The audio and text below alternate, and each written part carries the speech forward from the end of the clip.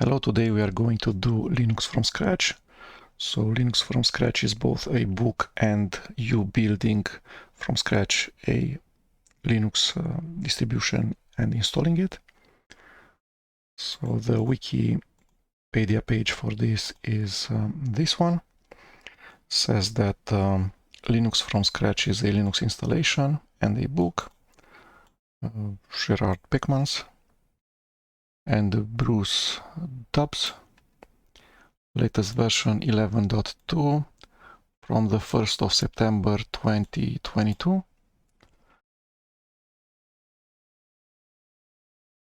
And there's more than one book. There's Linux from Scratch, Beyond Linux from Scratch, Automated Linux from Scratch, and former versions or side projects, Cross Linux from Scratch, Hardened Linux from Scratch. So we're going to use a Linux operating system. That will be a virtual machine. We're going to create a clean partition, and we're going to install in on the Linux machine some additional packages. And then we're going to start building software. We start with a glibc, the C library, GCC, binutils, bash, etc. And then we root into that new clean partition. And from there we build packages. Okay. The one list of packages, so Linux from scratch, as all Linux distributions, takes released tarballs of open source free software packages such as ACL, ATR, AutoConf, AutoMake, Bash, BC, binutils, Python, bzip2, check, utils, dejagnu, diffutils, e2, fsprogs, futils, etc., GCC, Lex, glibc, grepzip, and compiles them to binary files. Okay, there's this time measurement unit, which is called SBU, standard build unit. The initial binutils build is one SBU, and the GNU-C library is 4.2 SBUs, and the GCC is 11 SBUs. Okay, so let's go to the official website, which is linuxfromscratch.org. Says that the current books are LFS, BLFS, ALFS. We're going with the shortest one, which is LFS. So Linux from scratch does not contain GUI, Xorg, and desktop environments, window managers, etc. Okay. Teaches people how a Linux system works internally. Produces a compact Linux system. Okay. Next, news. Says LFS 11.2, released in the 1st of September 2022. Some package versions: kernel, Linux kernel 5.19.2, GCC 12.2. Okay, and we need to select between two possible versions. One is called LFS, and the other one is LFS systemd. So I don't know what to choose. I've never been able to install LFS completely. I always had some problem mid building. While building, some package just refused to build, and I need to abandon my attempt of building LFS, Linux from scratch. So let's try with the systemd book. Okay, so it's a book with the instructions. Okay. And we keep pressing next until we find something to do. Next.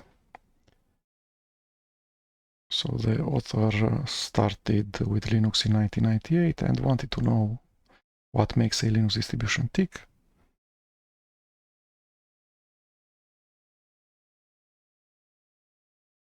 Okay. I'm trying to get at least once in my lifetime to be able to build LFS from A to Z.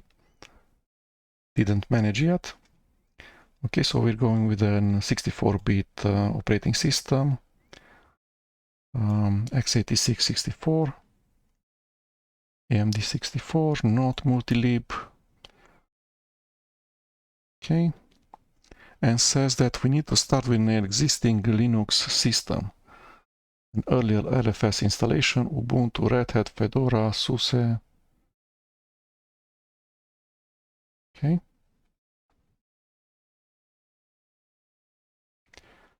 Building LFS is not a simple task.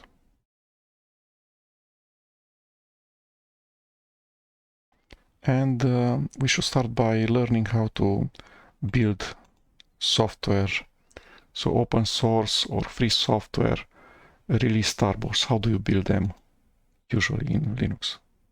With a three-step dance: /configure, make, and then make install.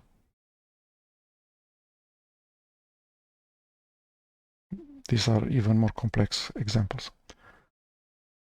Okay.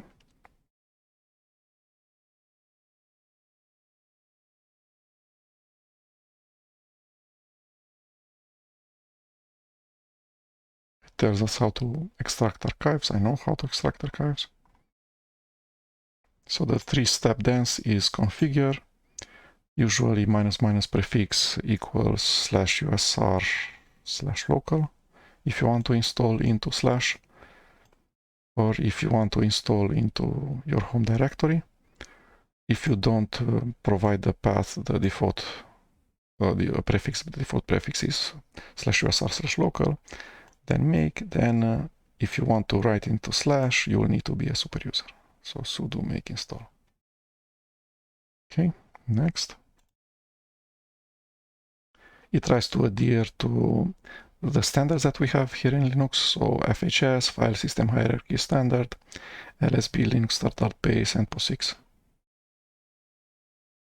And once we build the LFS installation, we will have the following packages, which are part of the Linux Standard Base core, and these two, which are part of LSB runtime languages. Okay, so this is the list of packages, and it says why we need to install this package. Usually you need one package either because it's mandated as a minimum, as part of the minimum Unix user space, such you need a Bourne style shell, you need a C compiler, you need a grep, you need a sed, you need a add, etc. But then some other packages are needed because they're dependencies of one another, like bash is required for building GCC, Perl is required for building a lot of packages. Okay. So this is how instructions to be copy-pasted to the command line look like. So bold.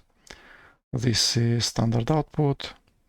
This is how you write to configuration files. In here we need to replace with the correct value. In here this might be missing.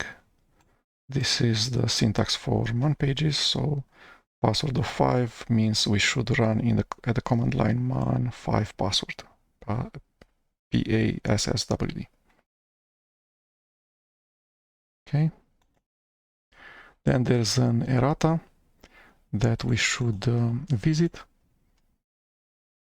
So we need to keep in mind these three things. If something does not build or a package cannot be downloaded, this is why.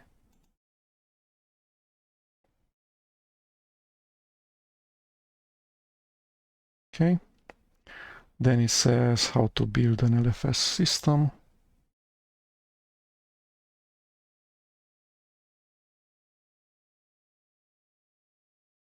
So we need an already installed Linux distribution, Debian, OpenMadriva, Fedora, OpenSUSE examples. The existing Linux system is called the host and will be used as a starting point to provide necessary programs such as a compiler linker, so a toolchain, a Bourne compatible shell, etc. And we'll need dev packages. We might survive with just livecd. I highly doubt it. The problem with the Linux from Scratch book is that it doesn't say what Linux distribution should I install, such that the book works from A to Z. So I'm here guessing what Linux distribution I should install in my virtual machine. I don't exactly know what partition table I should select. Okay. Versions of packages. Changelog. Resources. So there's a IRC channel in Libera, which is called LFS-support.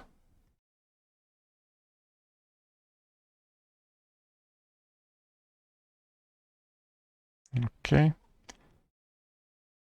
There's okay, how to help yourself. Great. Preparing for the build. Host system. So the host tools needed to build LFS. So we need to install a Linux virtual machine and then reserve space for additional partitions. We'll want another partition which will host the LFS system. We'll mount this partition. It says that the distribution should be kind of recent. We'll need to install dev packages, and this is the minimum versions for the packages that we should have. Plus, we'll need to edit the host operating system such that /bin/ash is a symlink to bash, not to dash. USR bin yak is a symlink to bison, GNU bison, and /usr/bin awk is a symlink to GNU awk. Okay, and then we have this script that checks and makes sure that the host operating system is okay.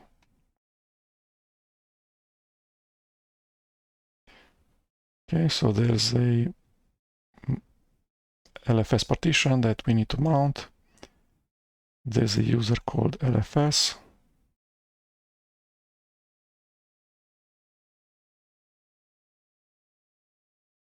We need a new partition.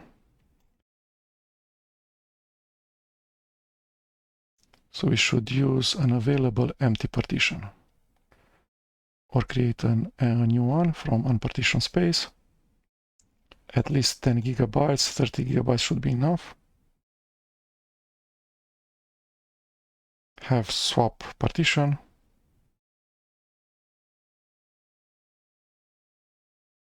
Okay. So this is what I'm trying. I don't know exactly what I should do. But we'll see if we can create a virtual machine with 2 hard disks. The first one we'll use for installing Kubuntu 22.10, and the second one we'll use for LFS and for a swap partition. So let's try that. Virtual Machine Manager. Let's create a virtual machine. So I have the ISO here, Kubuntu 22.10 desktop AMD 64. File, new virtual machine, ISO, browse, this thing, refresh, choose.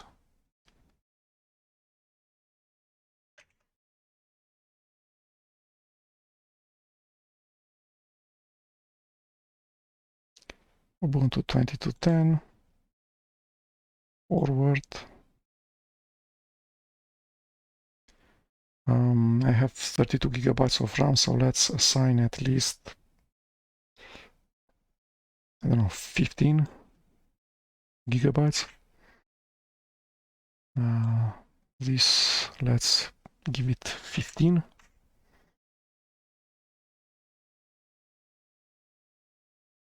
Okay, and we'll need two hard disks. Let's make the first one, I don't know, 35 gigabytes. Hopefully it's enough for just installing Ubuntu on top of it.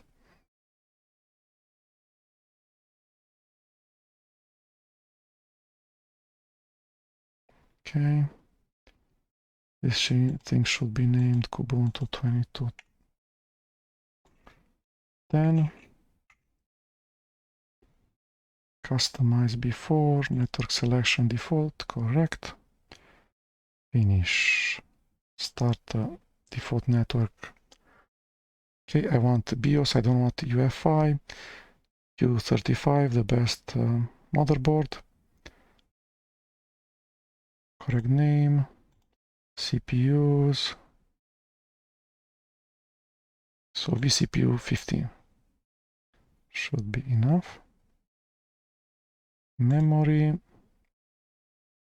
This is less than 15 gigabyte, but I don't want to actually compute what's 15 gigabyte. Good.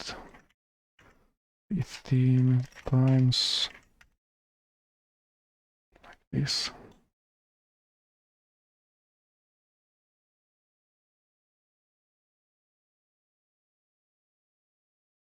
Apply. Boot options, boots from the CD-ROM. Okay, we have one disk which is for Ubuntu, which uses virt.io. Then we have a SATA CD-ROM for booting. And once we finish booting, we'll shut down and create a new empty hard disk, which is not of type virt.io.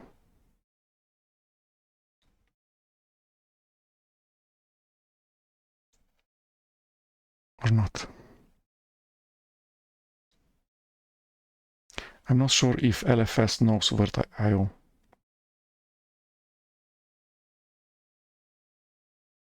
So let's go with not virt.io. E1000 Intel. SATA is okay. Let's make this thing SATA.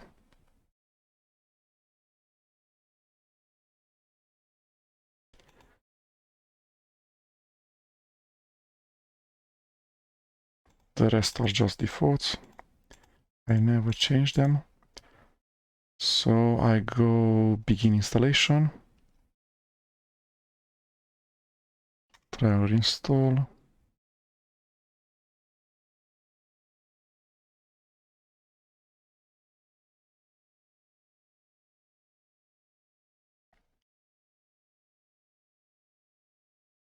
Okay, install. English. Minimal, don't download, continue. In here, I want to use the entire disk, yes.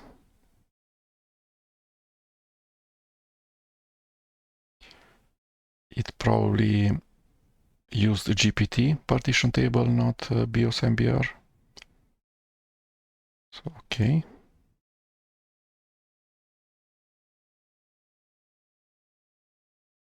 Let's go with New York.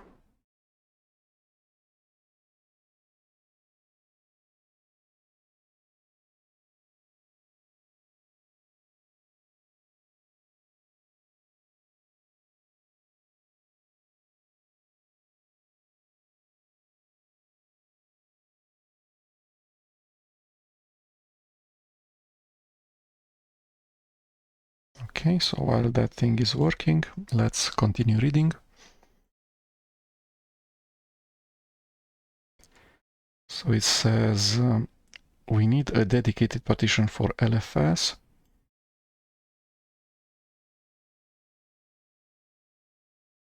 We're going with 100 gigabyte.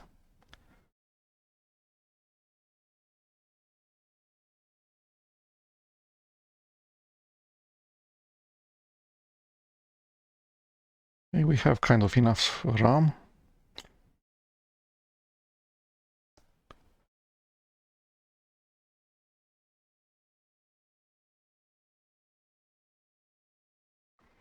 We'll create a small disk partition for swap, like 4 gigabytes.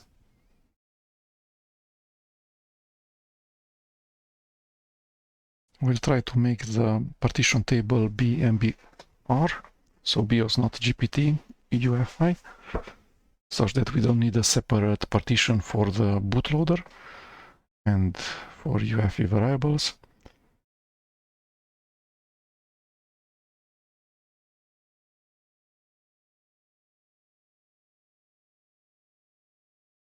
Okay, we'll use CF disk.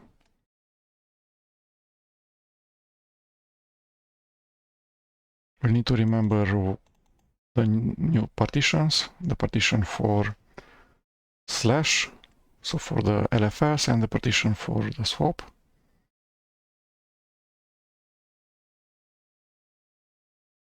And we'll then edit at CFS tab.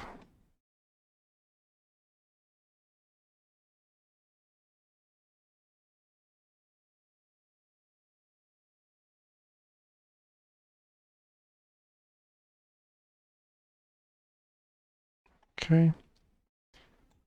BIOS partition. If the boot disk has been partitioned with GPT partition table, then we'll need different partitions. Hopefully we can survive without this and just use the MBR.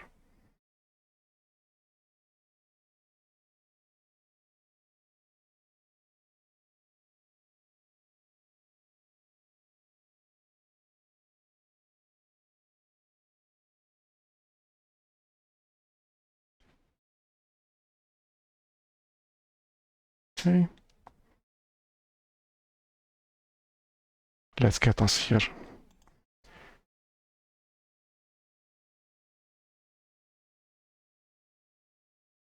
Okay, so I don't know what this thing does. I guess it downloads some updates, although I told it not to download updates.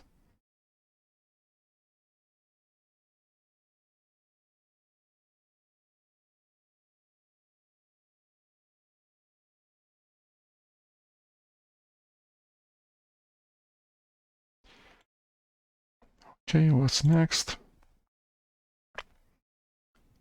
Make FS. So once we partition, we'll need to put file systems into the two partitions, one for LFS, the other for swap. Then we have an environment variable uppercase LFS for the /m and /LFS, the directory where we mount the partition for LFS. Okay, so command lines like this will work when we copy paste them. In order to make copy paste work, we'll use SSH. Okay, says restart now.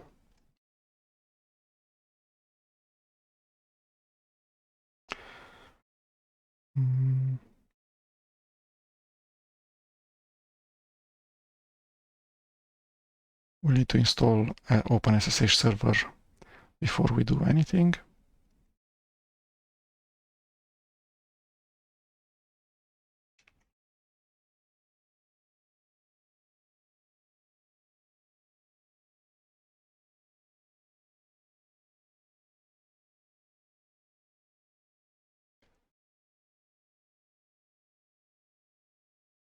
Okay, so let's do that. Console, become super user.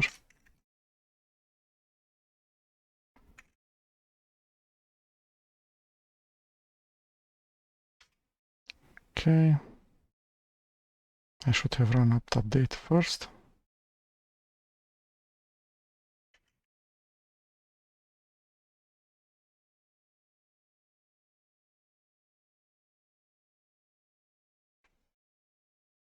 Okay.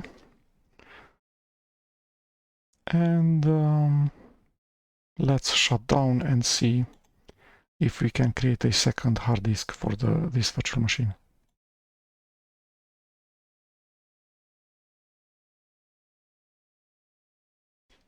Okay, so add hardware, storage, 100 gigabytes, SATA, correct.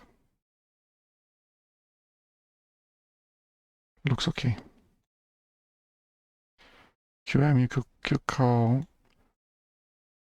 correct place, and has a -1 at the end. Why? Why can't I name the hard disk?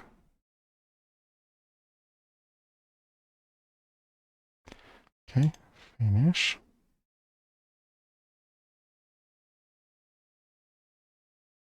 So 2 disks.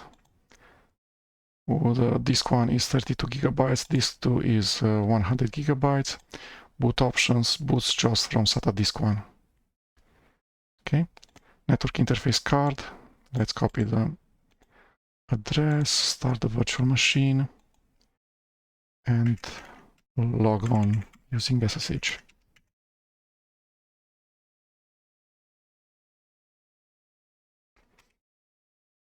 Yes.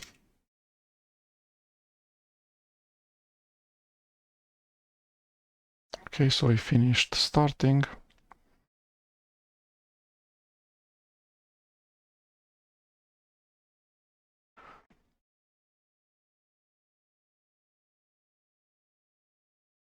Where we were. So I need to make sure that the host machine is okay.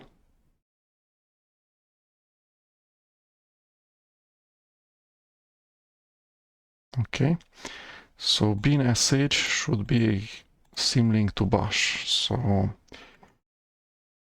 become super user ls-la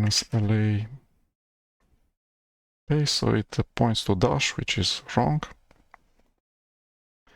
So how do we do that? rm, let's make a backup. So copy,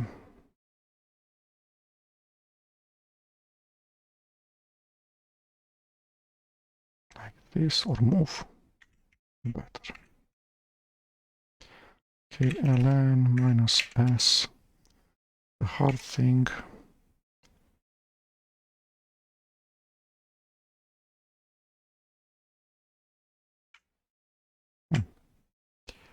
How to do this thing because of unified USR.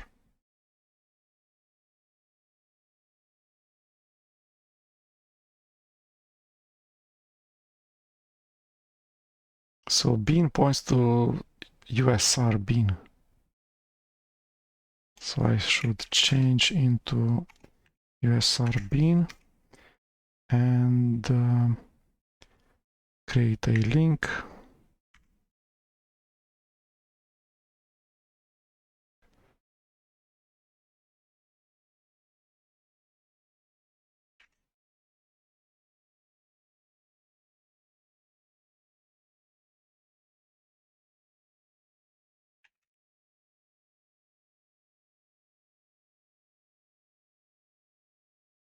It fails because the shell does not exist. Okay. Something that exists, bash.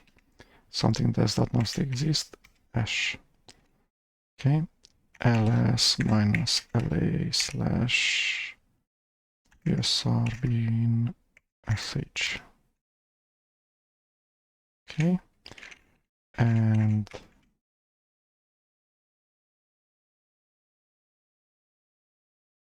seems to be okay.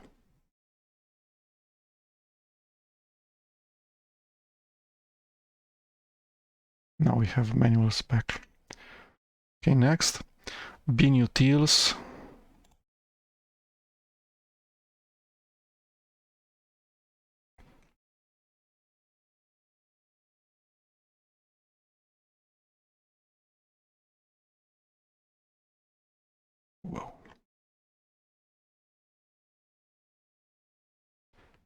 Nothing installed. Okay, so we need to install things. Build essential.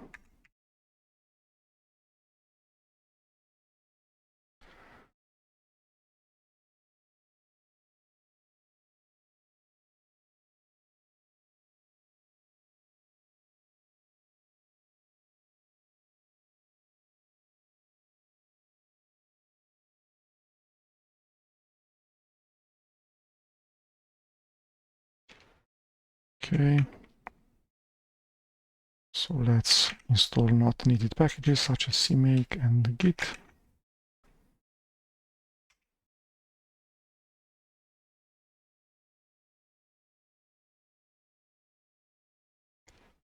Okay. binutils, bison, coreutils,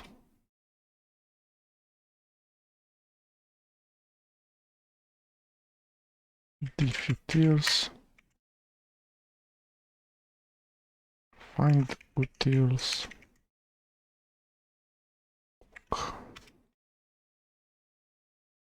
There's only gook, so let's go with that.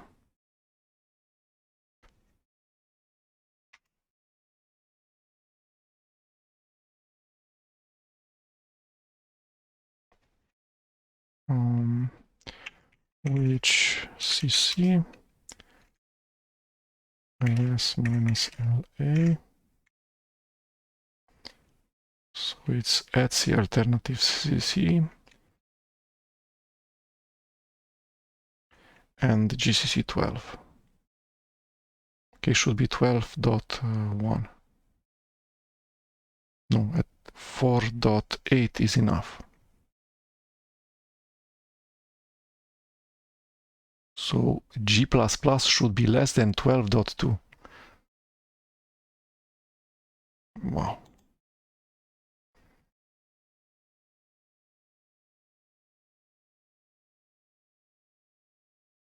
.2. Okay. Apt install grep zip m4 make patch perl. So it installs perl base. Looking good. Python sed.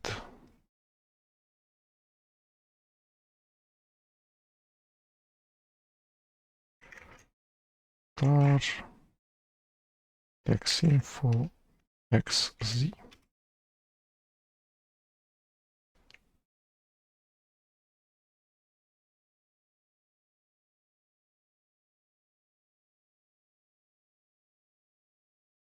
Python 3.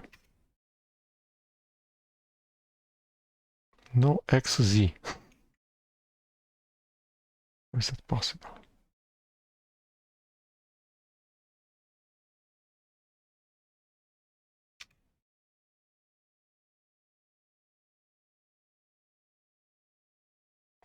How do I install dev packages for these things? I don't know. Okay, apt search xz grep xz.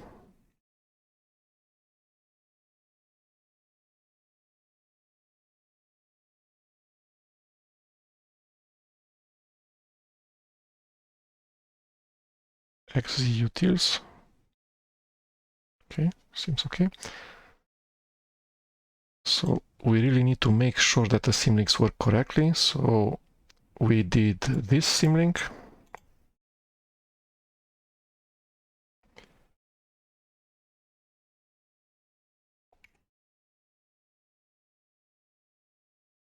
Okay. USR bin and yak.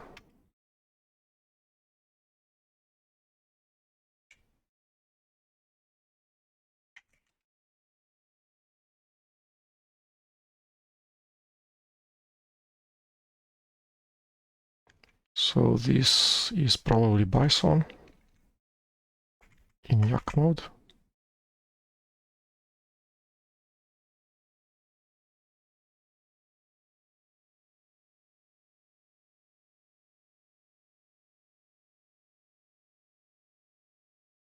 Okay. So it points not to Bison, but to a small script that executes Bison. So hopefully it's okay.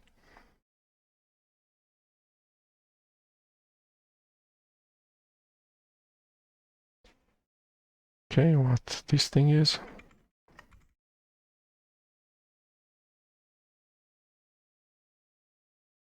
Use USR Bingok. Okay, this looks okay. This looks okay.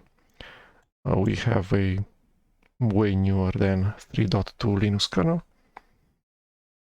So we need to run this script.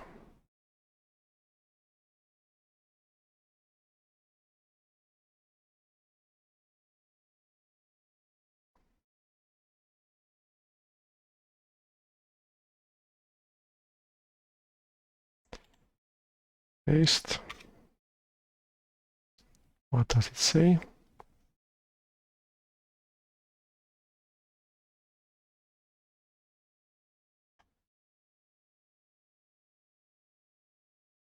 So bash version check.sh, bash bin, binutils, bison, corutils, div, awk,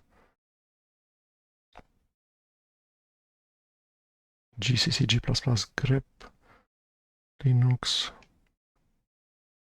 m4, make patch, perl, python, settar, texi to any, xz, g++ compilation, okay. So it didn't show any warnings or errors.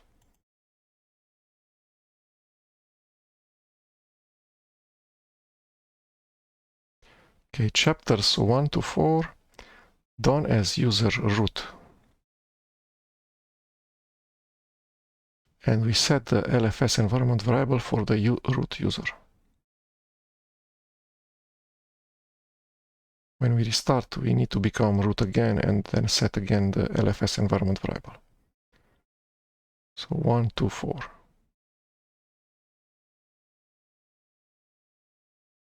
Okay. So let's go. We have an additional hard disk of type SATA,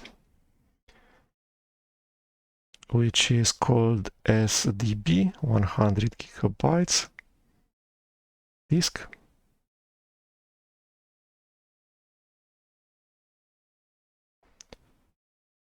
Okay, so I need to go CF disk and then the partition /dev/sdb. Let's not go for GPT because I don't know how to create that special partition. Going with DOS, which is MBR. Okay.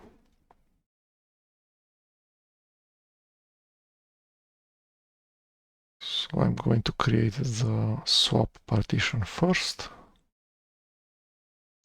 Partition size 4 gigabytes should be more than enough. Primary, not Linux.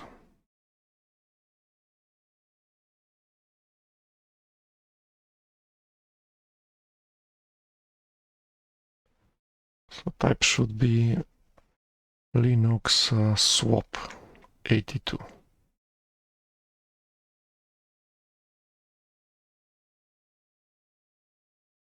Okay.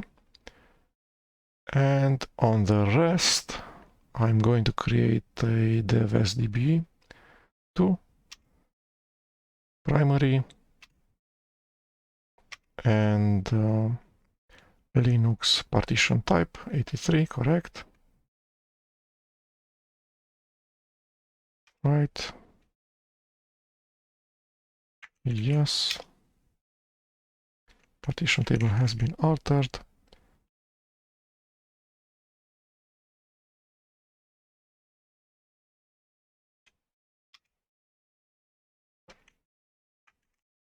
Okay.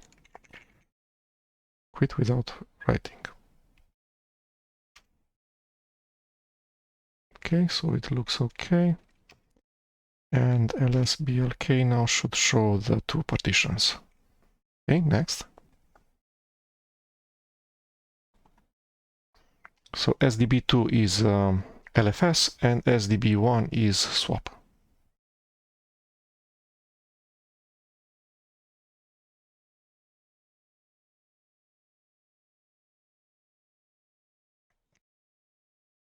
Okay, so we're going to go with make the SDB partition SDB2 ext4.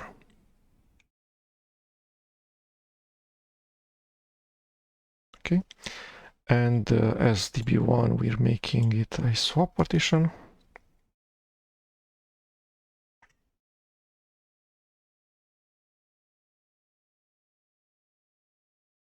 Okay,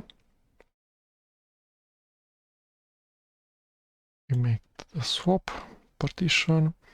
We chose the best file system type, which is ext4.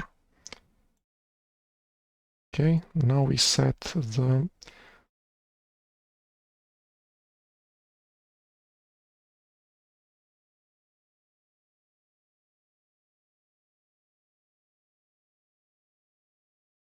without mounting. So first we set the environment variable and then we mount.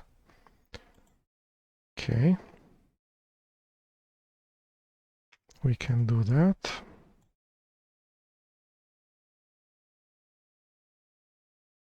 Mount LFS, okay.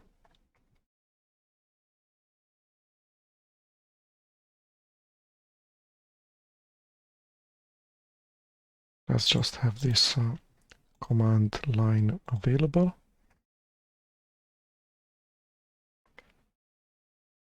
Okay, also this one. Next. So it says make the directory, all of the directories up to /m and /lfs, which is -p, and then verbose. Okay. Then we say this thing.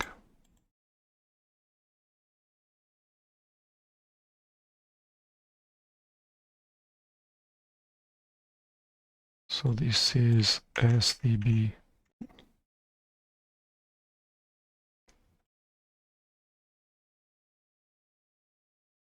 Okay.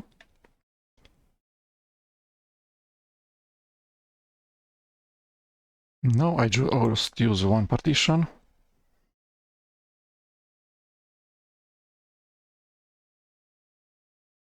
Okay, let's see if it's mounted.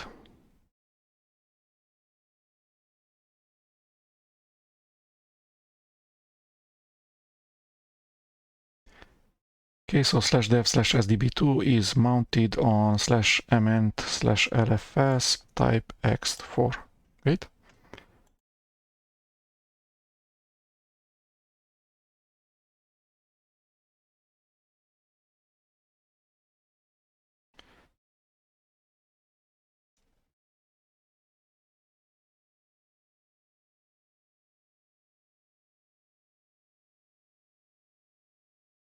Okay.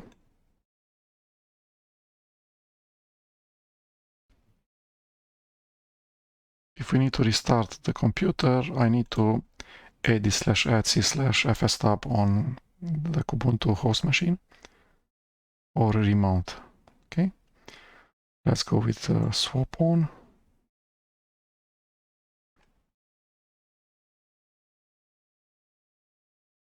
SDB1.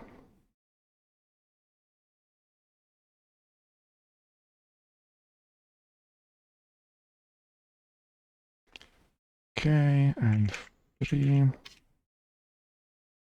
ton of swap. Okay.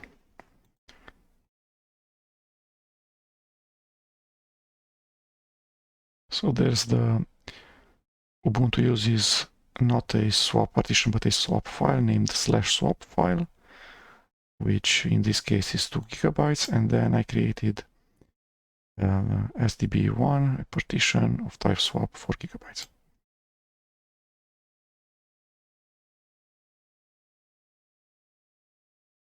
It is time to download the packages next. Packages and patches.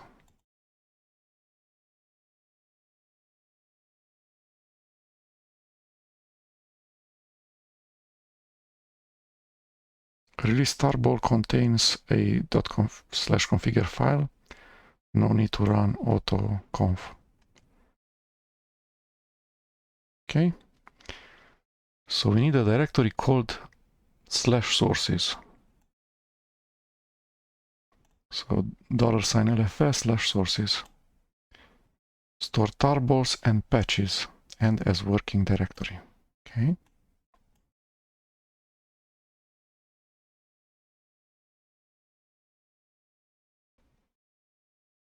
Make this directory writable and sticky. Sticky means that even if multiple users have write permission to a directory, only the owner of a file can delete the file.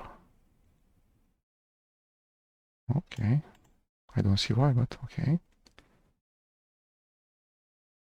I'm running as root.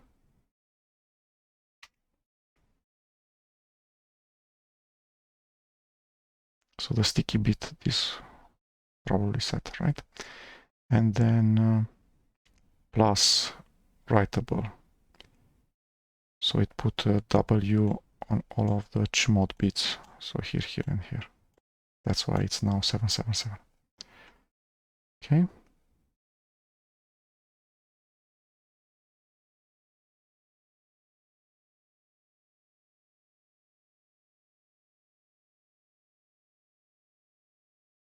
So I could download all of the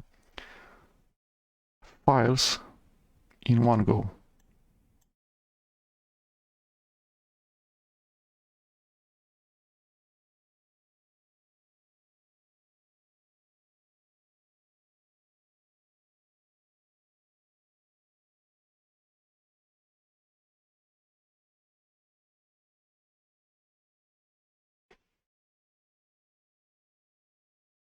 I don't know, what should I select?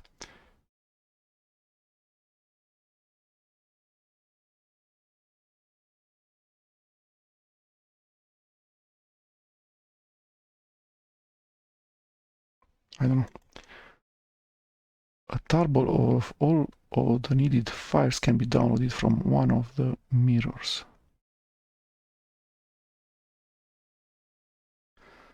Okay. To download all of the packages and patches by using the wget list systemd. Okay. So it says that we have a file that contains many URLs. So let's see if we can use this file.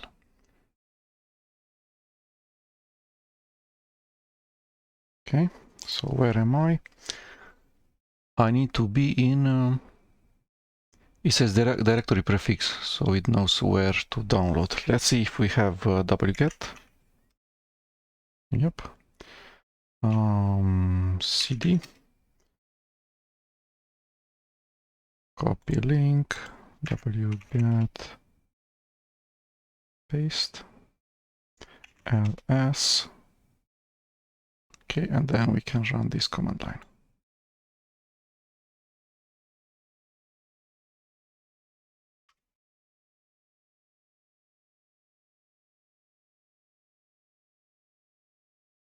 Okay, so it downloads release tarballs to /mnt/lfs/sources. It's at letter C. The list is sorted alphabetically. XPath not found because it's in SourceForge, so it needs to select another mirror.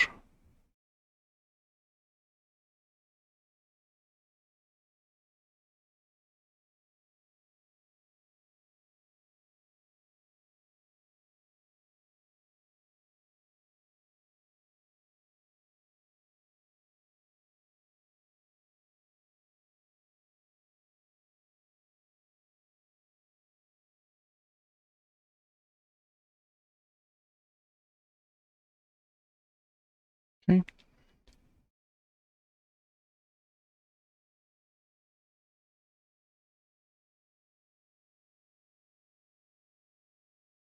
I can see 4 megabytes per second. That's times 8, 32 megabit per second.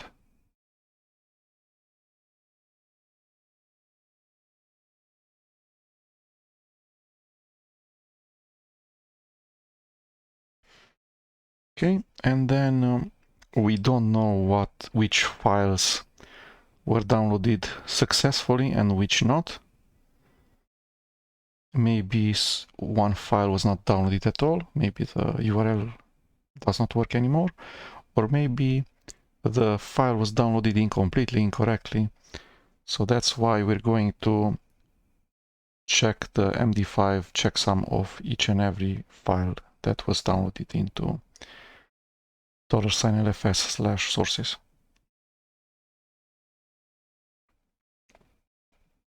Okay, so where are we?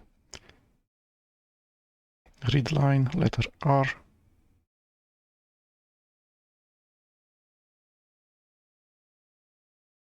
Sed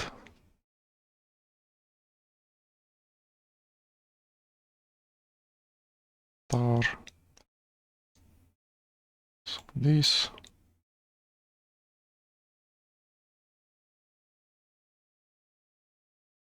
TZ data, this thing. Util Linux, this thing.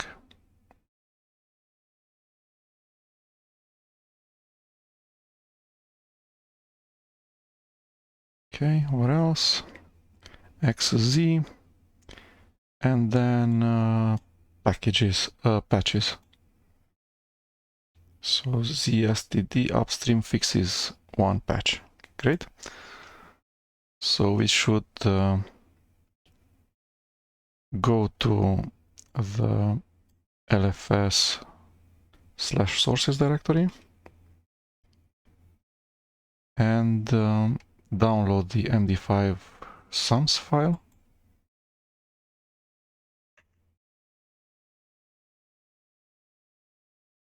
Okay, so there's many directories, files, many tarballs, restarballs, patches, and one file which is called MD5 sums, which we're going to use right now. Okay, let's see. So no expat.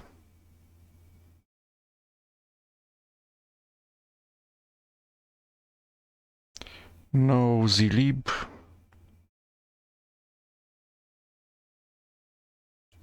Two files could not be read. Okay, let's go to the errata.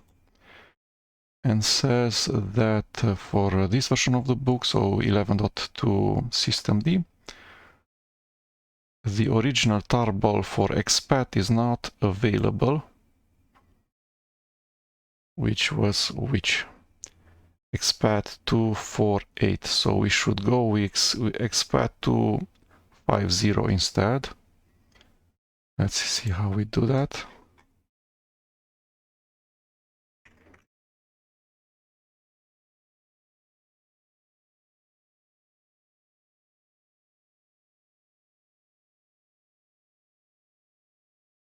Okay, so we should use 250.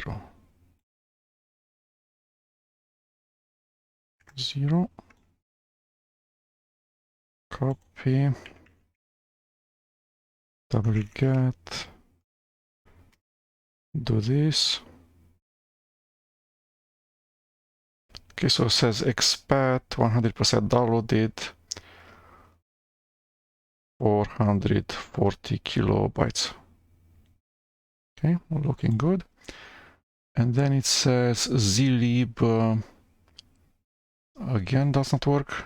And we can see that it says zlib 1.2.12 does not work. So we should use the next version, which is 1.2.13.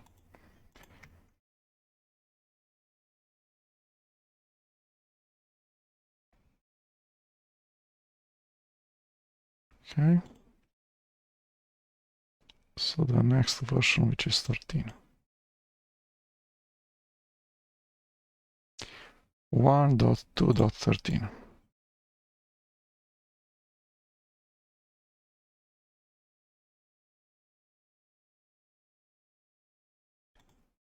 Okay. Then we need to go pop D for some reason. Okay, so we're back into the home directory of the root user on Kubuntu 22.10, the host machine.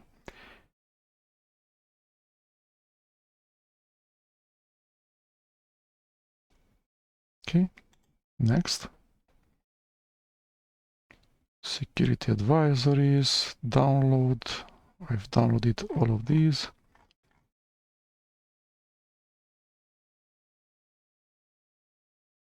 Okay, next. Patches.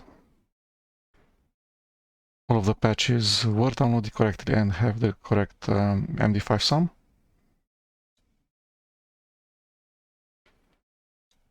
Okay. In this chapter, we will perform a few additional tasks to prepare for building the temporary system.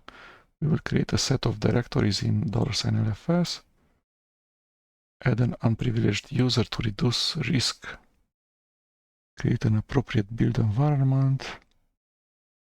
We'll also explain SBUs. Package test suits. Okidoki. We create a limited directory hierarchy.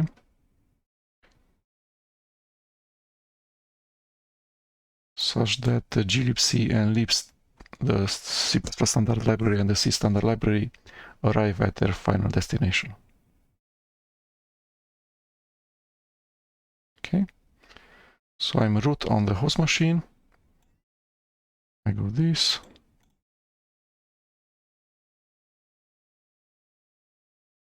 Made many directories.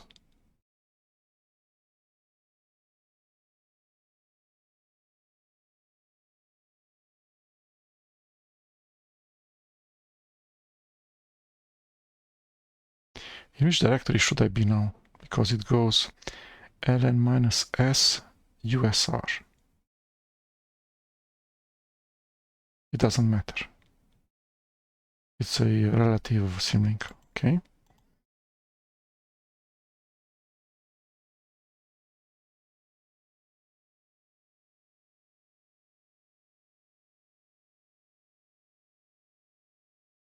Okay. Program sim chapter 6 will be cross-compiled. The directory for the cross-compiler.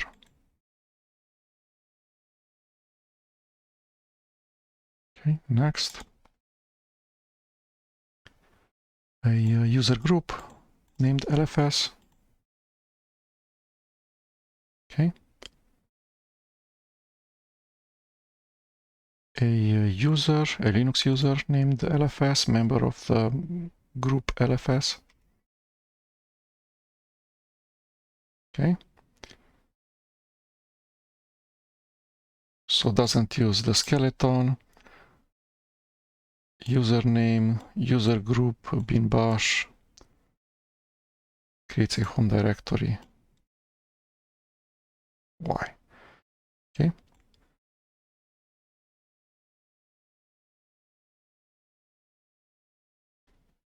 So we need a password for the user LFS.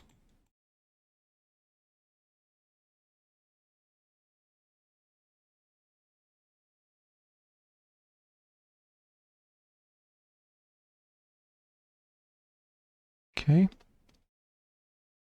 Grant LFS full access to all directories under $LFS.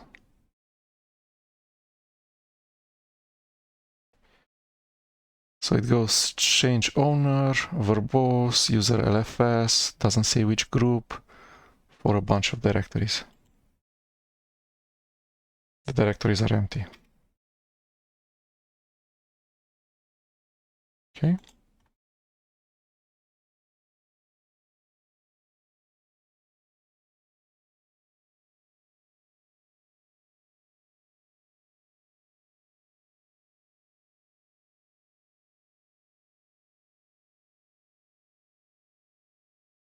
Okay, log in as user LFS.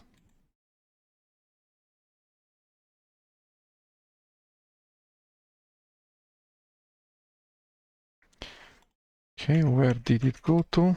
/home/LFS, okay. Because it says that it should create a home directory for the user LFS.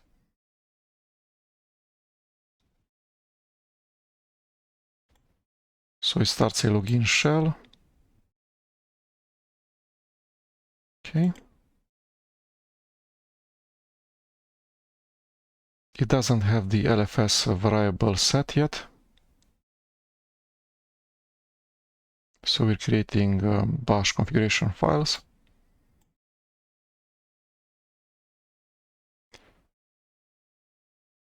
While logged in as user LFS, we create a tilde/.bash profile.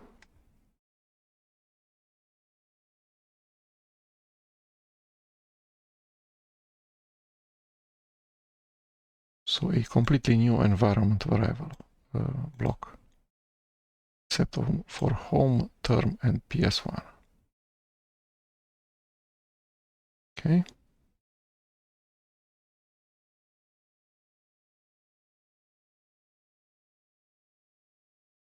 We need a bashrc file.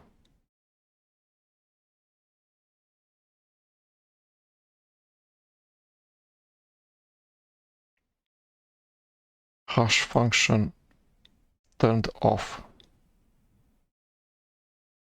Hash uses a hash table to remember the full path of executables to avoid searching in the path environment variables and the directories there too often. The shell will always search the path environment variable when a program is run, because programs keep appearing in $LFS in the bin directories.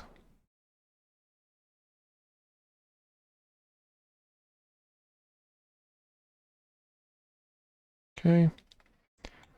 The $LFS 06.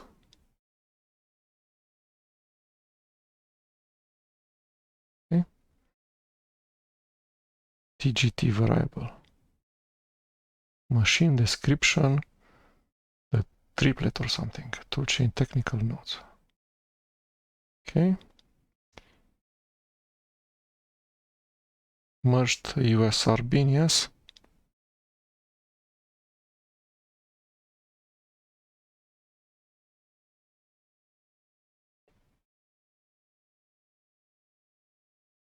Okay, so the environment variable path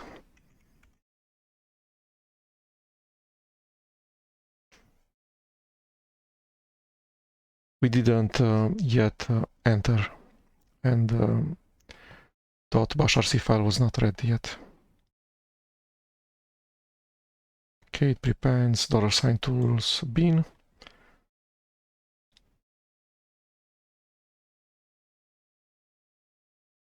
Okay. Export a long list of environment variables.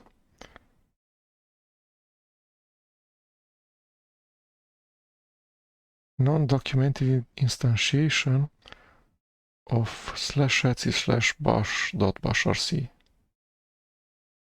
This file has the potential to modify LFS users' environment variables.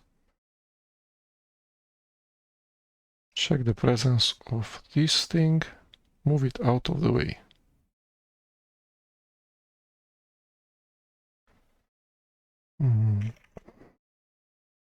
ls-la this thing.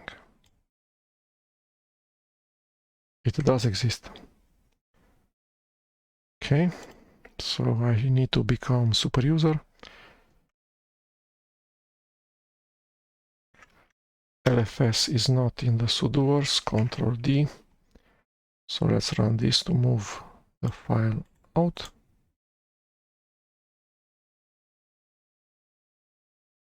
Paste, okay. And now let's see if the file continues to exist. No.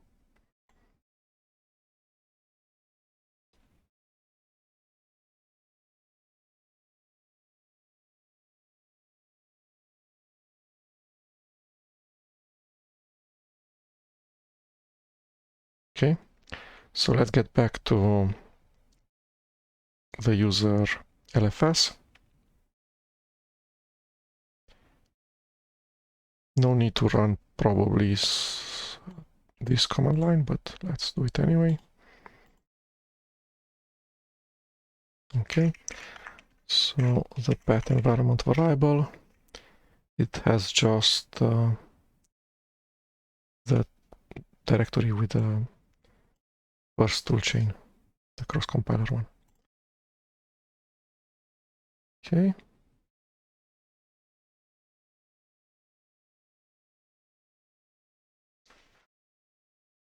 The biggest package is glibc. Will take 20 minutes on the fastest systems. It could take up to 3 days on slower systems. Okay.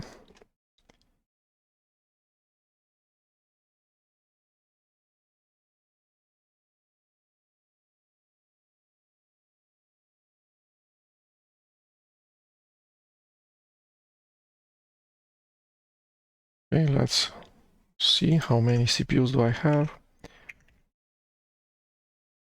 No NCPU here.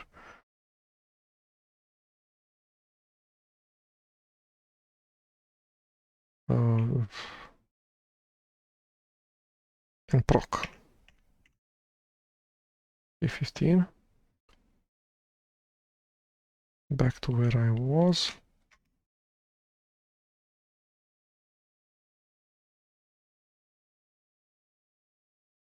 Make this thing 15. Okay, let's keep this command line handy.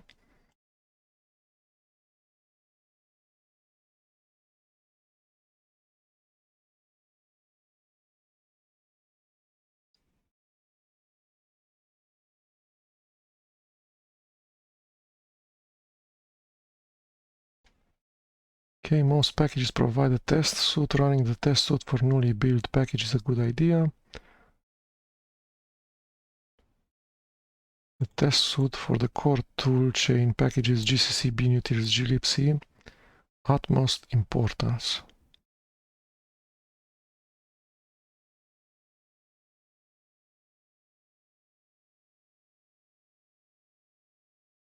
Okay. Running out of pseudo terminals. Dev PTS file system set up correctly. Okay, next.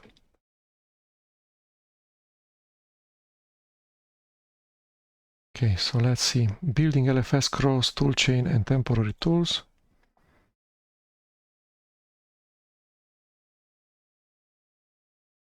Build a cross compiler and tools. Use this toolchain to build utilities. Root.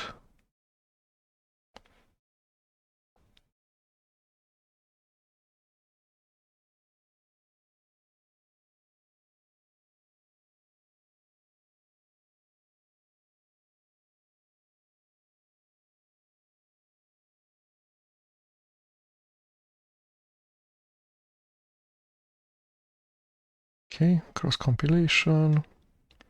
Build is the machine where we build programs. Host is the machine system the build programs will run. Target is used for compilers.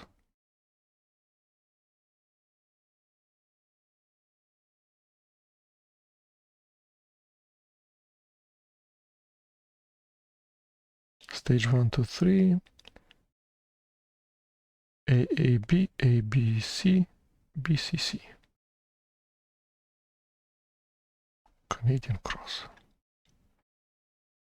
Okay.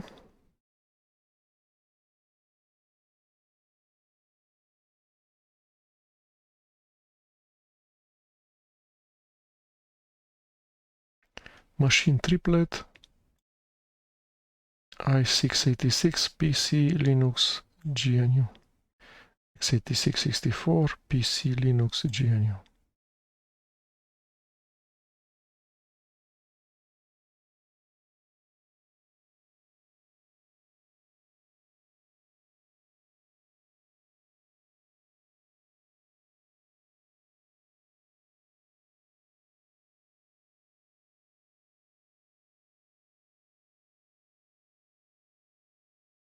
Okay.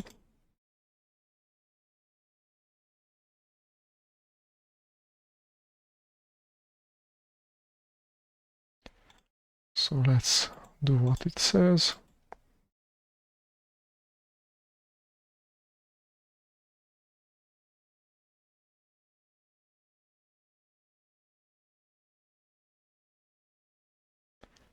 The build instructions assume that host system requirements, symbolic links set properly.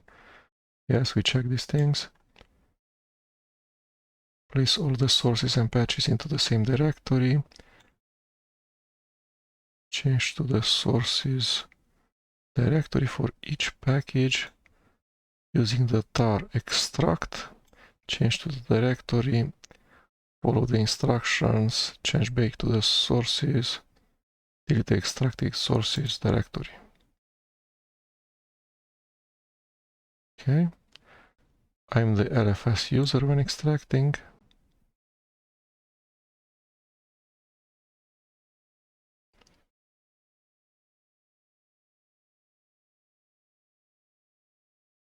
Will be installed under $LFS/tools.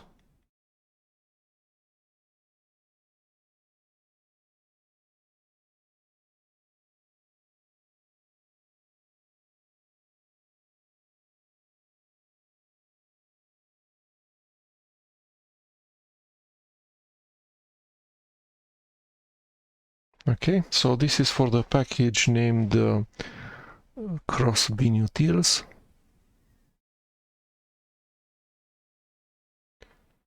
I don't know if I should apply a patch or not. The rest of the instructions I understood.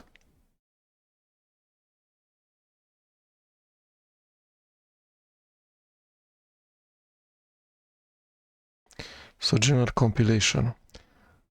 For each and every file inside of sources, change to the sources directory for each package. Tar to extract.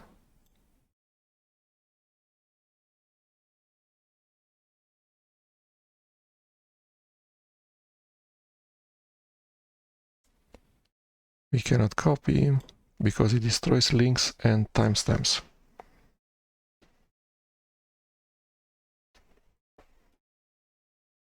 Change to the directory. Follow the instructions, change back to the sources, delete the directory. Extracted source directory. Okay. Hopefully it will tell me when to apply the patch.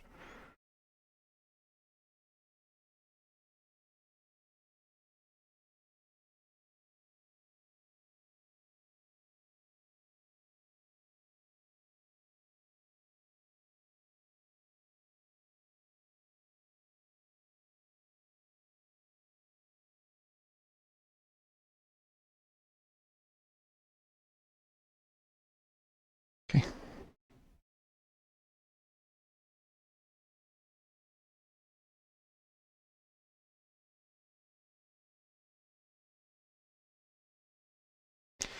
Okay, so this is binutils. So cd $LFS ls fs/build/source. Okay, ls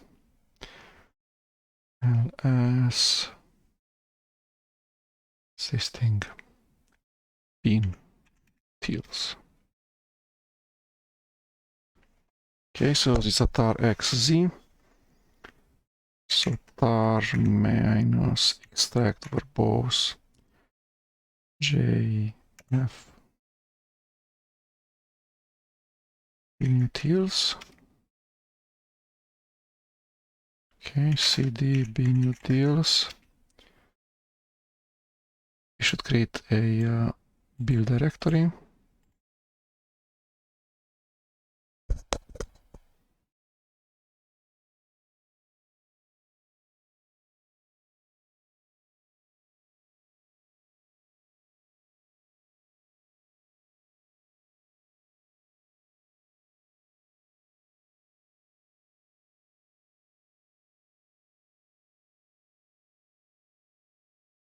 Okay, so let me prepare such a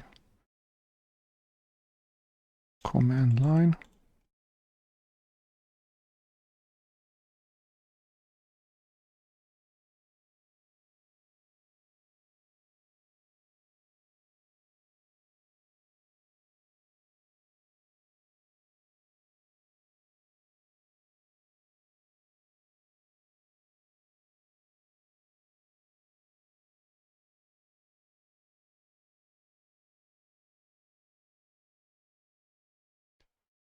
So make install will work because we specify that prefix is $LFS/tools, and we're running as user LFS, which has rights permissions in this directory. Let's see if this thing works.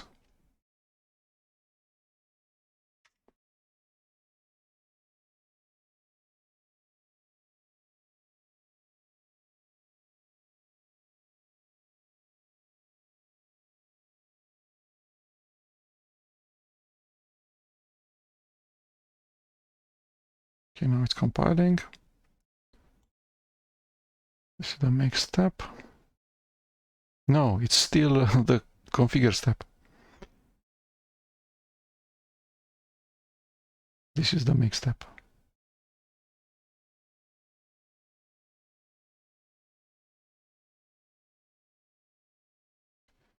Okay, so it says, what's that? 3 minutes? I don't know. So this is how long an SBU takes. Let's see if we have the environment variable set.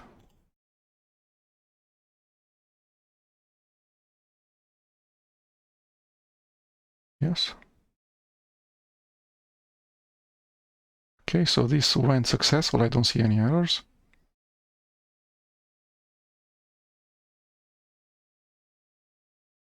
Okay, so this is for binutils.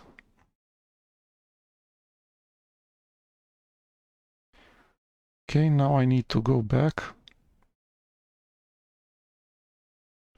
Let me get back those instructions that I should do for each and every package.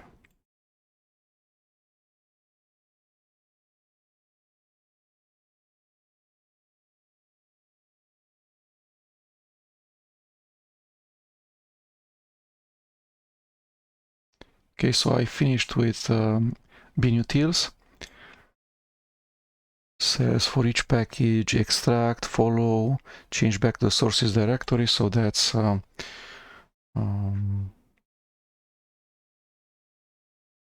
LFS sources.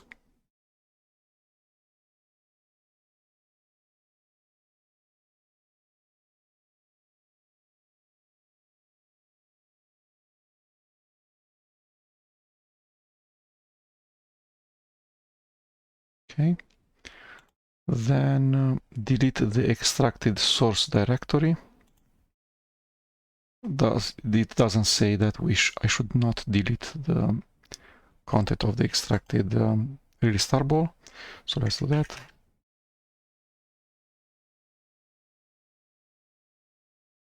Okay.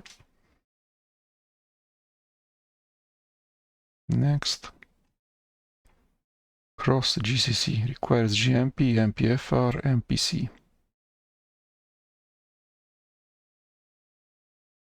Will be built with GCC. Okay.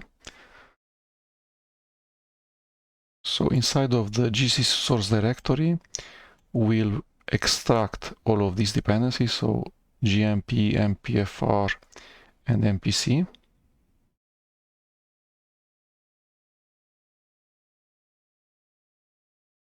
Okay. Extract the tarball sources. Change to the directory. Only then, of course. Okay. ls GCC. Okay, it's tar xz, so tar minus x vjf GCC.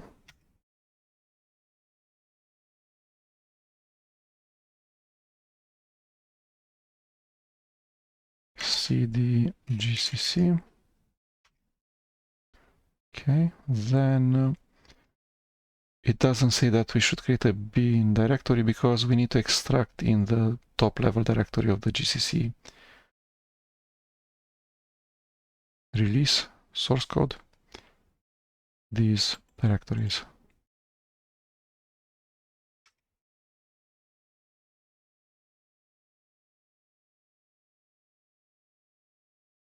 Okay, let's see how they look like.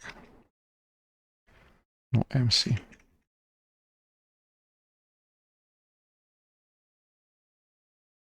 That's a pity.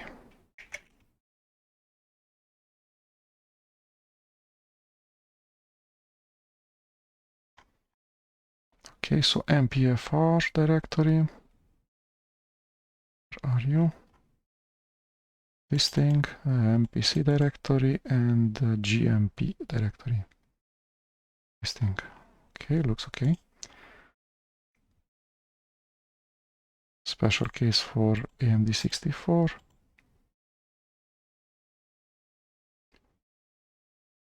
Dedicated build directory.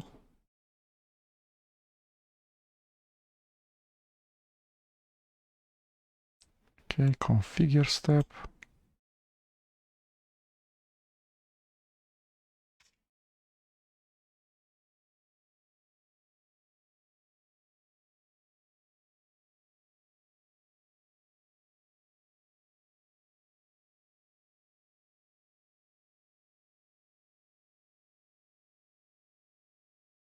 Okay, was it successful? It was too fast, way too fast.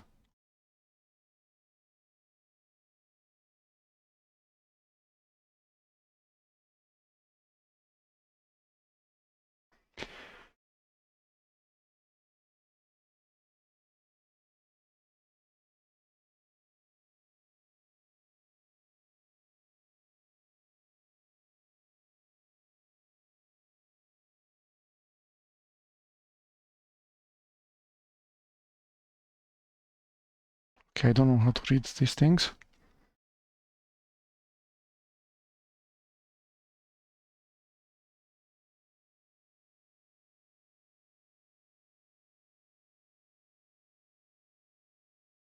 Okay. Make.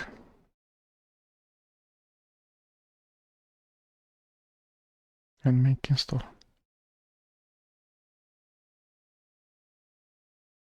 This build of GCC has installed a couple of internal system headers.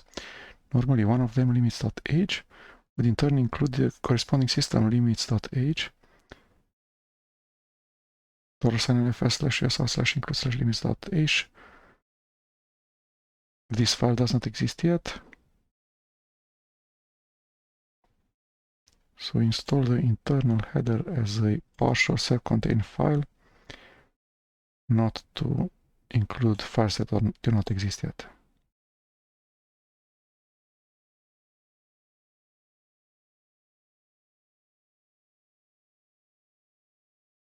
Okay, so we need to run this workaround after we go make install.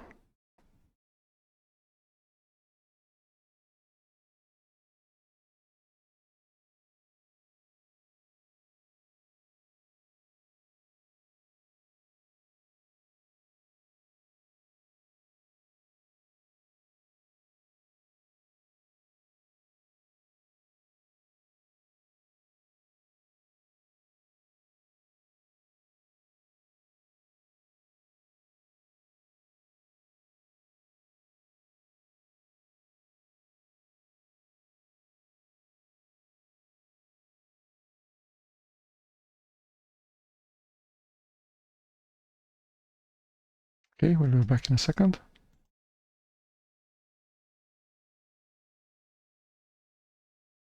Okay, so we ran make for GCC. Now the next step is make install.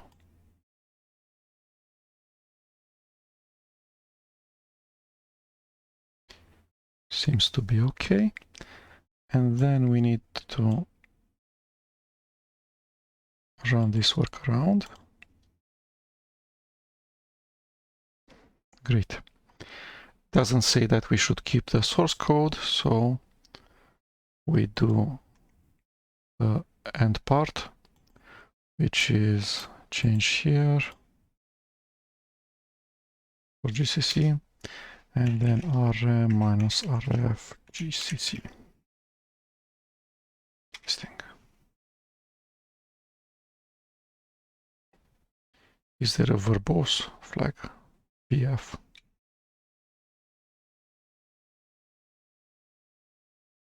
Okay. Next, Linux kernel API headers.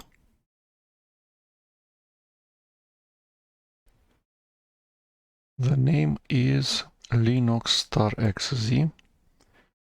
So ls minus la linux. Okay. Star minus x jvf linux.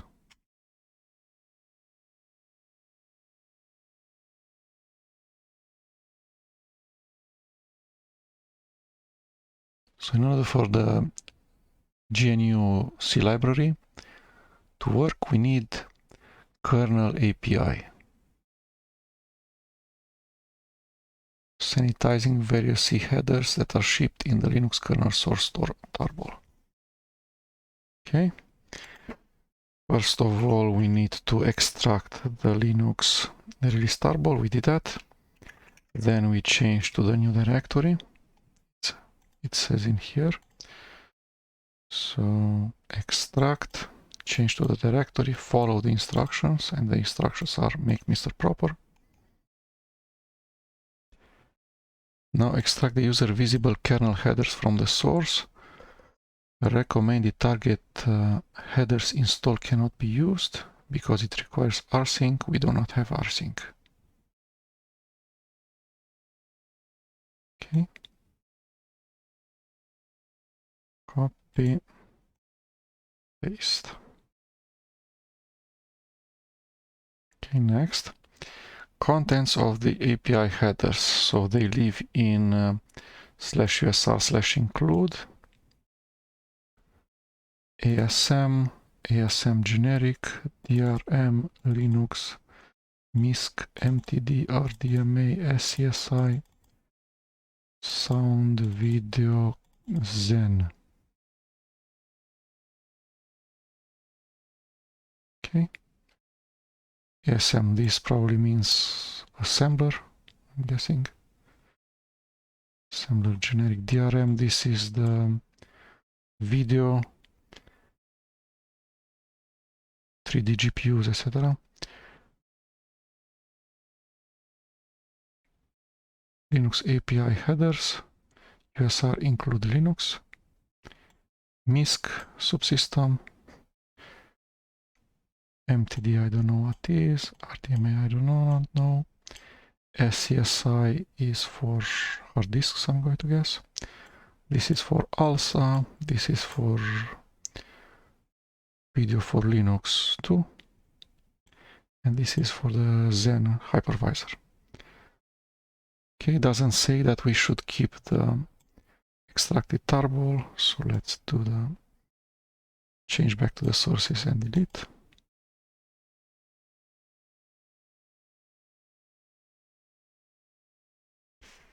rm minus rf linux. Okay.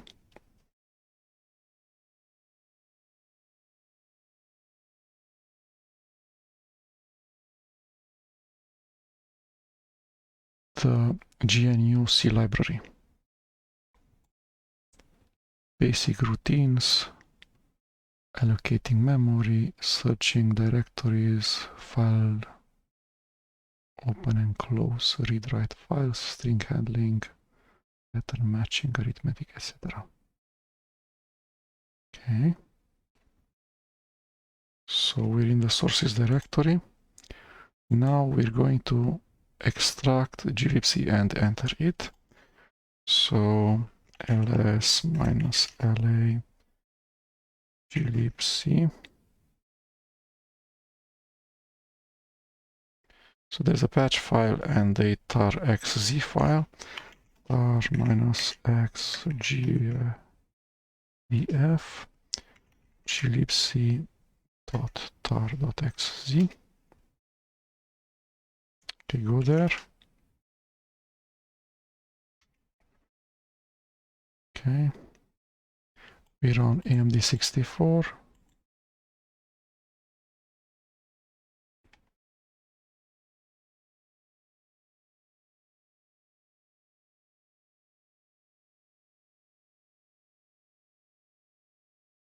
Okay. var_db. We're applying a patch to make sure that we do not use /var_db. Instead, we use file system hierarchy standard compliant locations. Okay, let's see how this works.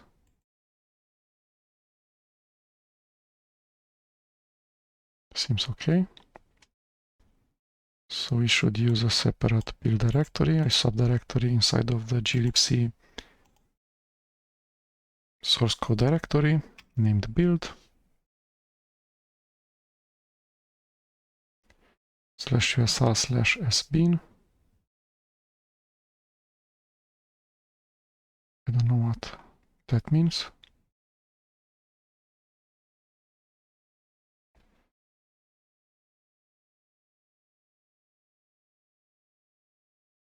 Okay, the configure step. Let's see if we have this environment variable.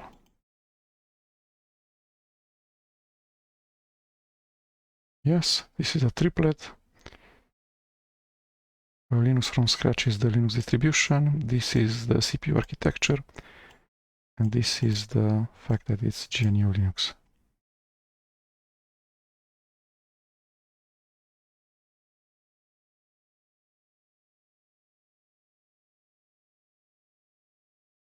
Okay, really fast.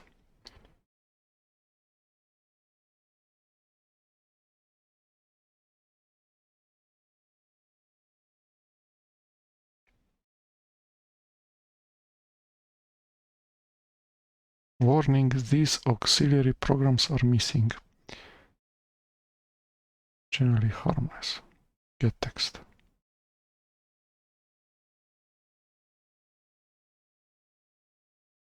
It's successful. Okay. Make. So this should take a while. It says 4.4 SBUs and 1 SBU is, 3 minutes or something. 2 minutes. So that's almost 10 minutes. So I'll be back. Okay, so it went really fast. I don't see any errors in here. So hopefully it was successful. So we ran make.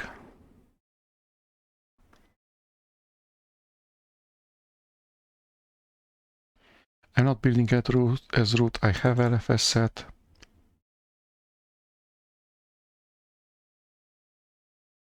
Okay, it's a virtual machine. I can destroy my host, not a problem.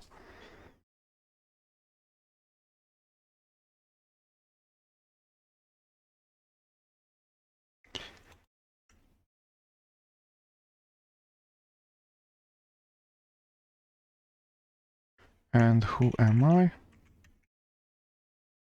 Okay.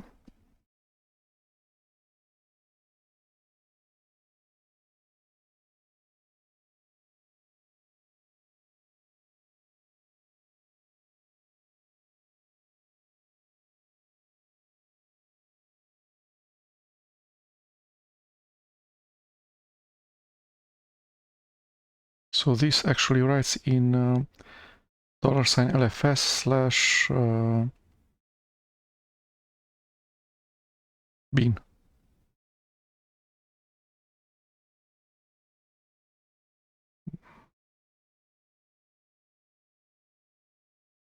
/USR, yes. So /mount/LFS/USR, okay. Next. Fix hard-coded path to executable loader in LDD script. Okay.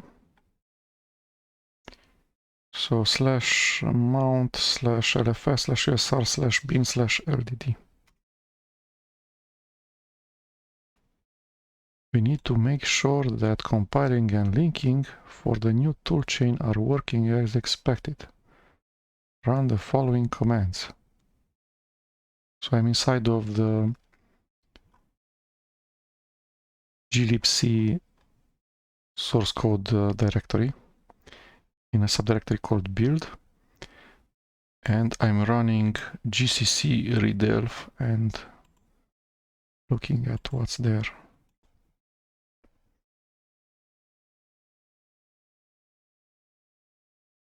There should be no errors, yes. And the output of the last command will be like requesting program interpreter lib64 ld linux x86 64 so2. We're not on 32-bit machines. Nothing is wrong.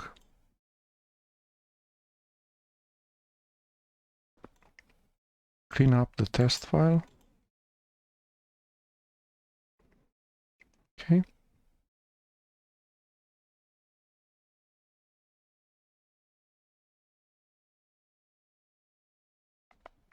So we need to run tests for these two.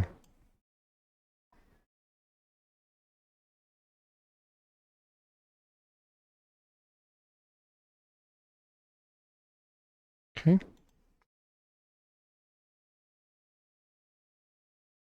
Finalize the installation of the limits.h header.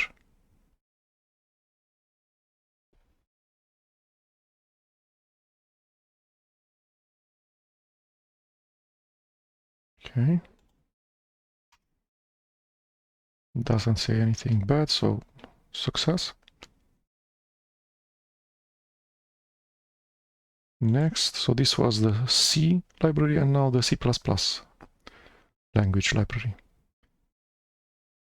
Okay. So let's do this.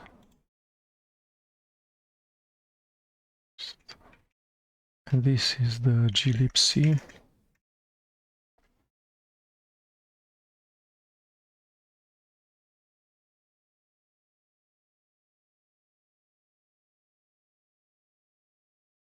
Okay, looks okay. So next, the C++ standard library is called libstd C++. So ls libstd.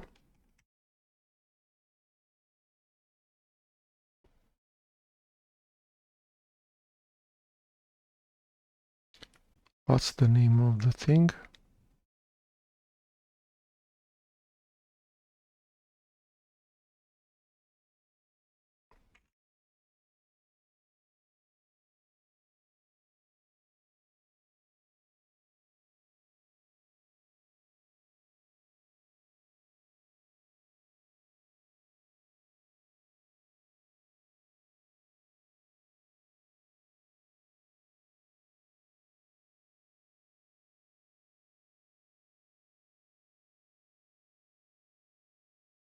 libstd C++ at letter L. I don't have such a thing. Okay. Control F, std. No, it's not named that.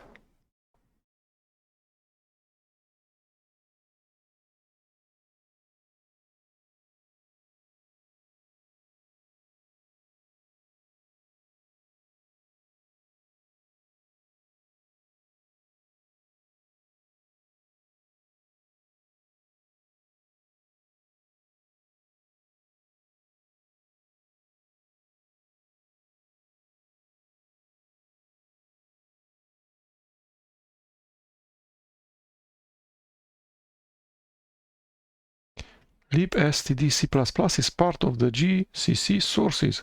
You should first unpack the GCC tarball and change to the GCC 12.2 directory.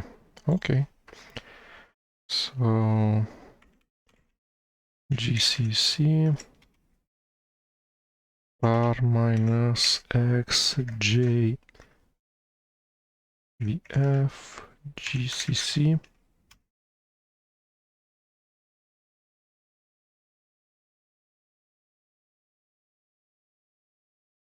cd to gcc directory, make a subdirectory named build,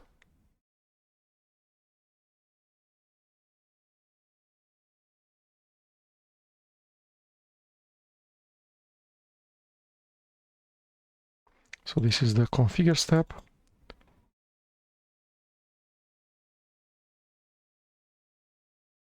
Host is the triplet.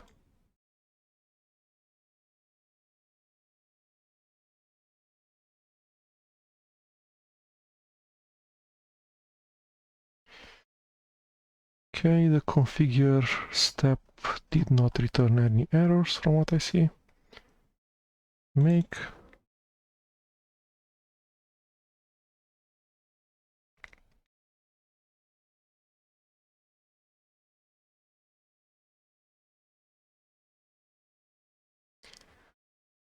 What did it do? Make all in Python, sed, make, I don't see any errors here.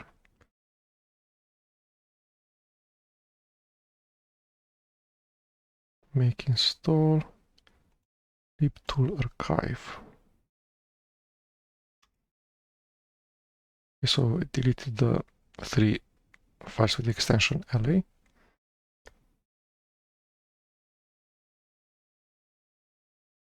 Okay, next. Cross-compiling temporary tools. Okay.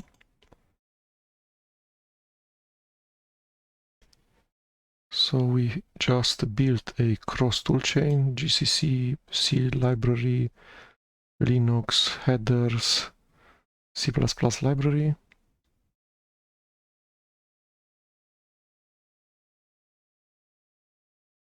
Okay, we still depend on the /usr from the host machine, Kubuntu 22.10.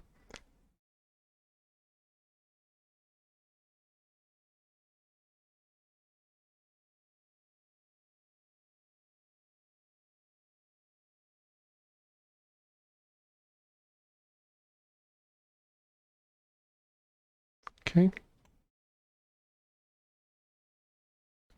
I have set the LFS environment variable. I'm running as the LFS user. Okay, we need M4. So let's clean up.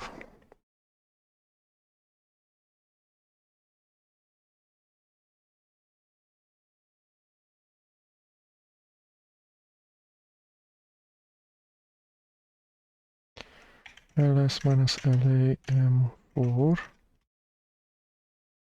r minus xjvf m4 cdm4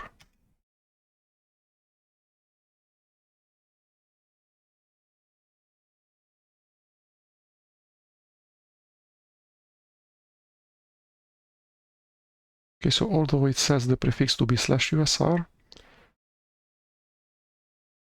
so the final binary will think it's in /usr, but for now, because $LFS is /mnt/lfs, we'll need to tell it where to put those files. Okay, make, so it should be really fast.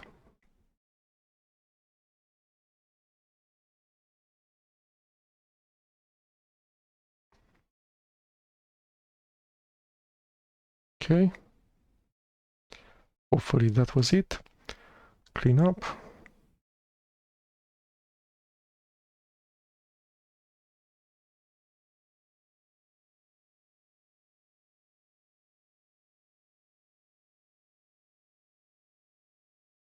Oh, what did I just do?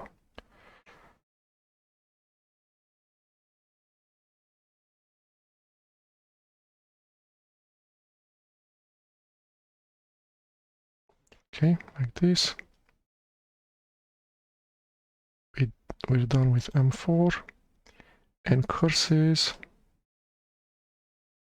ls minus la and curses tar minus x zvf and curses cd and curses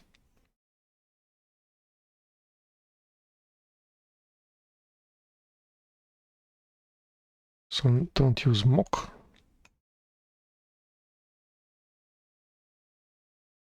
TIC program.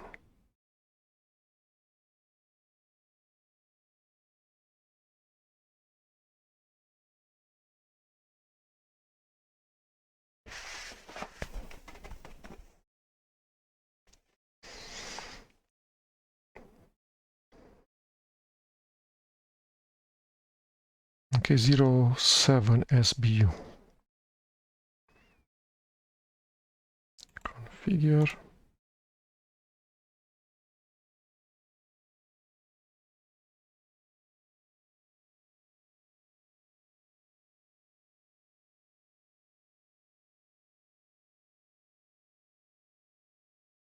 Okay, extended funcs yes, xterm new usr/usr. Okay, make.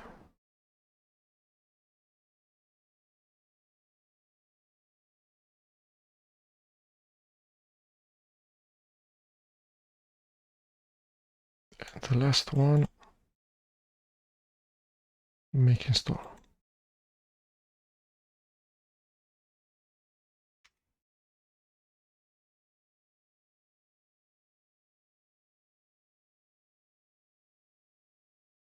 No errors.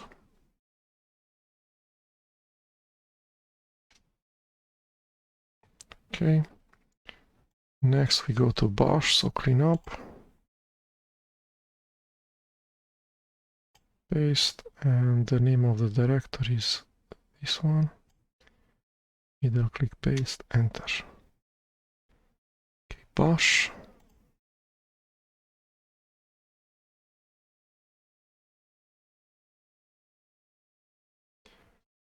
Bash minus x zvf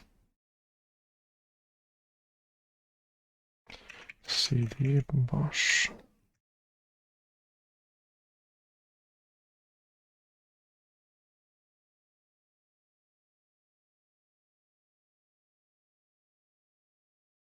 Without bash malloc. Bash will use the malloc from glibc. Interesting. Make, so this should be fast.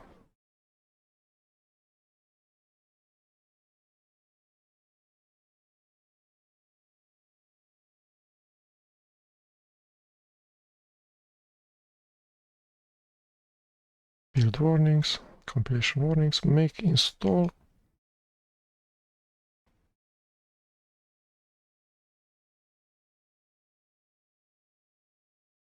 Example loadable built-ins into /usr/lib/bash. Okay. A symlink for /bin/sh.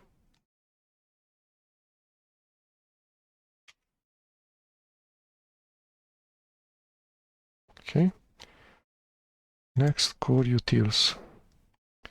So clean up.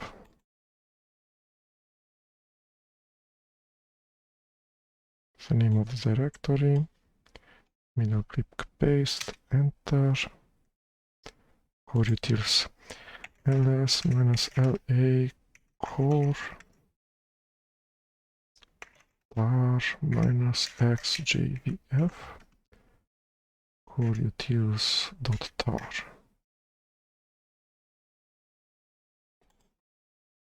Okay. cd core utils.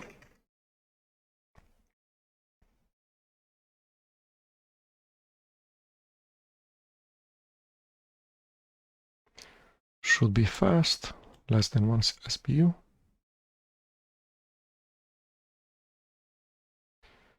builds the hostname binary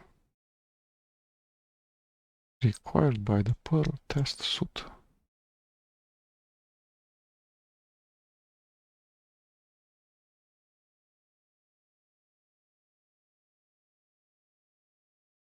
Okay, make.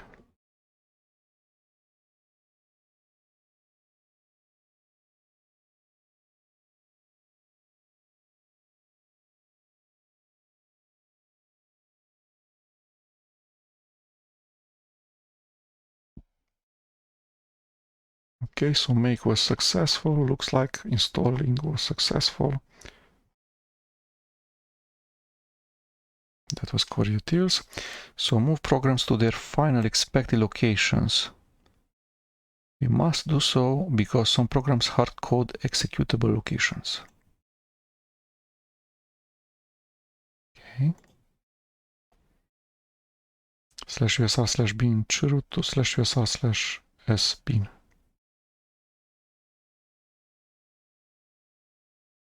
Don't we use unified USR in here?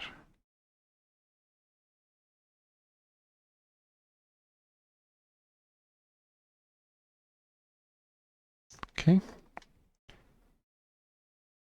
This was core utils. Clean up. Paste. The directory name was this. Middle click, paste, enter. So now we're looking for diffutils. ls -la if var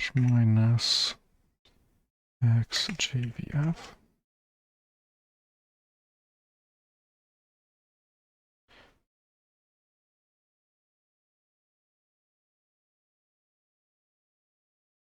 fast.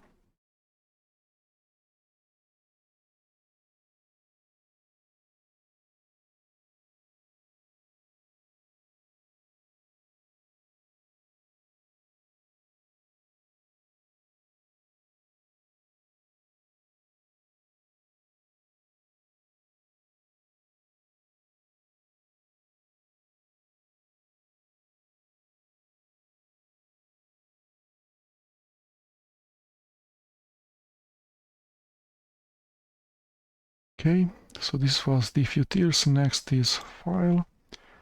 Clean up. Paste and then middle click, paste, and press enter. Okay, file, ls file var -xzvf file, c file,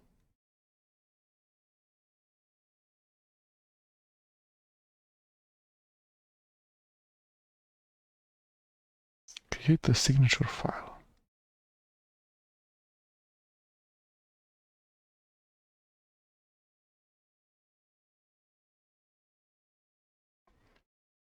So it creates a subdirectory named build, changes there, runs configure, runs make, then goes back to the root directory of file.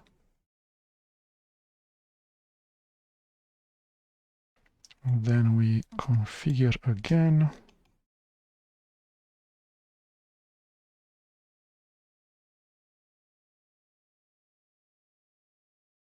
And then we make.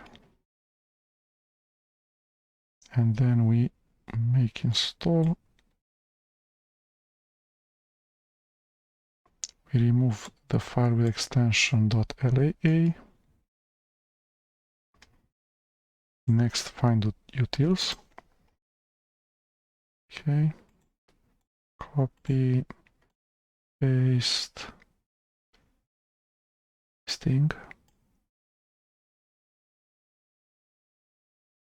Find utils. ls find var -xjvf find utils. cd find utils.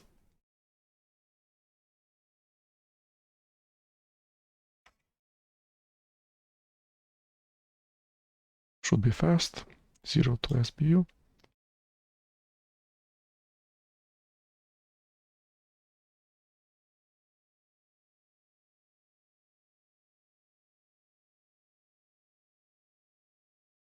Okay, make.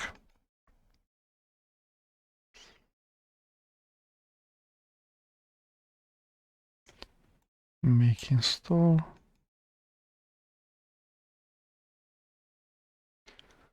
Next is the GNU awk. So let's delete this directory. Middle click paste this thing. ls. Okay, it's really named cook. So tar -x j vf gook cd gook.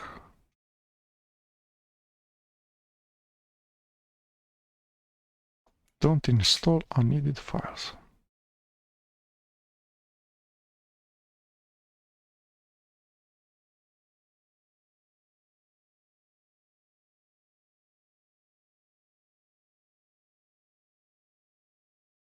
In the package.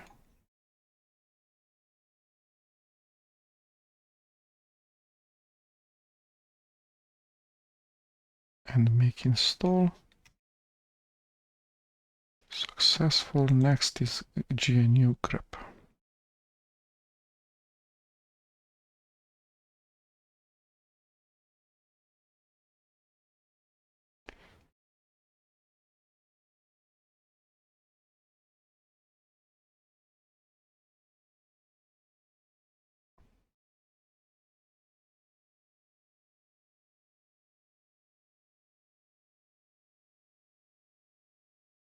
Not gok, but grep. Wow.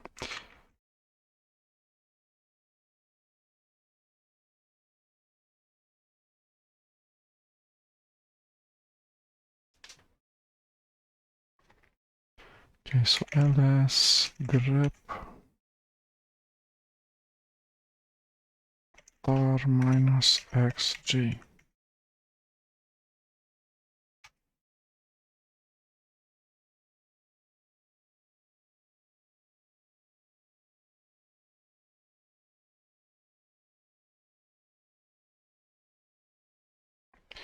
So this is the simplest list of 3 steps.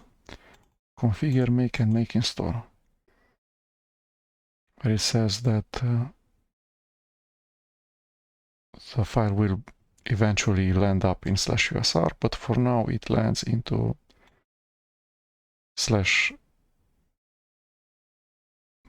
/mnt/lfs, and then the host triplet. Okay, so this was the configure step. Make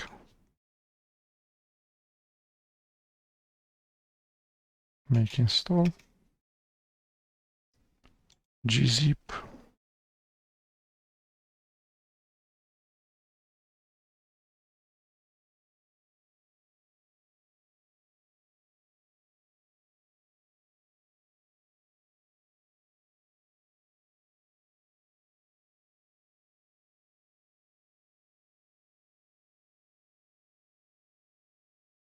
jvf, gzip, cd gzip.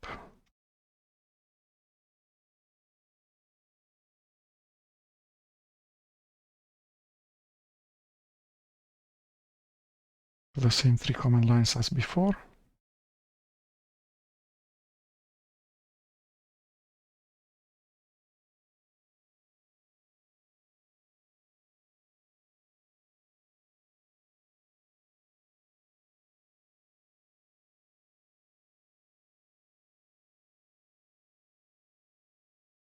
Okay, let's clean up.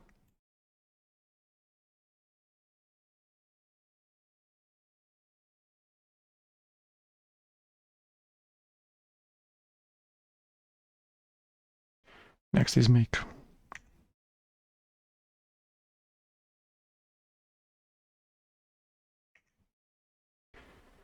XZVF.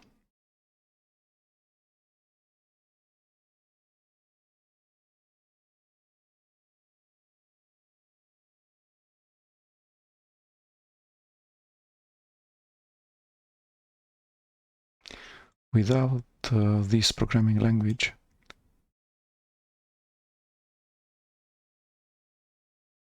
okay, should be mega fast.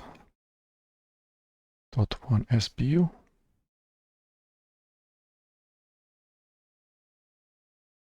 Okay. After make, there's GNU patch.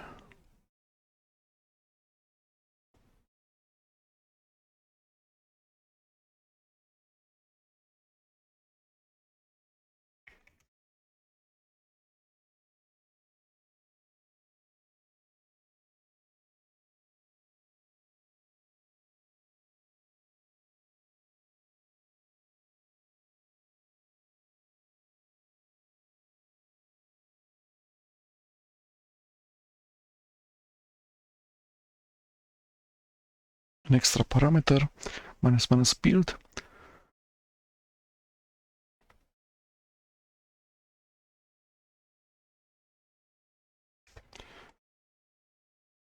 Okay, make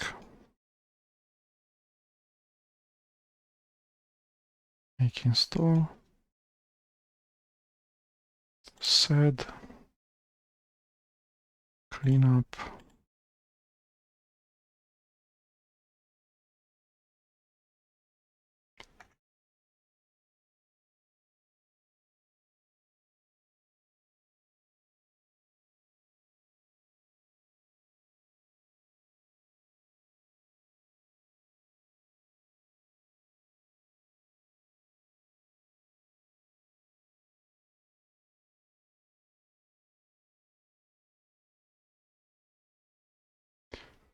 fast 0.1 SBU.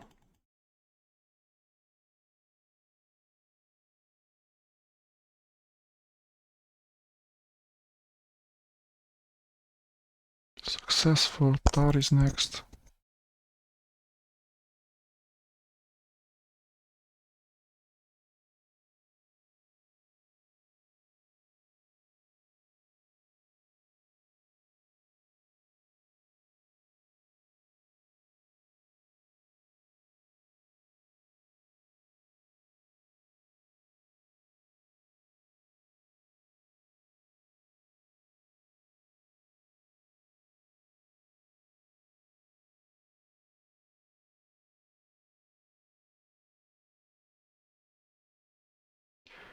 .2 SBU, so should be fast. 1 SBU is fast.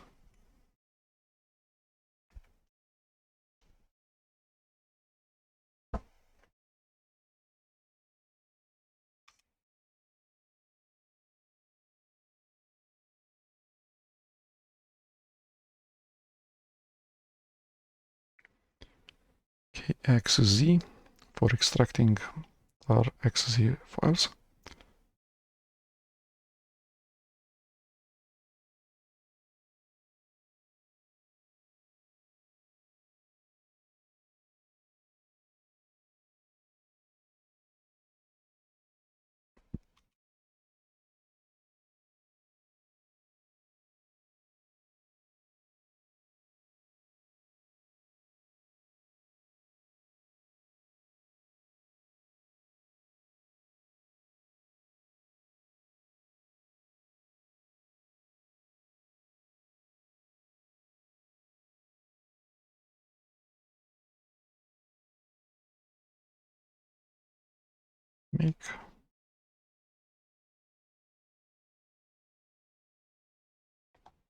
Make install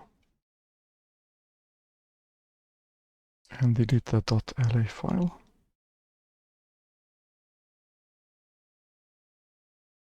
libtool archive LA. Okay, binutils pass to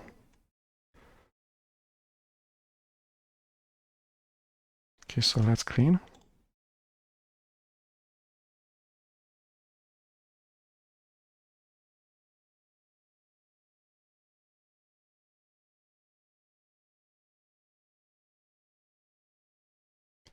Bin utils linker, assembler, other tools for object files.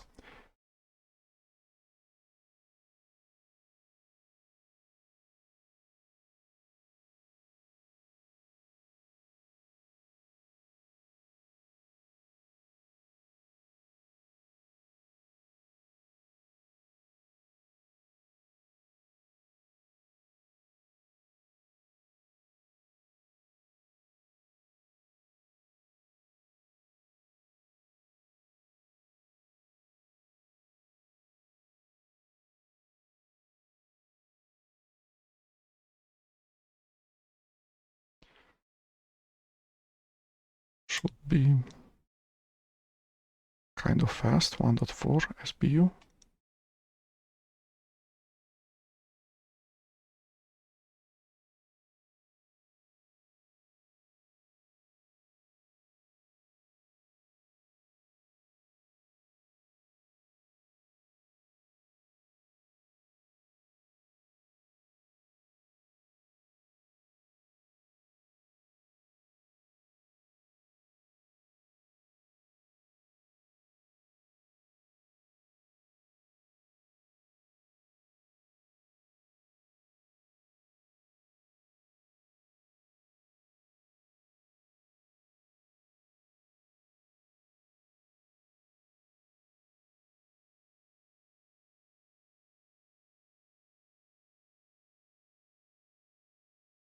Okay, so make finished, hopefully without errors. Make install. And then remove libtool.la files and .a files. Static libraries. Okay, GCC pass to. So we need to clean.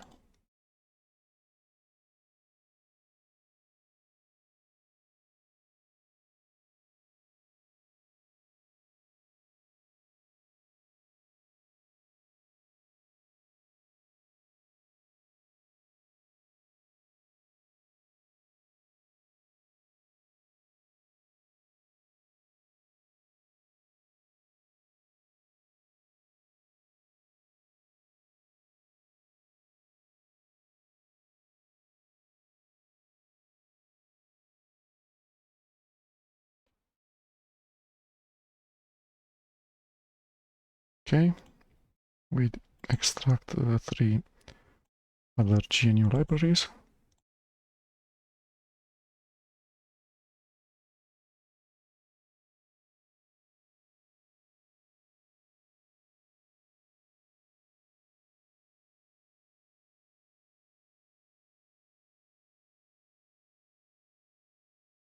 POSIX threads support.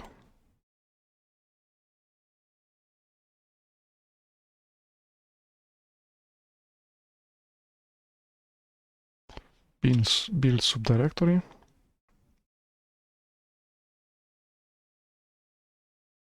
The configure step.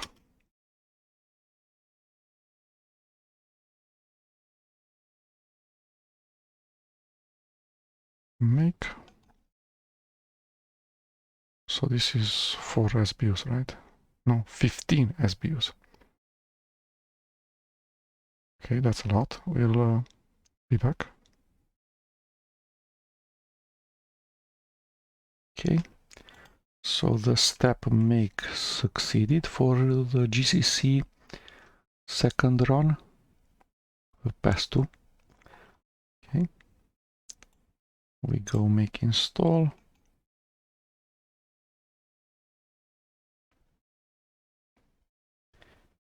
And symlink.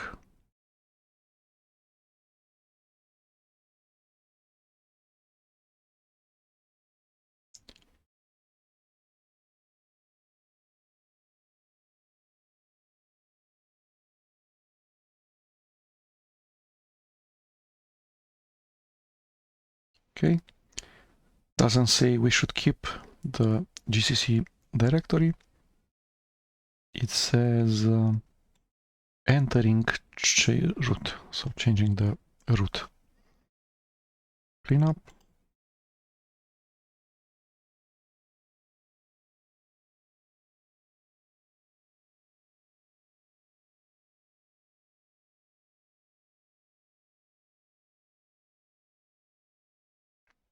Okay.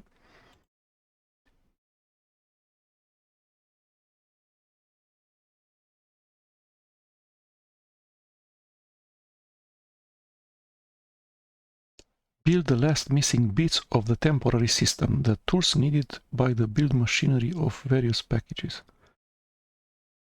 All circular dependencies have been resolved. A chroot environment completely isolated from the host operating system, except the running kernel, can be used for the build. We need to communicate with the running kernel, virtual kernel file systems.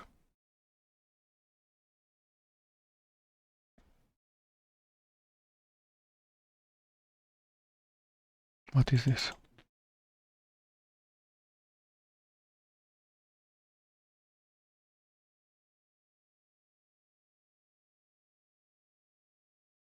Oh, I didn't know about find MNT.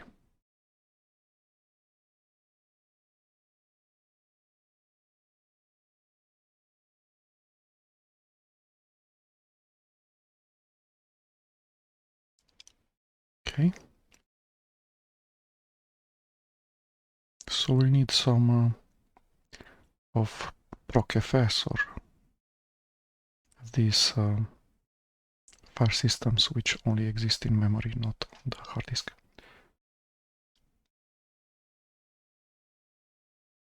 Until 7, so we're at 7.1, and from now on until 7.4, we must have the LFS variable, environment variable set, but we must be the user root.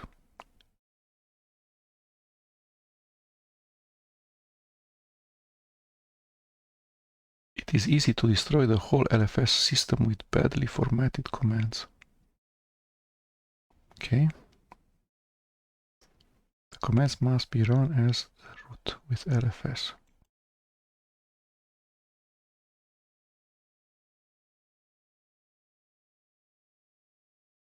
Okay. So Ctrl D to exit the user LFS. Who am I? I'm the root user on the host machine, Ubuntu 22.10. Let's see the environment variable LFS. It's set /mnt/LFS, correct? And then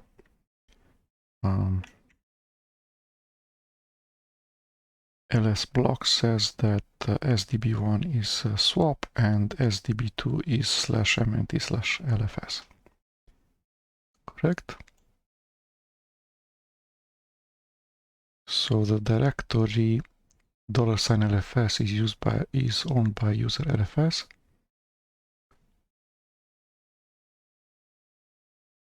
Okay, the user ID is wrong.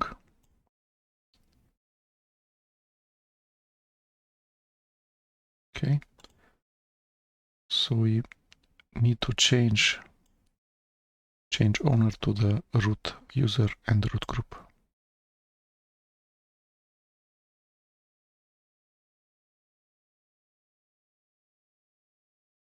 Okay. Next, we need to create directories for those virtual file systems.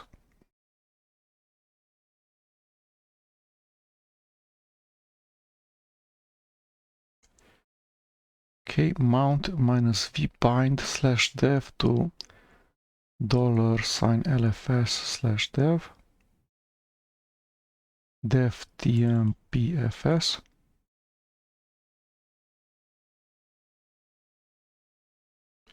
Device creation is done during the boot and by udev. We do not have udev yet. We did not boot yet. We use bind mounting.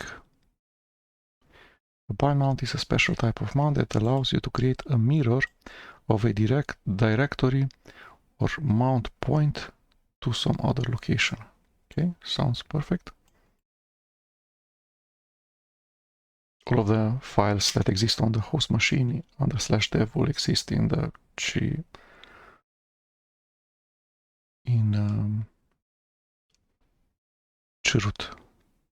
Okay, we mount the rest of the virtual file systems. So dev pts with mount vbind procfs /proc sysfs /systempfs /run. Okay. Dev shared memory, run shared memory.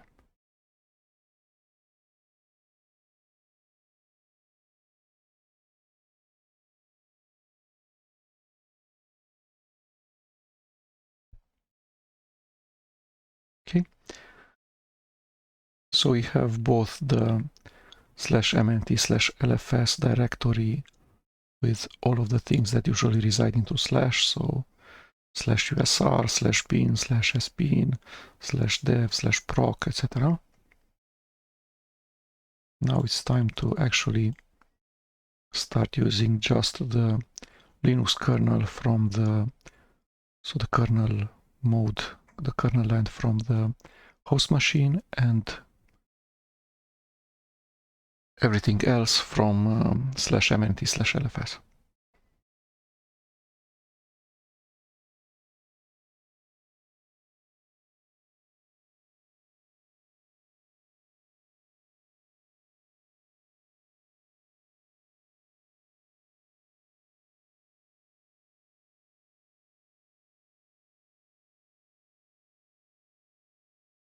LFS chroot. I have no name.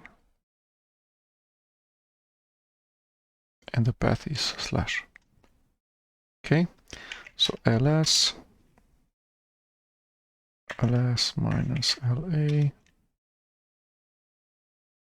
So these are files from /mnt/lfs, which is actually /dev/sdb2. Clears all environment variables. It sets home, term, ps1, and path. It preserves the term from the parent of this process.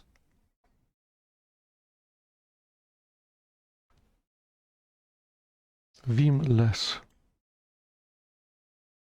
cflag, cxx flags.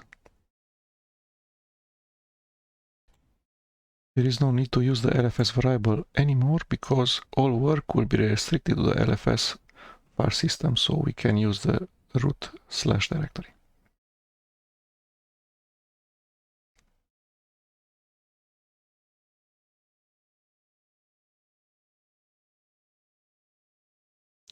/tool/bin is not in the path. Cross toolchain will no longer be used. /etc/password. There's no such file yet.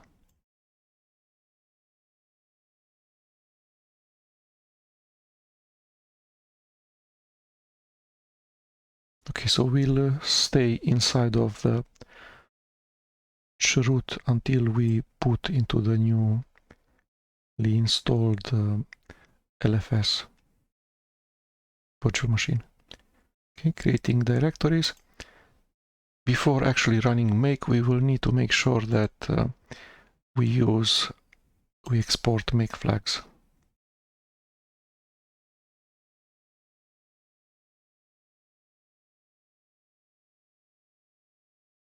Okay, if the directory exists, there's not a problem because -p will accept such a thing.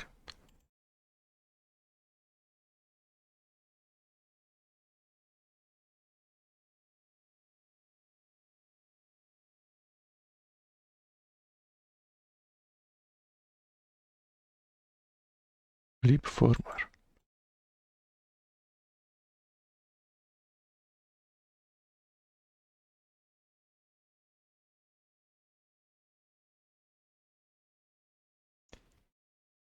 Permission mode 755.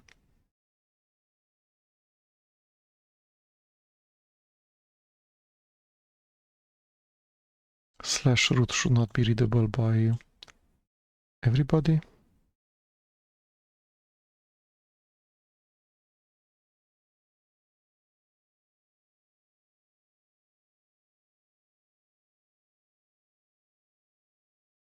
Any user can write to /tmp and /var/tmp. If you create a file, you cannot delete. Another user cannot delete your files. Sticky bit. Highest bit, a bit 1 in 1777 bit mask. Okay. Use FHS, file system hierarchy standard.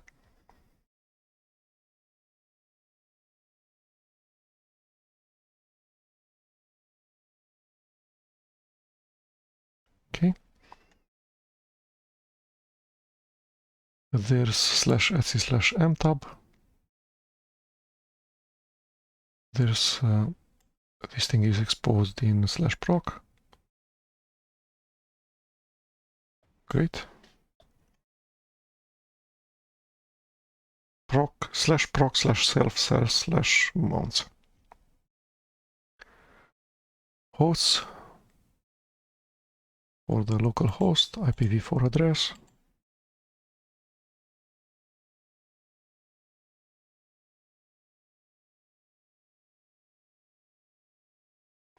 /etc/password /etc/group. Password.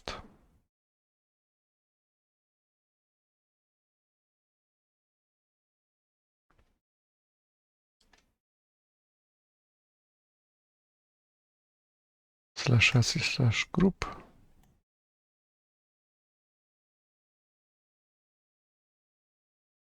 There still is a group for floppy disks and for tape drives. Interesting.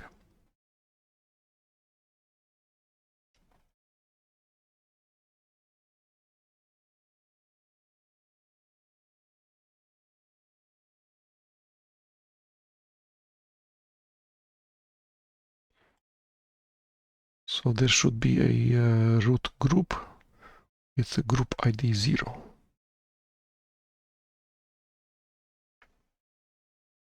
A group bin with group ID 1.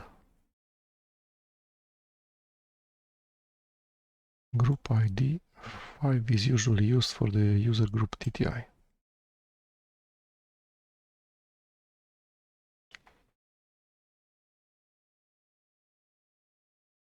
NFS.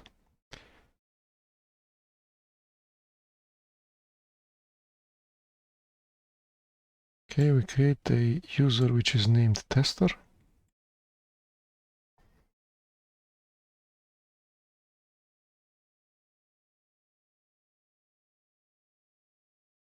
And a group which is called tester.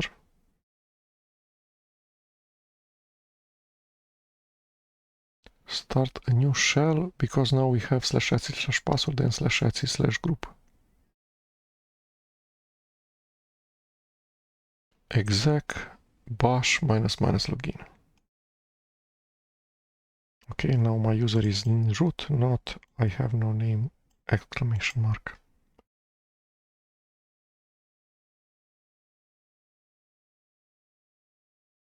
Log files.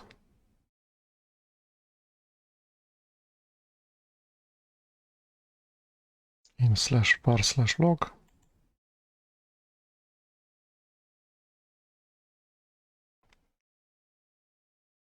Logins, logouts into WTMP.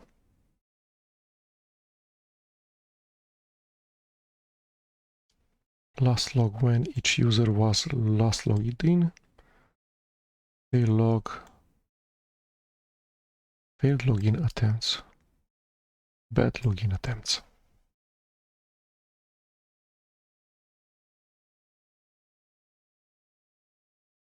Okay. Next, get text. So we're inside the chroot. We have some files in /usr and we need more. The next one being get text.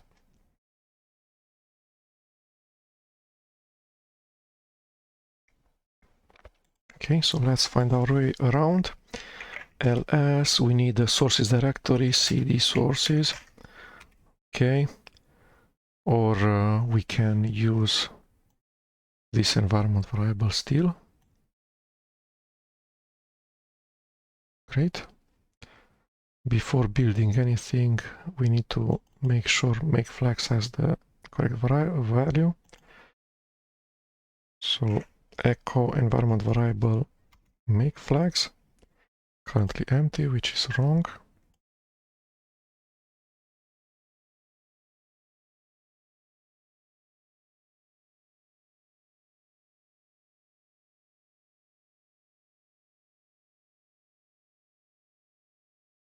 Okay, so we need to find get text and extracted.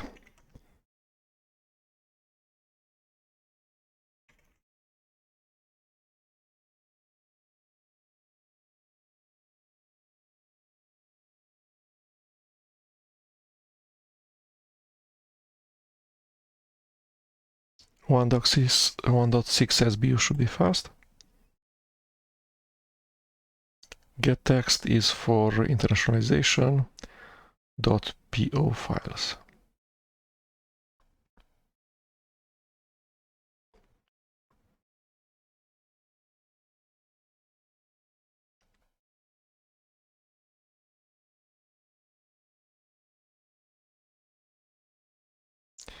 And now we don't need to set any prefix, we didn't do before. But when we make install, we also don't need to set the destination directory destdir.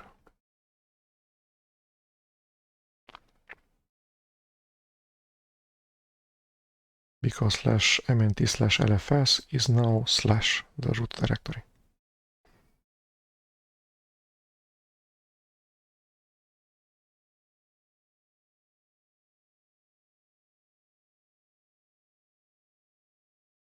Okay, so we're running configure step. The next one is make.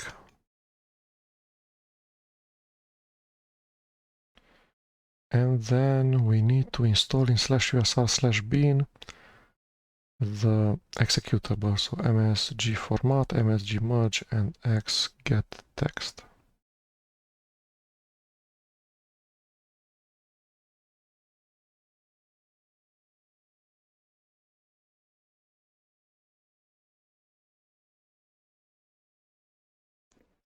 Okay, so the build speed, I like the build speed, so it's a virtual machine, 15 vCPUs, 32 watt TDP CPU, not a laptop. The hard disk is SATA, not VirtIO in the virtual machine. The hardware is actually PCI, E3, and NVMe, so it's fast, plenty RAM, a bit of swap.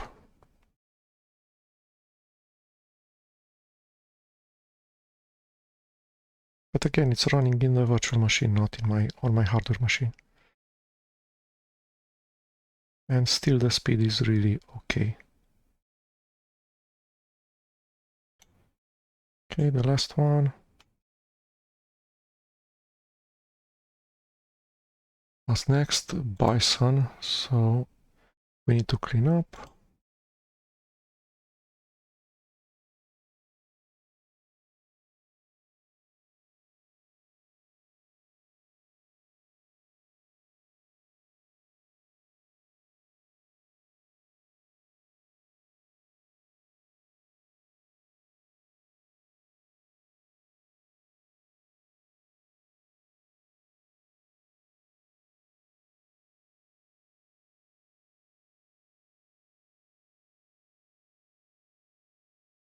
This should be really fast, 03 SBU.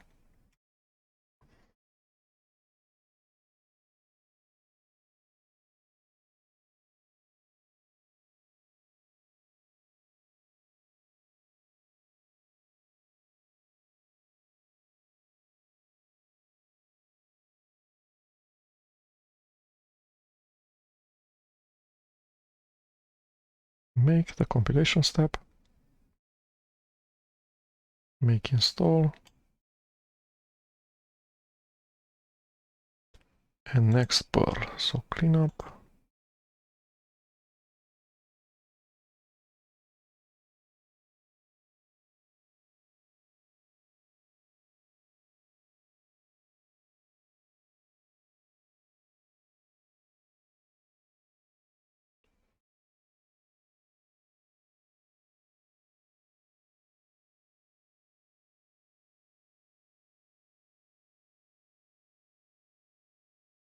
Okay, 1.6 SBU.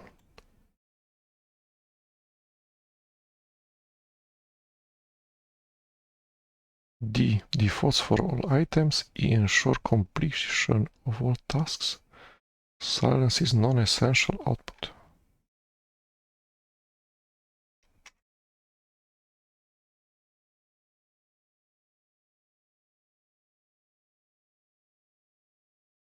So this is Perl version 5. The configure step. 1.6 SBU.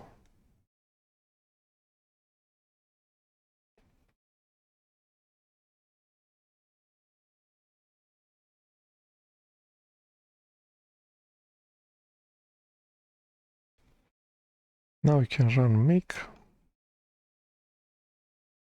Let's do that. This is the compilation step, make.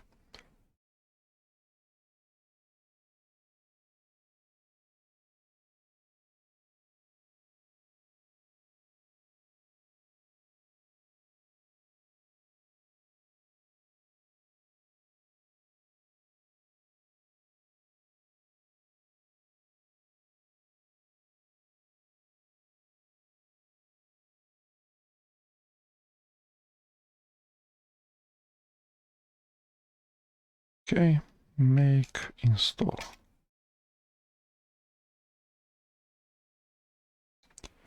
Done, and then we go to Python. So we need to clean it up.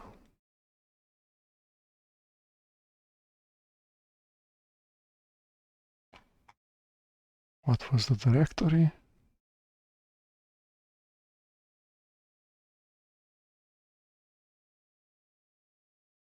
We don't know. Oh, it's in here. In the prompt.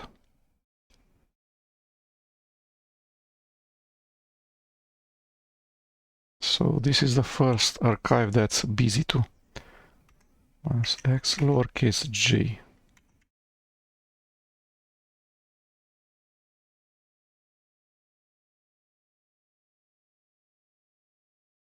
No such thing as bzip2. Surprise, surprise. Python docs HTML tar. What's this thing?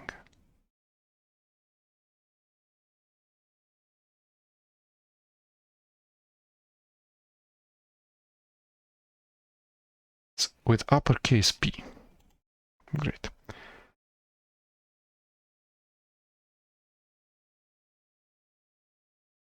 Okay. Tar minus x uppercase j.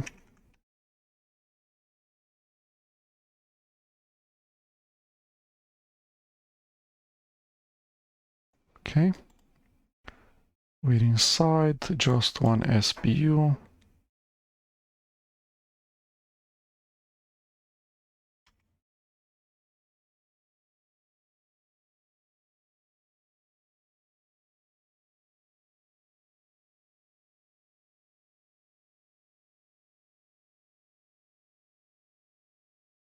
We're not using PIP, Python Package Installer.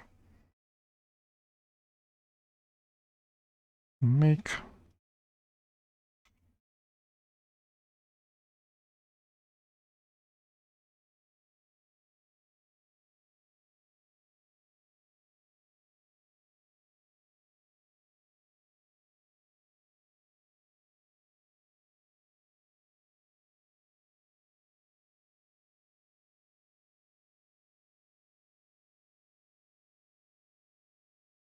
Okay, so indeed I saw some fatal errors. Failed to build C types. OpenSSL, etc. Okay, make install.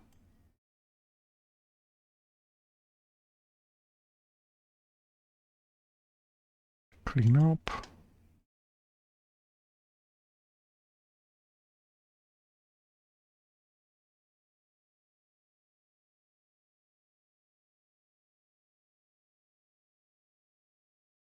Text info.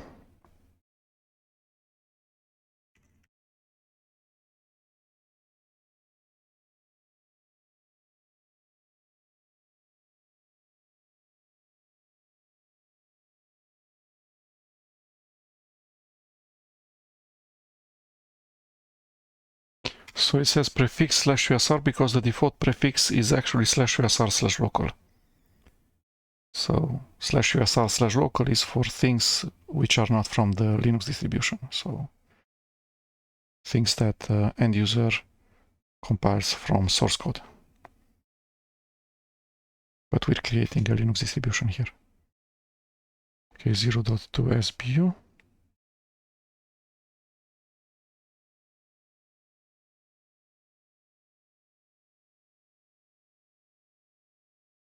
Util Linux.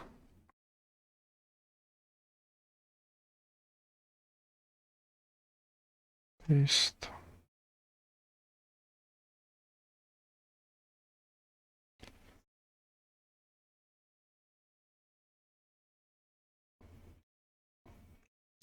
tar -xjvf.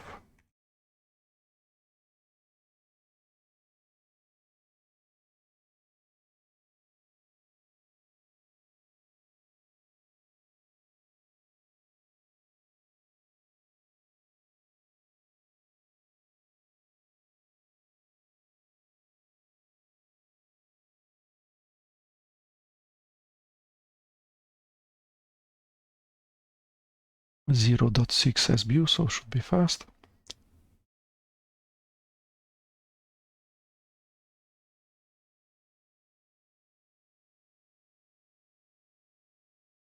Okay. So looks like it was successful. Make. And then make install.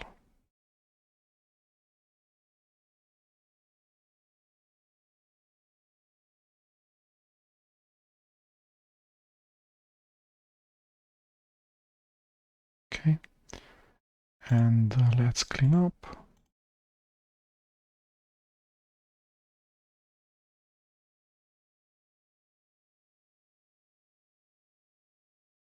And I'll be back in a second.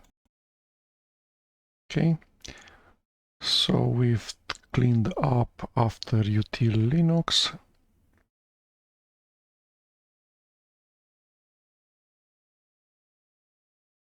Right, this is util Linux. And what's next? Cleaning up and saving the temporary system.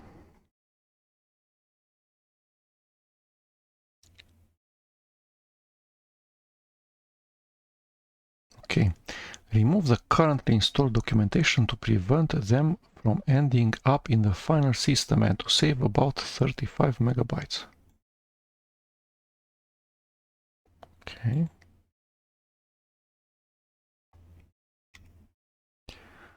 The libtool.la files are only useful when linking with static libraries.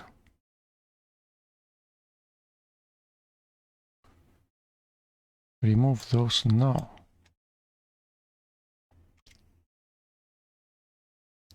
So goes find and says that all of the files that have the name that end with .la should be deleted. Current system size is now about 3 gigabytes. However, the tools directory is no longer needed. Okay.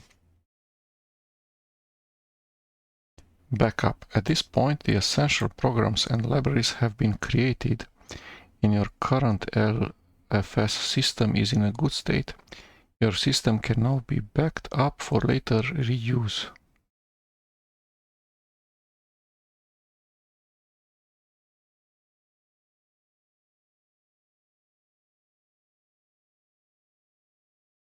How? How do I make a backup?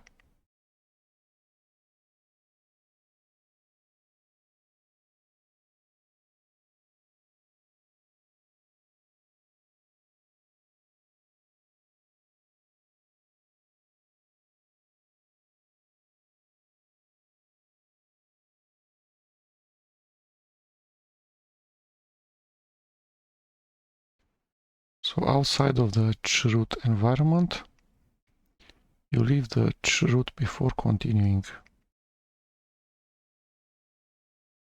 to store the backup archive, which should not be placed within the LFS hierarchy.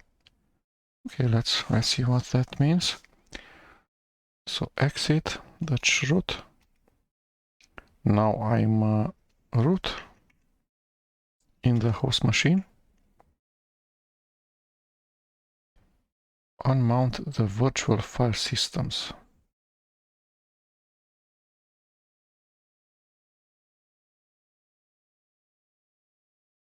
You mount.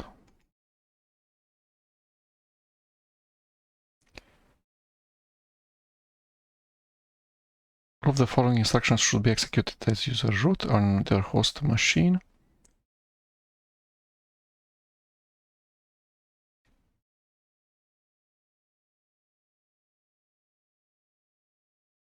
Okay. I have the LFS environment variable set. I have verified. I should have at least 1 GB free disk space. Okay.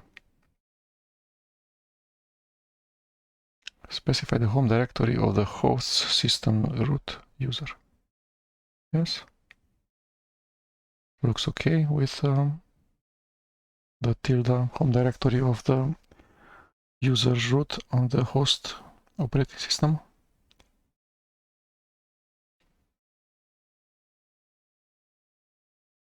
Okay, let's see what this thing does.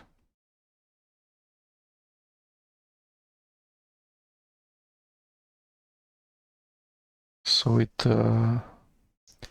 changes directory to /mnt/lfs, and then it goes tar -c means create, uppercase J means XZ, and then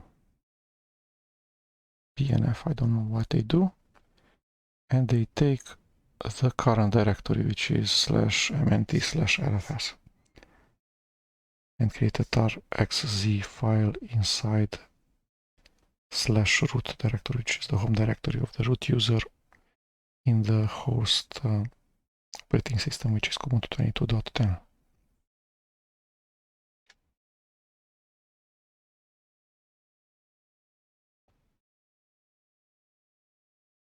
We need to re-enter the root again. In case some mistakes have been made and you need to start over, you can use this backup to restore the system and save some recovery time. Since the sources are located under $LFS, they are included in the backup archive as well. So they do not need to be downloaded again. Including the /sources directory. Wow, great. After checking that LFS environment variable is set properly, restore the backup by executing the following commands. Are extremely dangerous.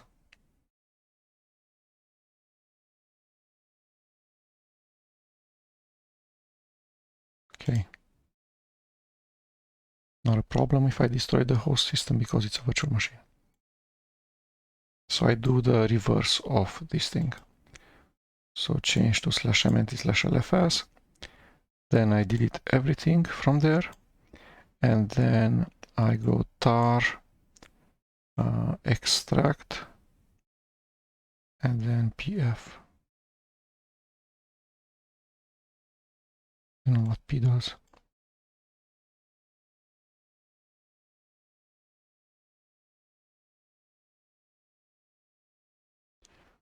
Okay. But now the backup command, this thing, will take more than 10 minutes because the source, there's millions of files to compress. I'll be back. Okay, so it finished creating a backup, a tar.xz file.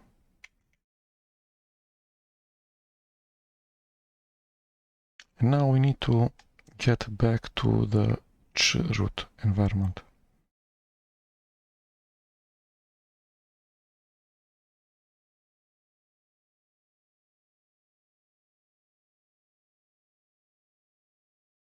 No virtual file systems.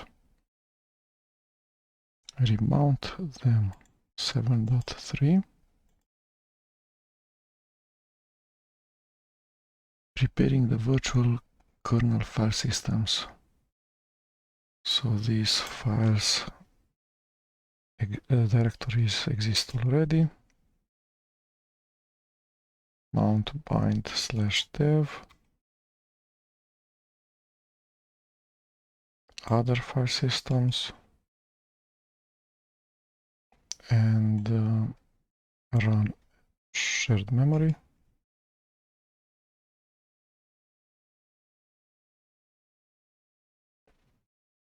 Okay, and then 7.4. 7.4 entering the root environment.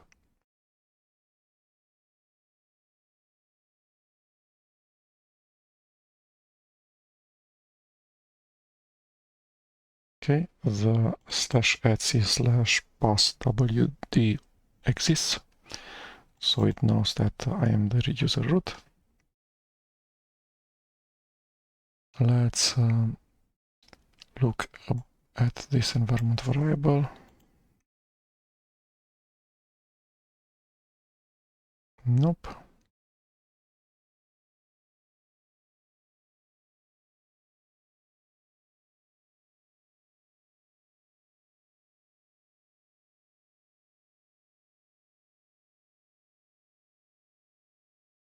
But we don't need it, probably.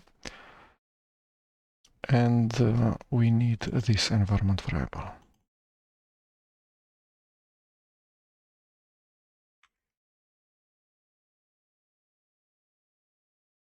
Okay.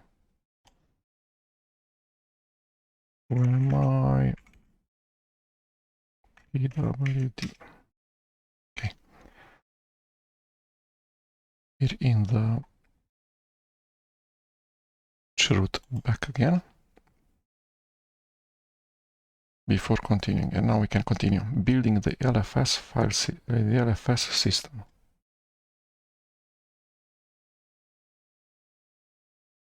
Installing basic system software. Introduction. Start constructing the LFS system in earnest.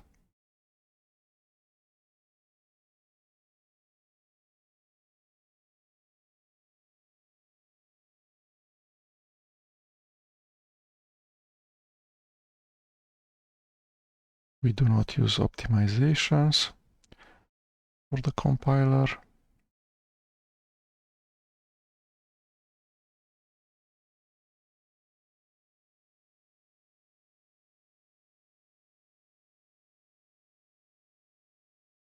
Okay, libraries.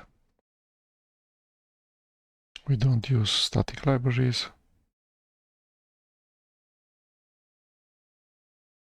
Okay. Package management. No package manager.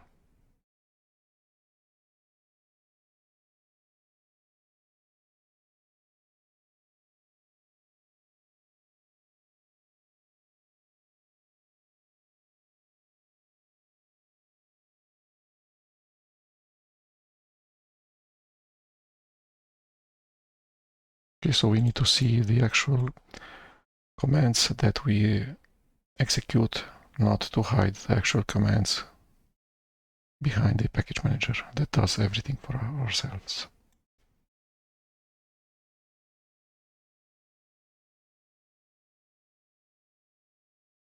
Okay.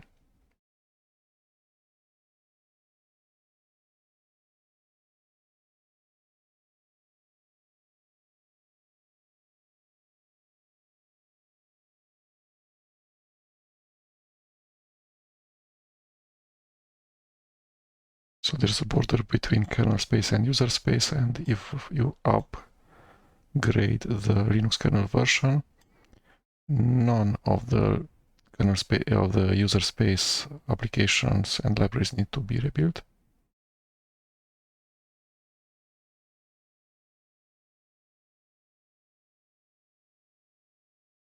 You do not upgrade the Linux API headers with you upgrading the kernel and kernel modules.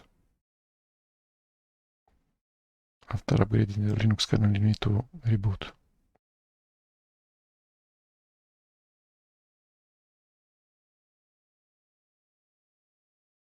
If you need a newer glibc or a newer Linux API headers, then rebuild LFS from scratch.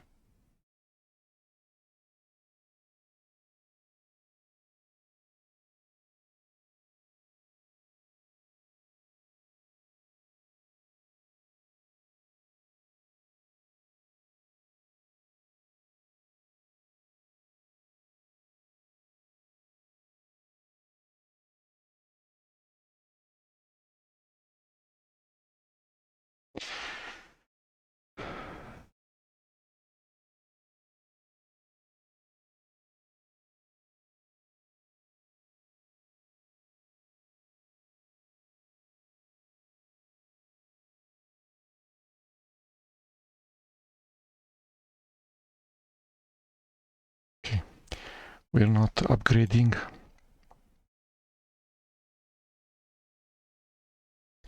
Package management techniques, it's all in my head. Separate directories. usr/package/foo. Edit a ton of environment variables. Symlinks.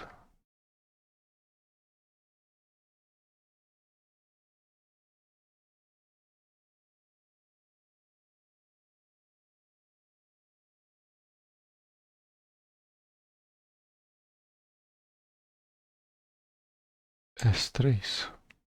Package archives.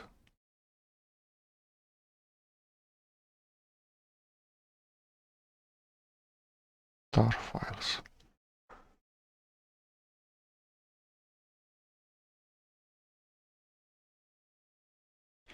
I don't know what this thing is. So next.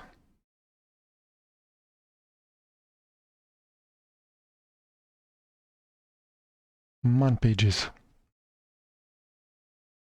Okay, so cd sources.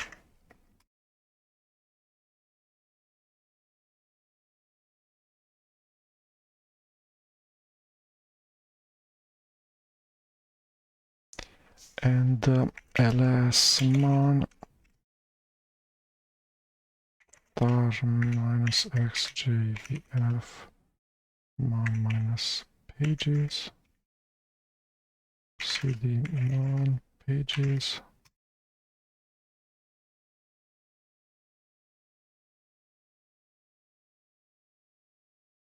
0.1 SPU. Next.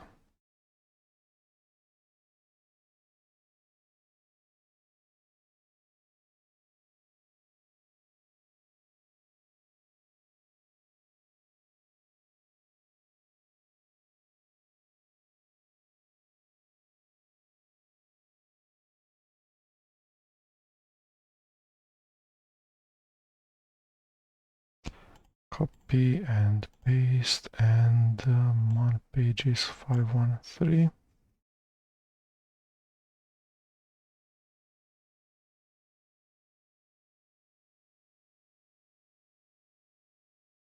Okay, Yana Etsy.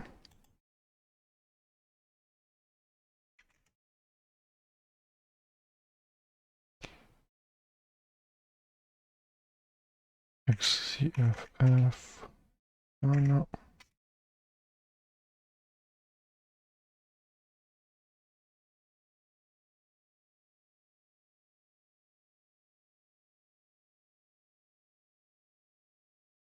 Services protocols /Etsy.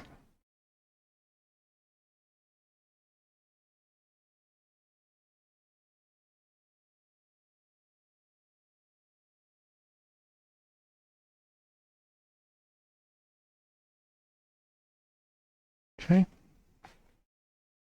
Next, glibc 24SBU. That's going to be something. So ls glib.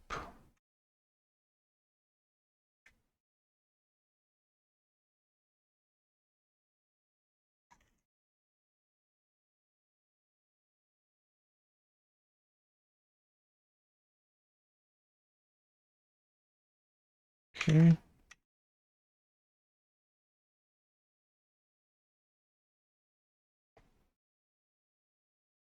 One patch, one build directory,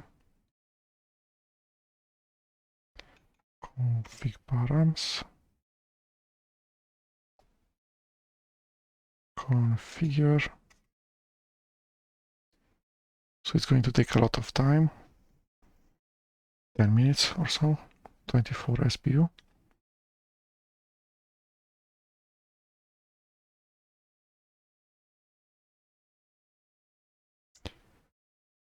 In this section, the test suite for glibc is considered critical.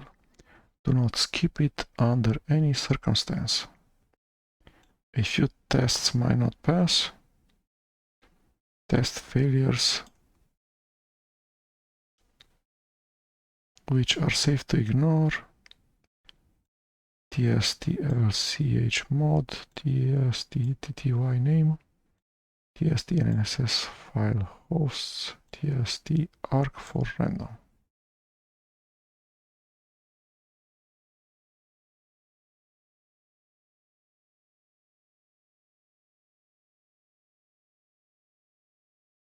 Okay, so we'll be back after this long make will finish.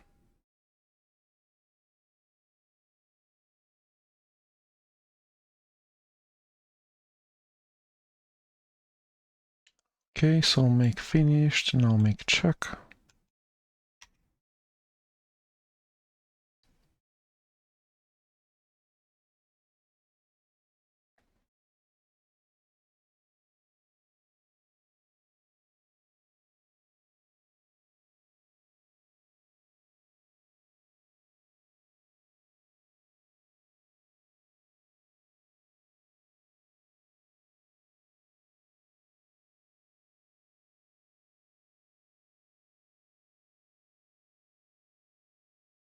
Okay, so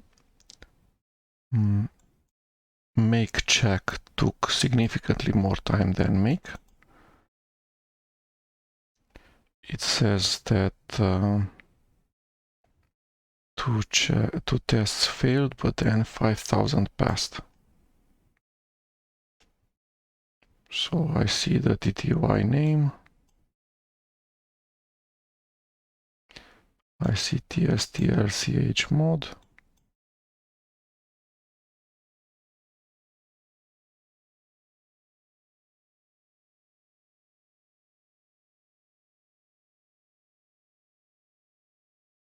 It looks good to me. Looks good to me.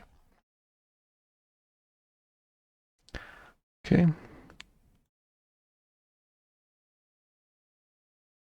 Let's create an empty file.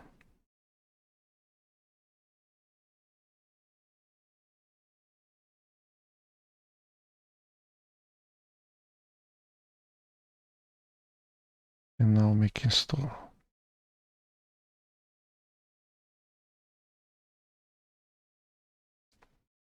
So this is the glibc, the GNU C programming language library, standard library.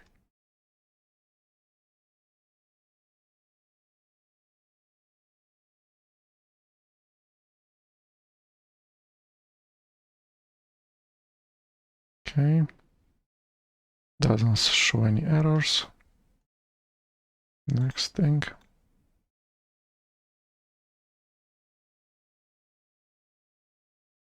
NSCD.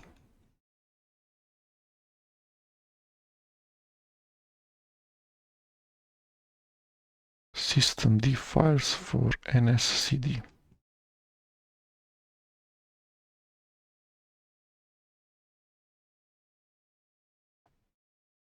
locales.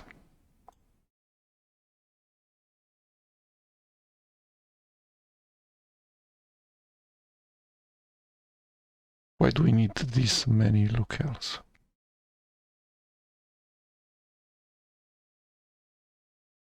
For optimal coverage of tests. So we have EN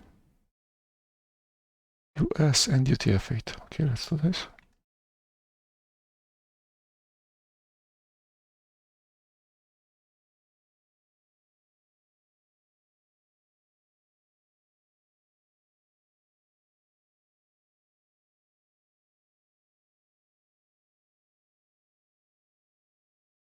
No, thank you.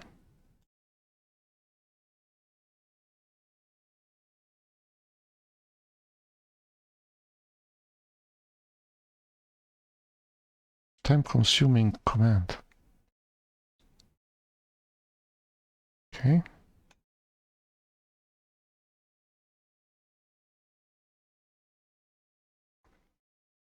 Use the locale dev to create and install locales not listed in the supported file when you need them. Needed by some tests. C.UTF-8. Okay. glibc now uses libidn2 for internationalized domain names.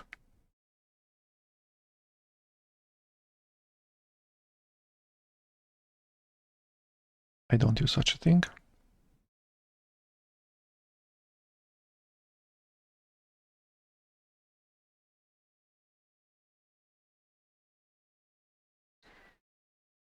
So I'm running this command right now, and I need to run this too.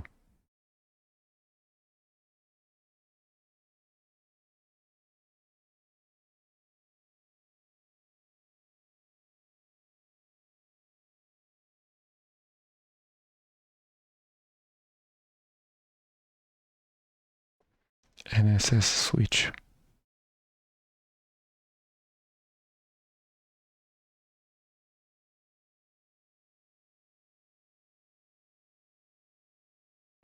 Networked environment.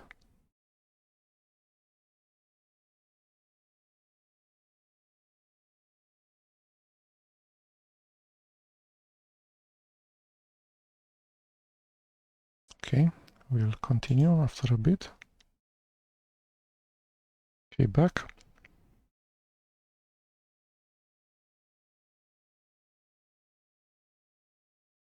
Two more locales. And now we create configuration files at cnss-switch.conf.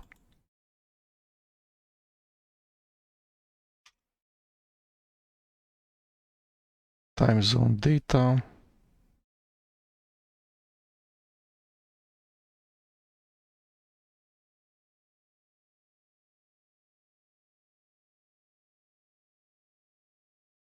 So one directory, the parent of the build directory is the glibc directory, the parent of glibc directory is the sources directory, and in there there's the tz data, time zone data, tar.gz file.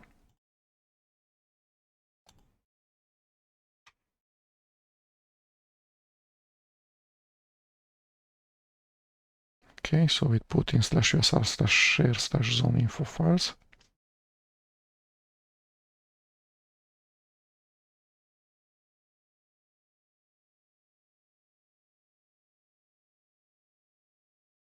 Zik the zone info compiler.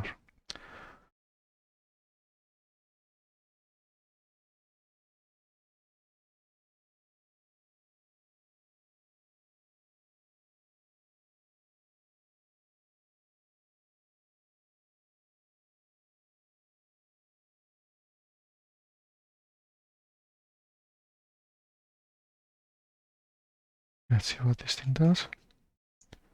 tz select. I need to answer the wizard to get the name of a time zone. So Americas.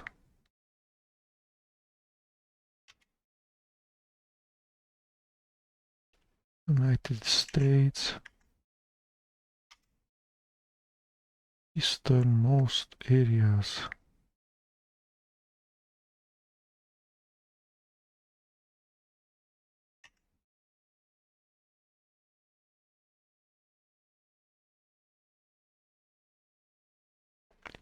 Is the above information okay?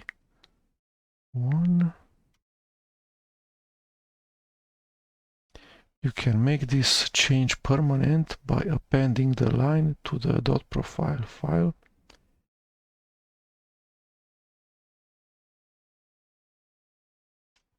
Okay, let's see what this thing is. Copy, text editor, and time zone this thing.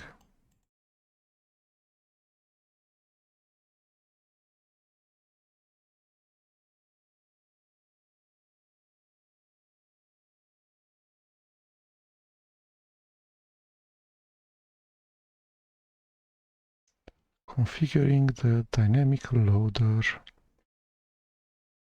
So the dynamic loader ld-linux.so2 searches through usr/lib. If there are .so files in other directories than /usr/lib, you need to edit /etc/ld.so.conf.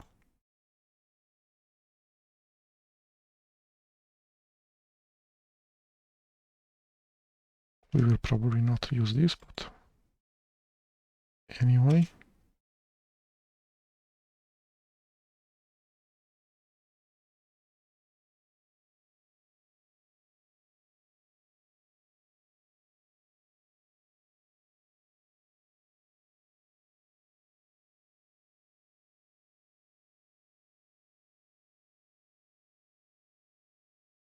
Okay, so an additional directory for this configuration file, ld.so.conf, and this is the configuration file, and the directory is ld.so.conf.d.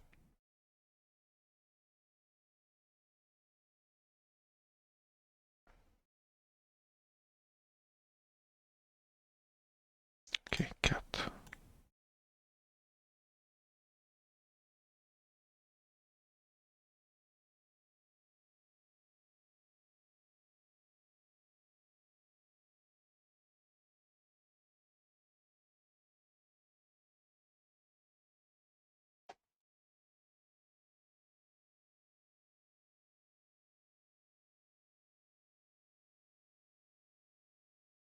Okay, and this directory is empty.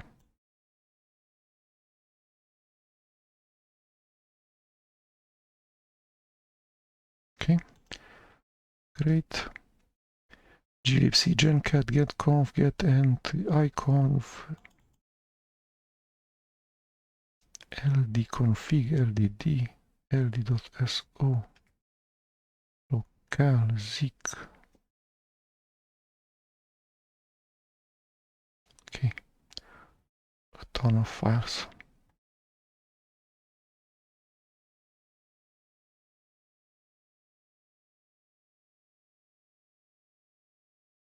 Okay, next zlib. So we'll need to clean up.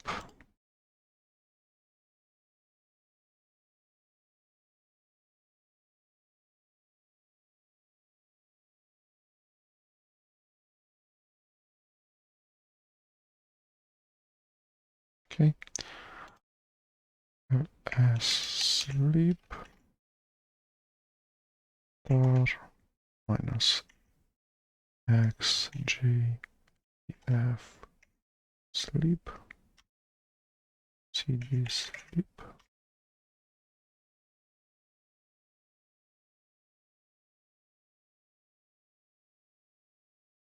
make check make install and delete the static library.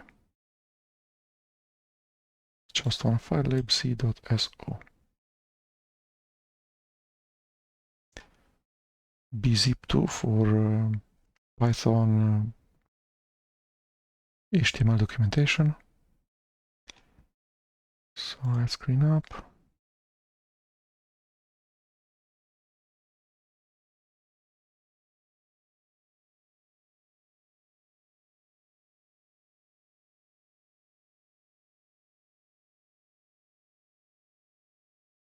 Star minus xjvf, not xzvf, recip, sting,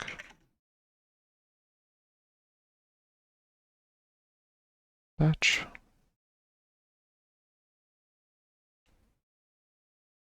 sed, another sed,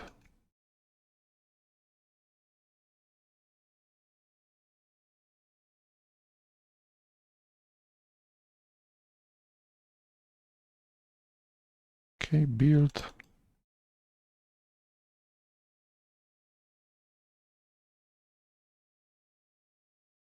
make install, share the library,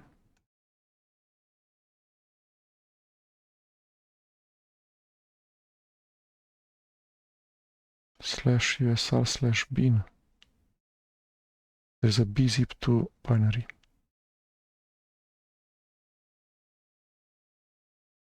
bzcat, bunzip are just symlinks.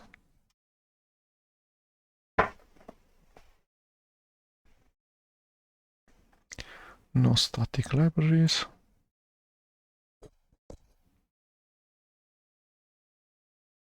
So bunzip, bzcat, and bunzip,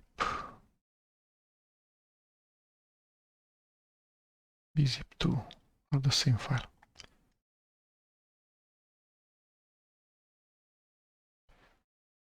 Okay.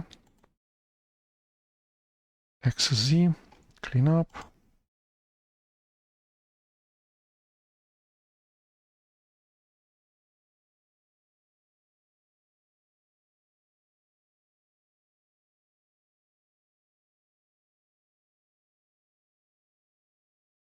xz, bar, xjvf, z, cdxz,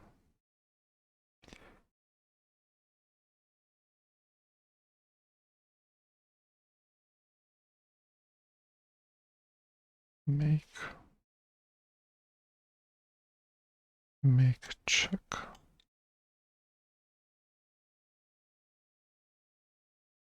and make install.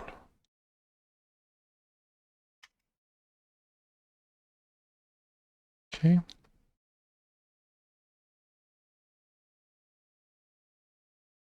cmp diff grep fgrep grep less more on LZMA compressed files.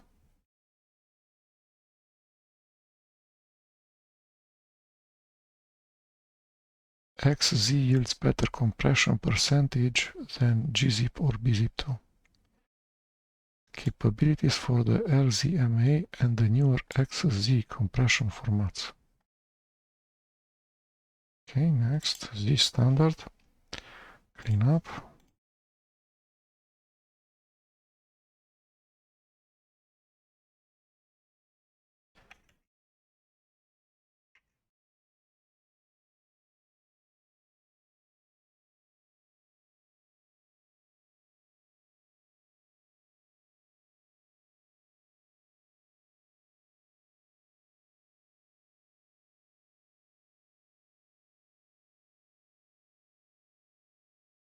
Okay, so we apply a patch.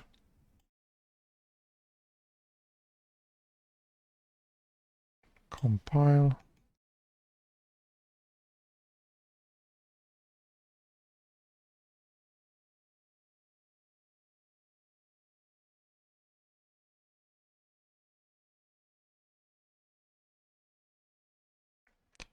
Make check.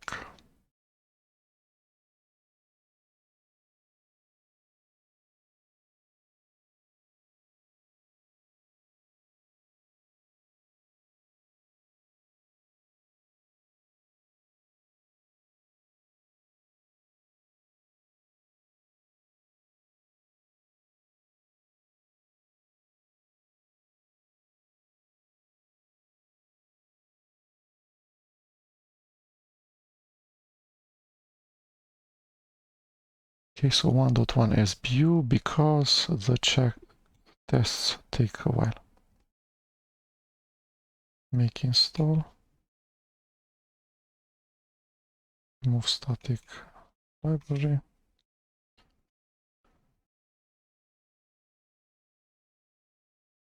Cut grep less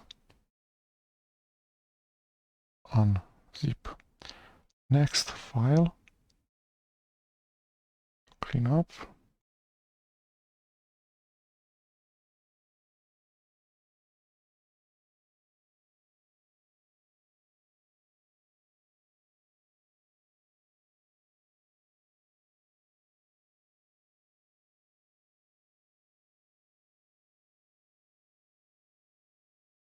Okay. Configure.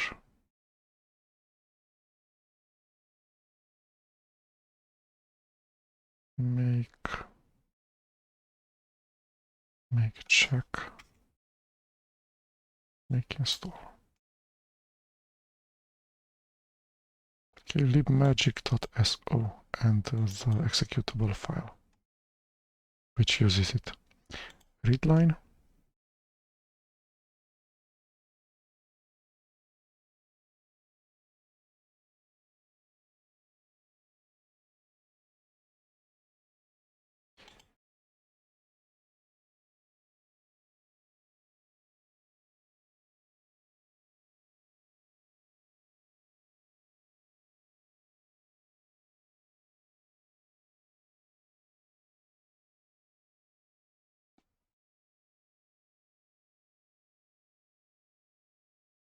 Linking bug in ldconfig because we're reinstalling readline.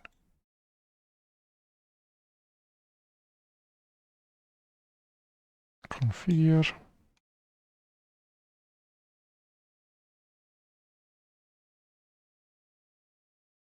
So we make it use the curses library. Okay. Compile the package.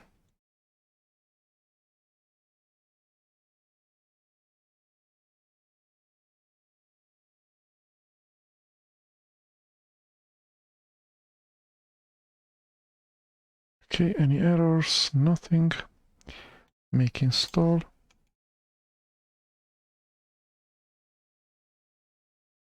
And documentation. Okay, so libhistory.so, libreadline.so.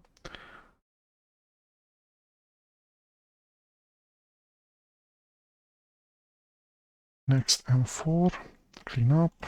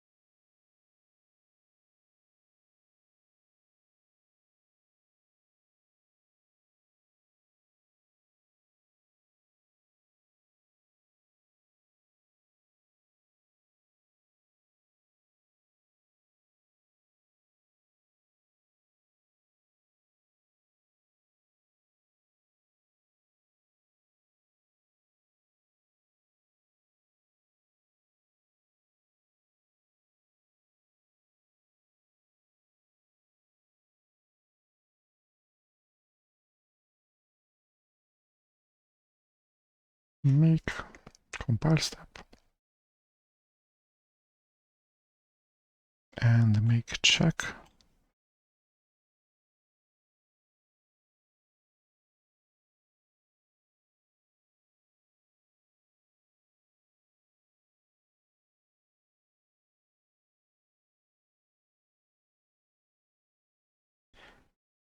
Make install. Okay, next. So M4 is an executable. Clean up.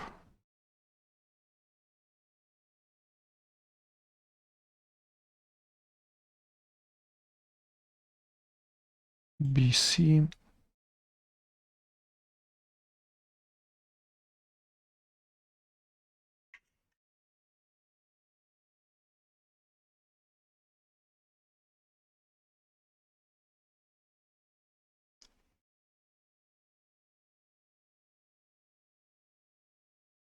-03.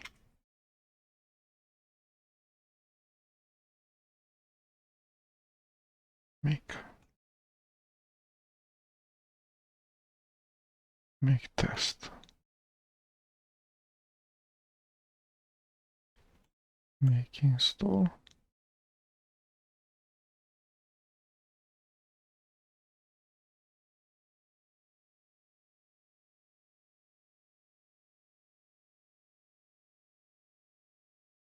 Okay, so BC on executable and DC. I think that BC is a front end of Flex. Clean up.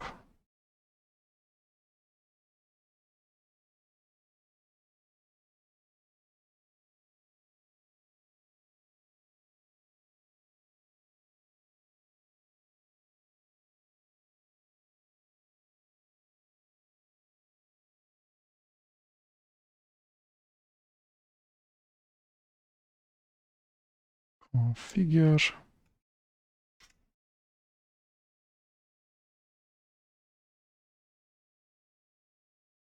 Make.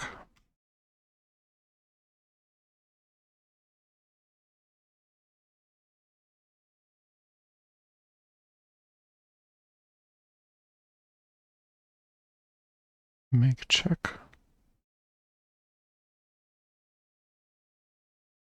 Make install. And then a symlink for Lex.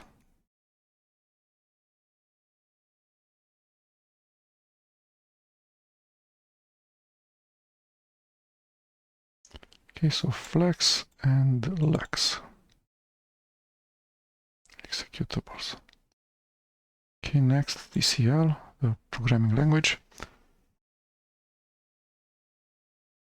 Clean up.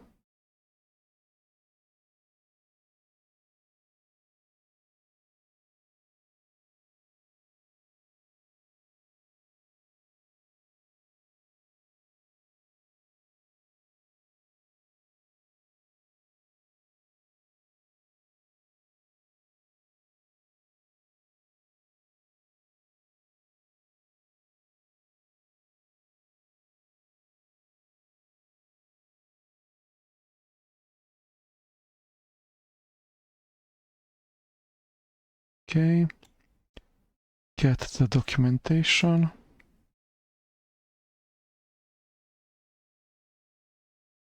Configure.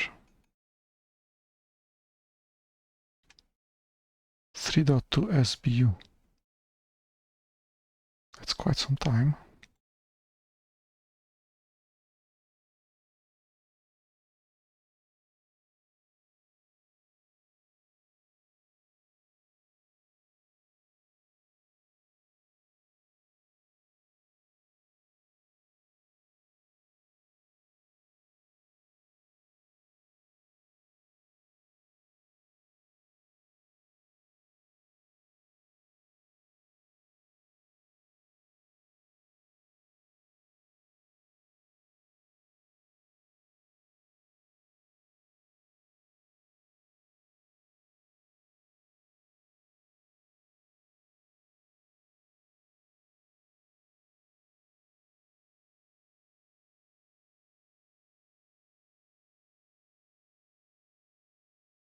So 3 SBUs.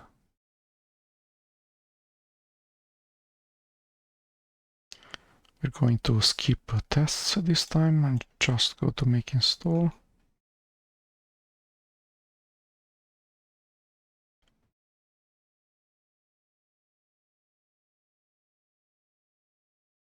So debugging symbols can be removed later. Install private headers. Expect needs them.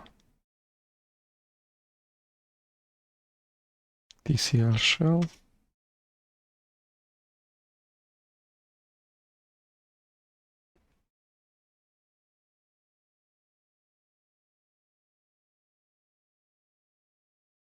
Install documentation, which we're never going to look at. Okay, so there's the shell and library.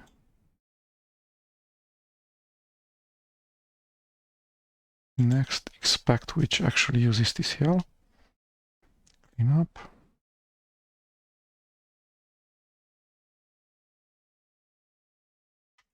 Oh, mama.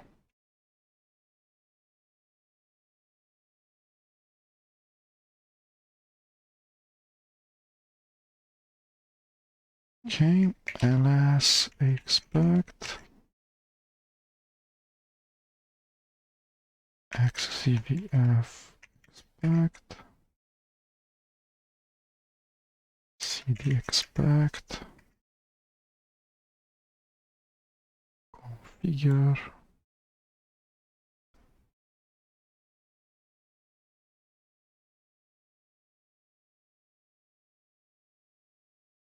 make.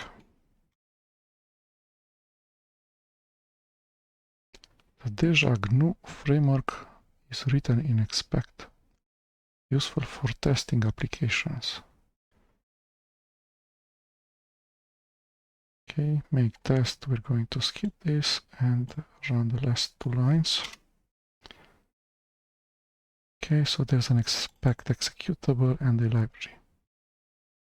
Deja GNU, clean up.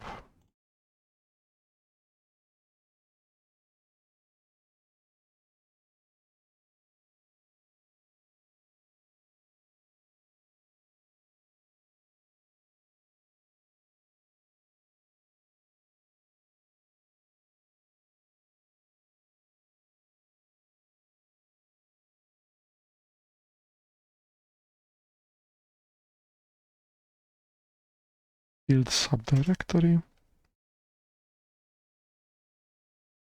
Here.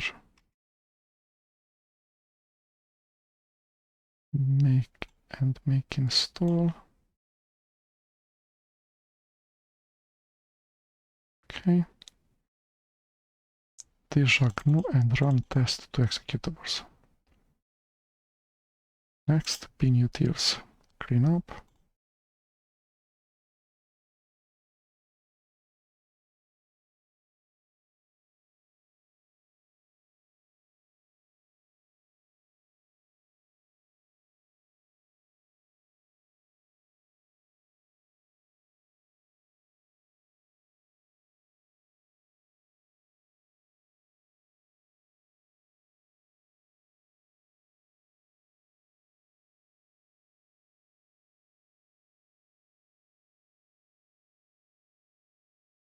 Linker, assembler, other tools.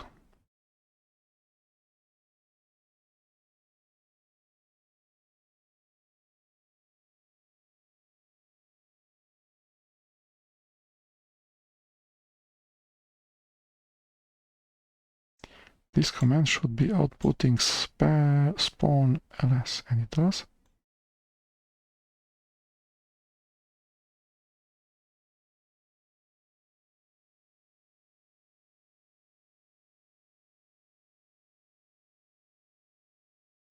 So I don't have the no more PTIs.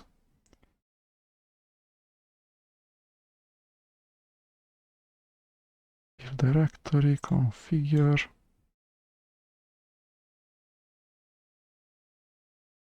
Eight SBU.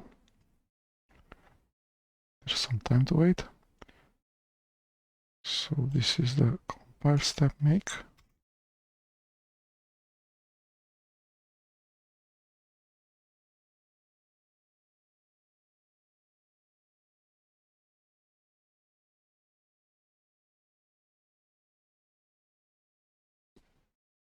Okay, so the binutils test in this section is considered critical. Do not skip it under any circumstances. So binutils pass 2. What's this? This binutils probably pass 3 or something.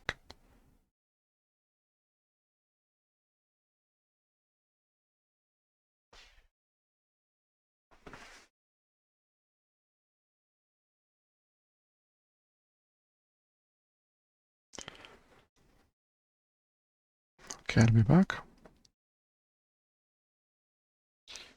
Okay, so I have run both make, which builds, and make check, which runs the tests. Out of tens of thousands of tests, it says that 3 tests have failed in the area of gprof ng. So hopefully this is not a problem. Make install.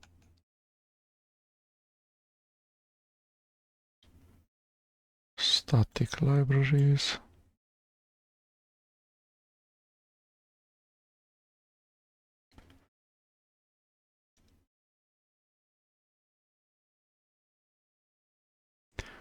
Assembler.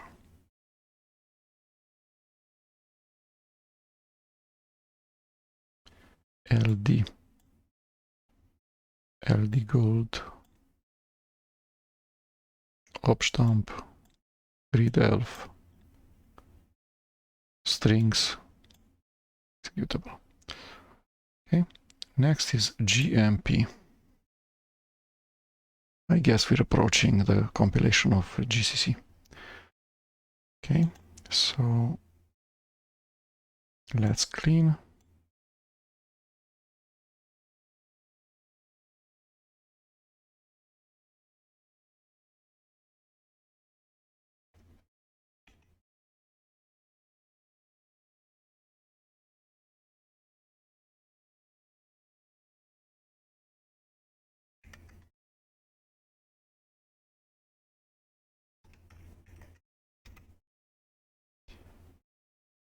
If you are building for 32-bit, but you have a CPU which is capable of running 64,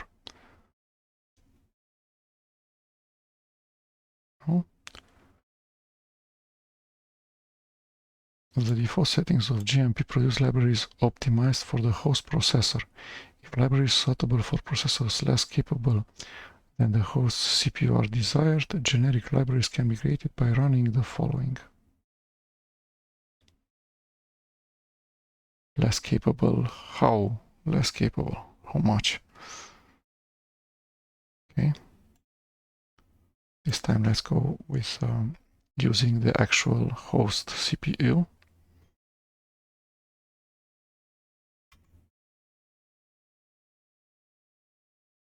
Okay, it says 0.9 SBU.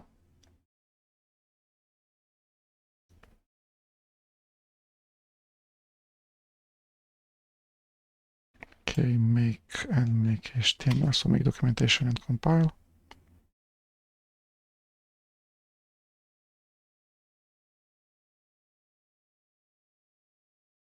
Okay, I must run the test suite.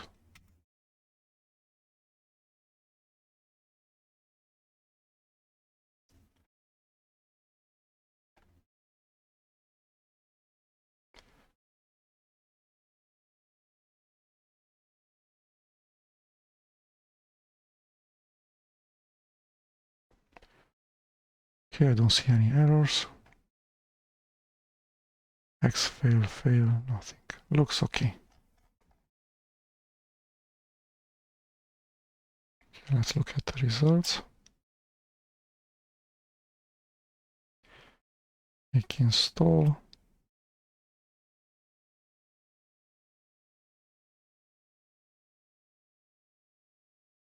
I see something red. Warning. Okay.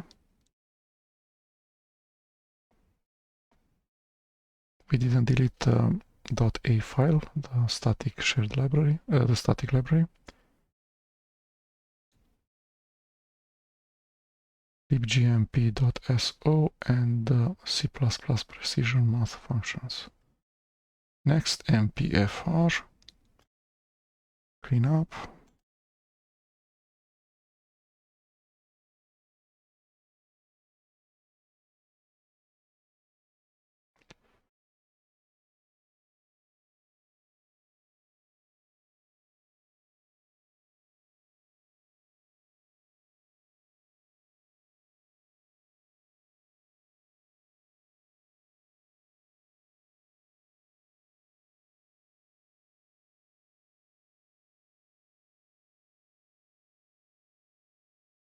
Enable thread safe.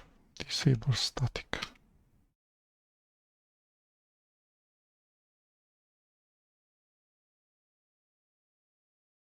Build. I need to run make check. 0.8 SBUs.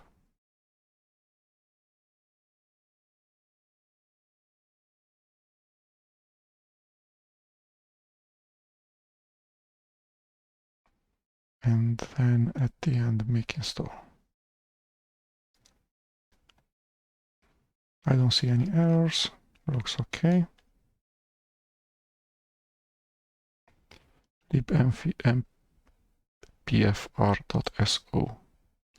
Okay, MPC, another dependency of GCC, the GNU compiler collection. Clean up.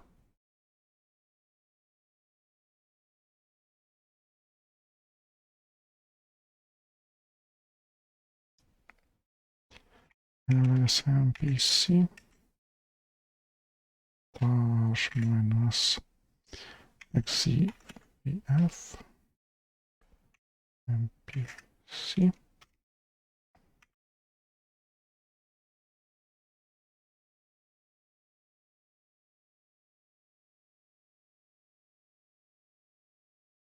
Zero dot 3 SBUs.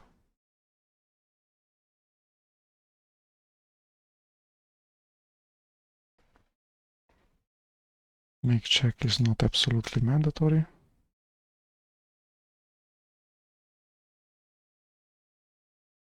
Make install. So libmpc.so. Clean up.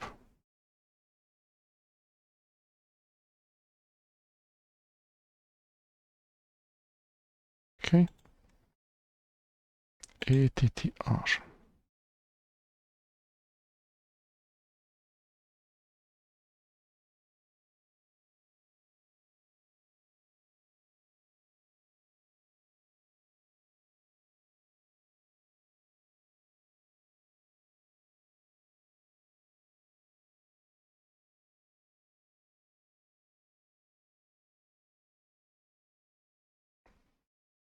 Configure step. Make 0.1 SBU. Make check. No errors. Make install. libattr.so and executables attr get fattr set fattr. Extended attributes on file systems such as ext2, 3, and 4. Next, ACL, clean up.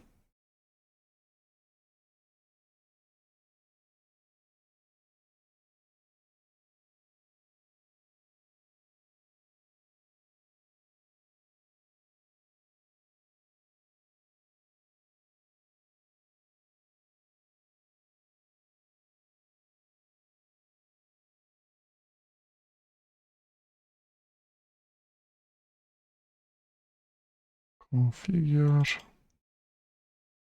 make,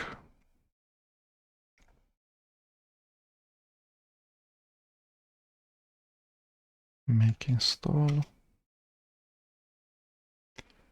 change ACL, get file ACL, set file ACL, libacl.so, access control lists, more fine-grained discretionary access rights on files and directories. Okay, libcap, clean up.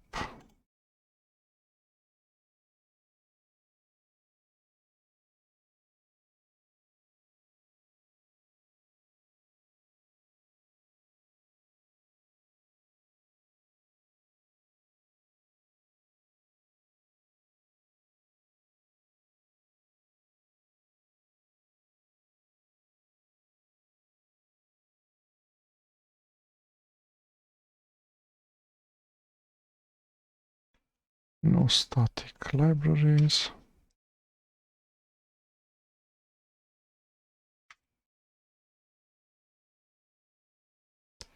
.1 SBU, make test.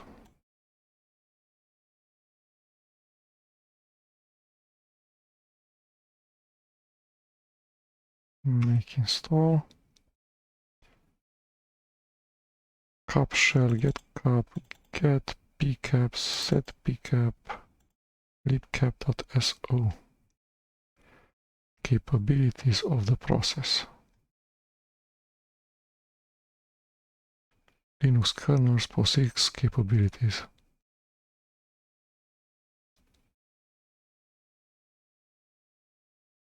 A root privilege split into a set of distinct privileges. Okay. Next, shadow. Clean up.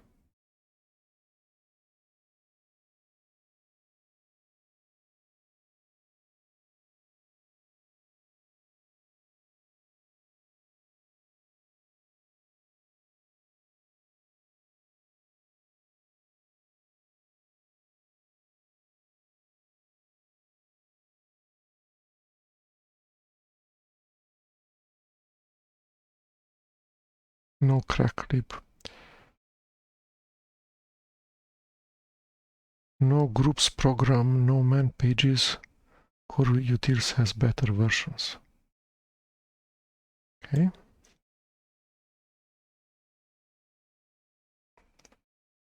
Don't use the default crypt. Use a more secure SHA-512 method. Also allows passwords longer than 8 characters. Change the obsolete varspool mail location.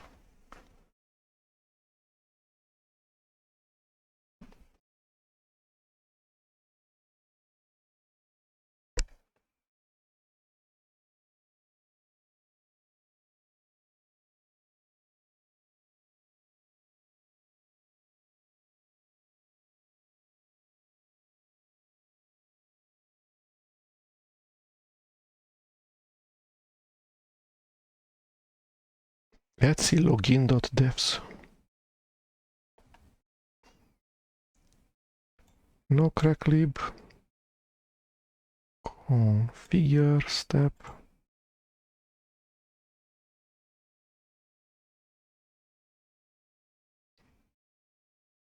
So it creates USR bin password.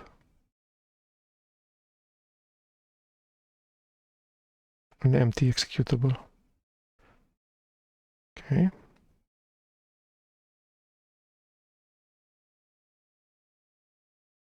ACL, yes. Extended attributes, yes. Shadow group, yes. SHA, yes. NSED, yes.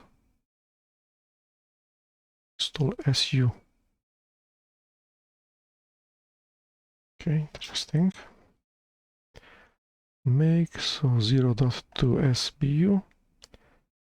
Then make install. What does it say? Warning. Okay. Not a problem. Configuring shadow. This package contains the utilities to add, modify, or delete users and groups, set and change their passwords, and perform other administrative tasks. To enable shadowed passwords, run the following command. Okay. Password convert. To enable shadowed groups, group convert. Okay. Shadow's default configuration for the user add utility has a few caveats that need some explanation.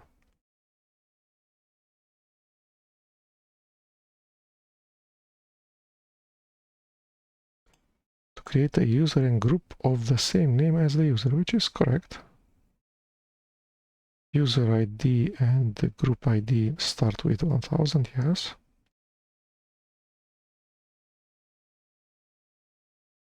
Okay.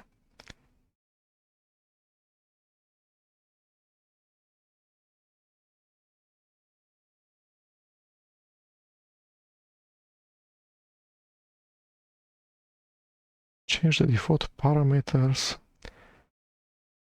The file /s/default/user add.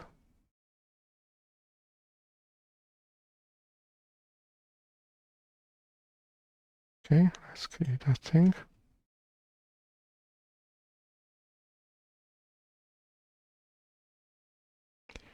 So we say create a directory slash etc slash default and add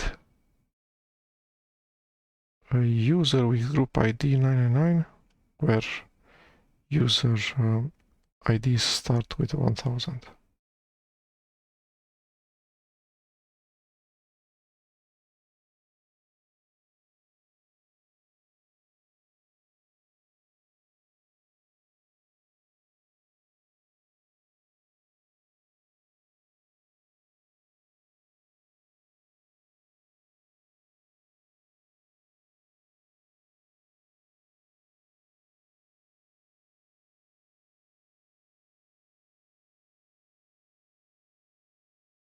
Issue the following command: sed -wa -imail no etc default user add.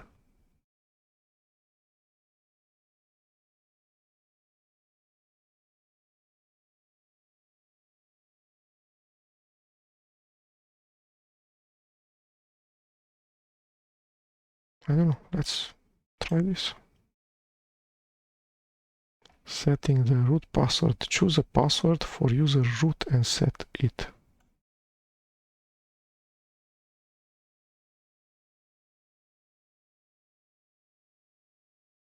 Too short.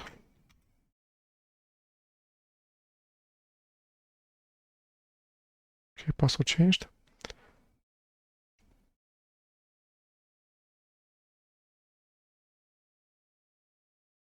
So group add, group del,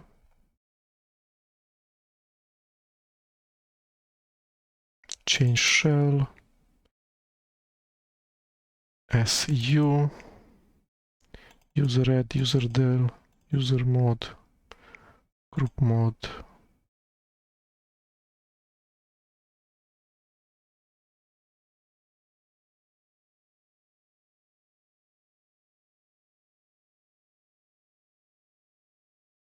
Change the user full name and other information. Okay, so editors for slash etc slash group and slash etc slash pass wd. Okay, and next GCC. Clean up.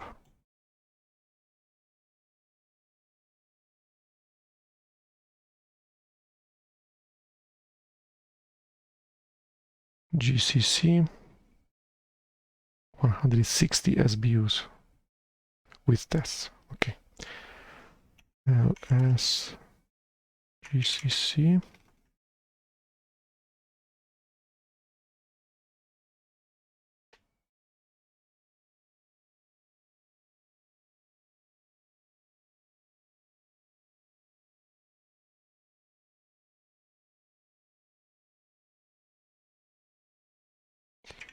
CD GCC. And let's start doing things.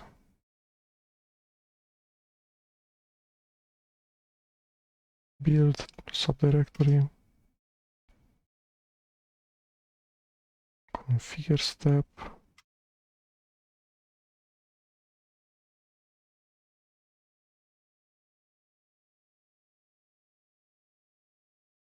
We don't build all of the GCC's supported languages, only C and C++.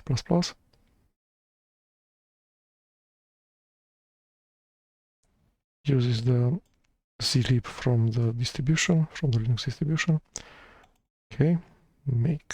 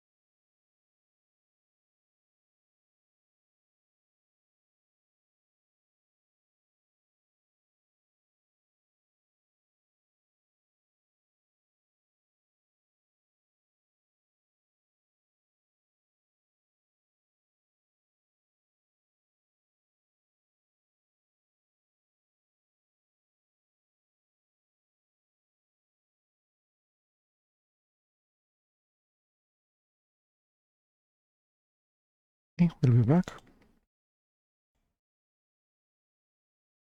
Okay. So it says that I should run the GCC test suite, and I'm going to not do that. So I'm not doing ulimit, chown, contrib, grep -a. I'm going to just install.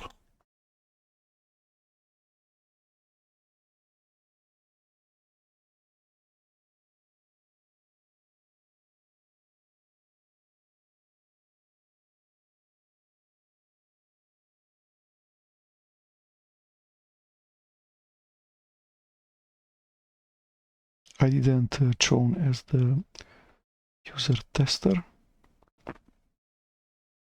so there's no need for this thing, but cannot hurt.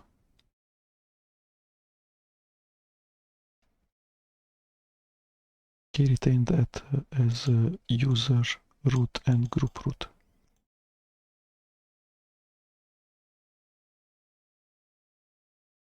USR bin CPP. Okay. Link time optimization LTO.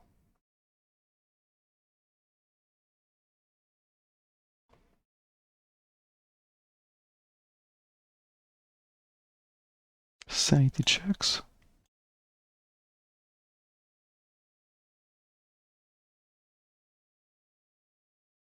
There should be no errors, yes, and the output of the last command will be requesting program interpreter lib64 ld linux x8664 so2, yes.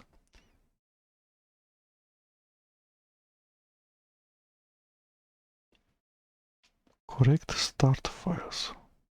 Start. CRTI, CRT1, CRTN.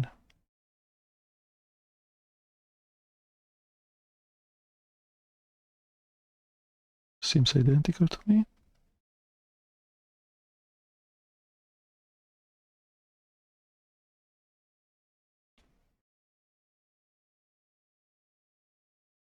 Include search starts here. USR lib GCC x86 12. Include USR include fixed and USR include.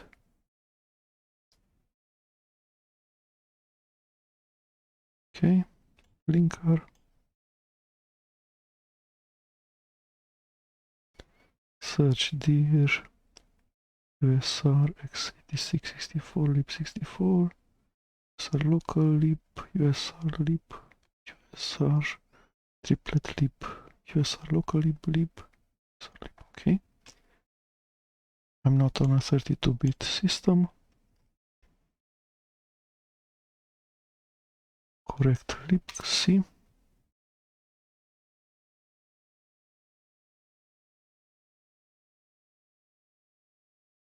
Okay, says found /usr/lib/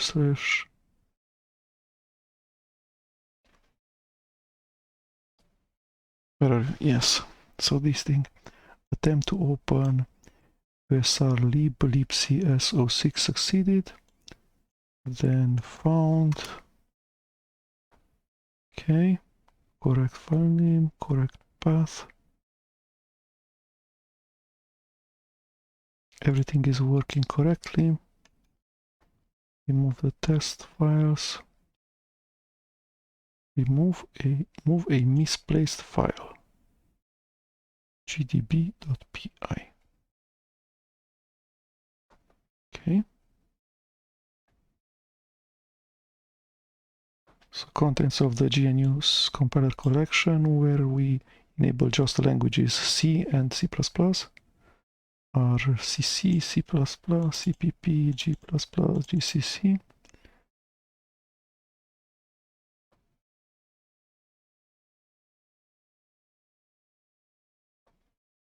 libgcc,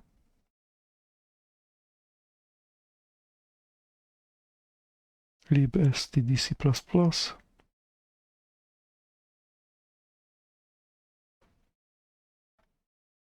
okay. Next, package config.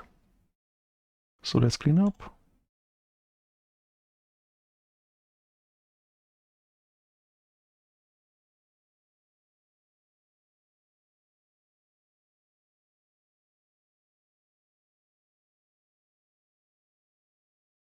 Okay, package config.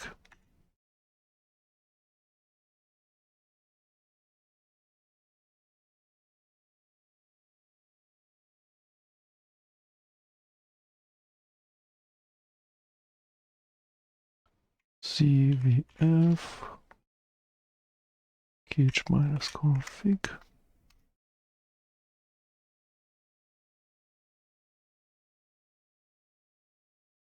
Okay, 0.3 sbu.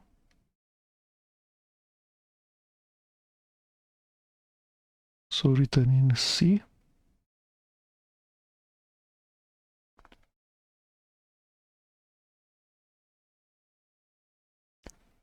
So it should not depend on the GTK library glib because we didn't build it yet.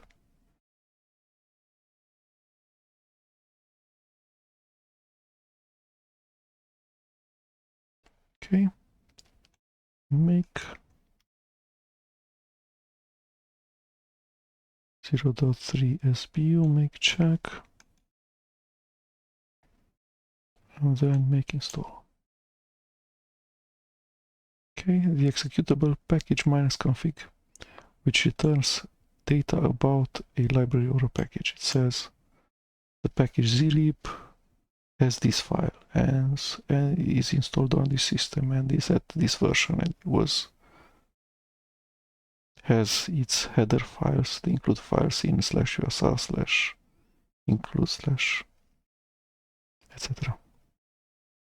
Okay, let's clean up package config and build and curses.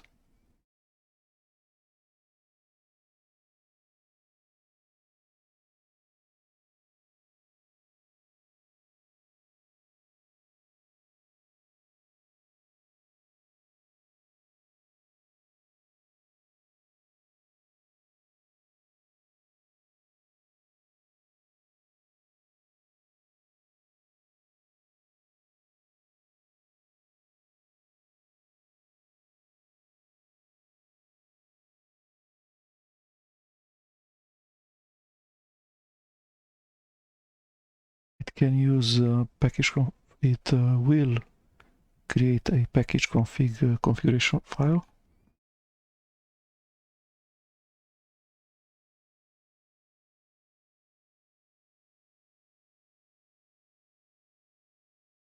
.pc files.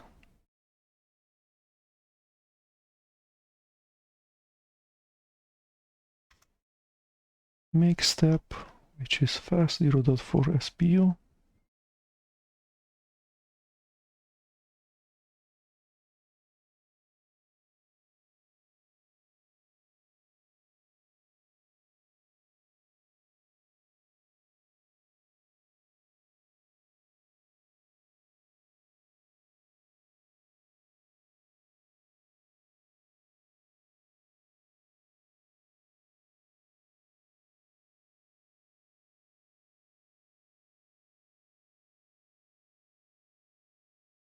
Make install.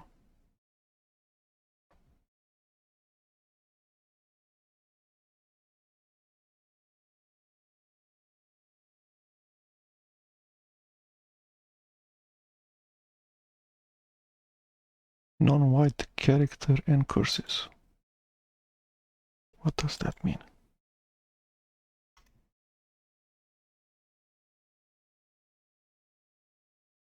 -L curses at build time.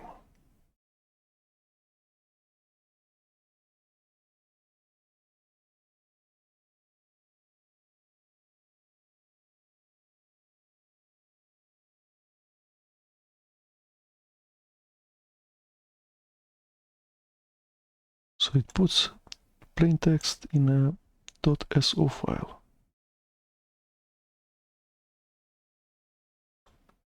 Don't need the documentation, but let's do it anyway.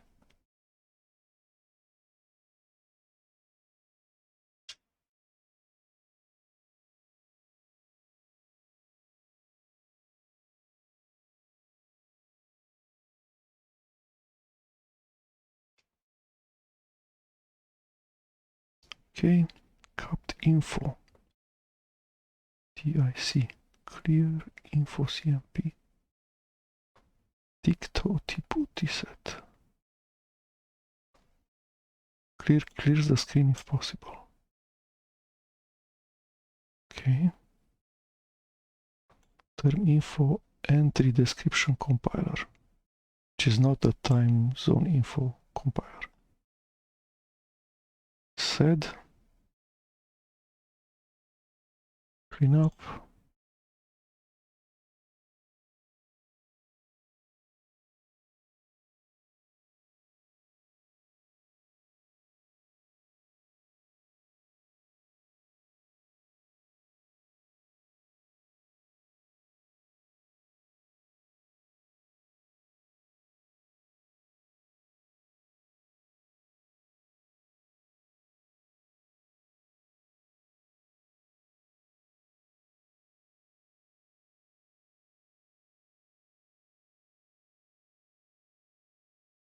Configure 0.4 SBU.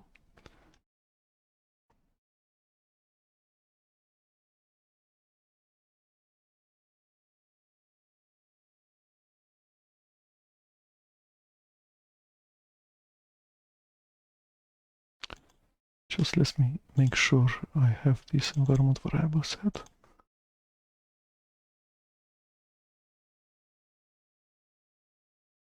Yes. So make install, make HTML. I'm not going to test anything. I'm not going to run anything as the user tester.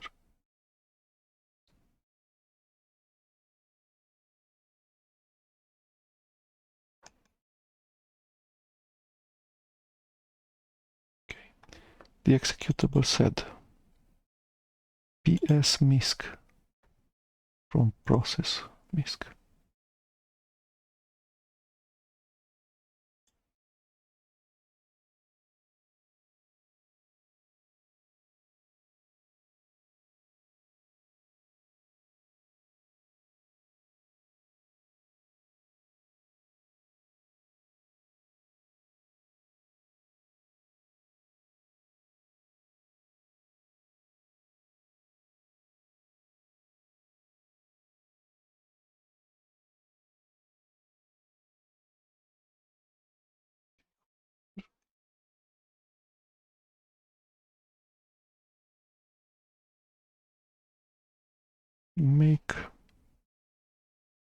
Make install. Programs for displaying information about running processes. Kill all. PS3. Interesting.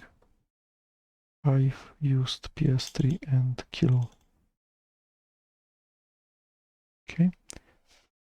So we just installed. Now next is get text.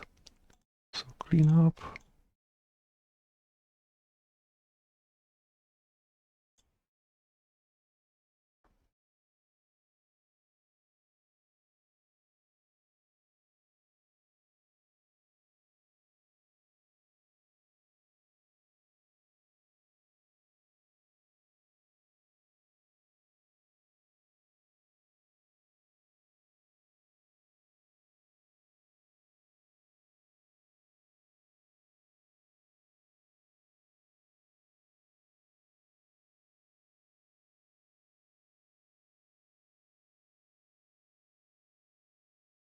.7 SPU.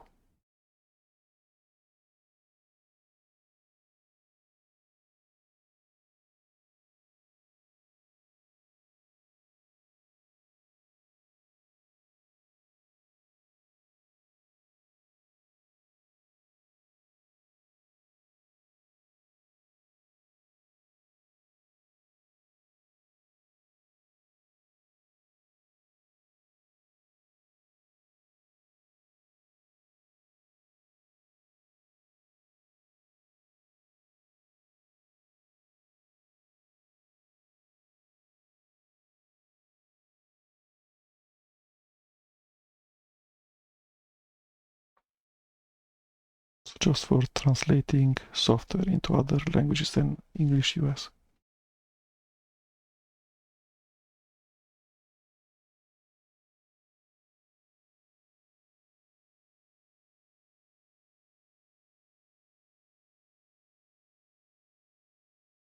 Okay, that was the configure step. Now make.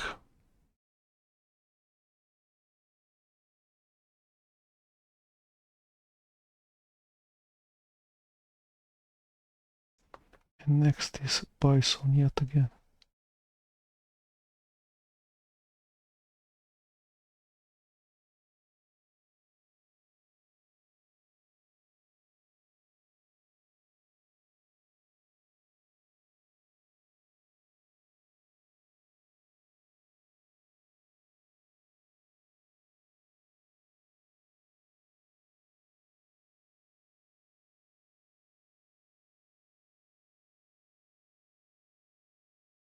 Let's pause a second. Okay, so make succeeded, make install.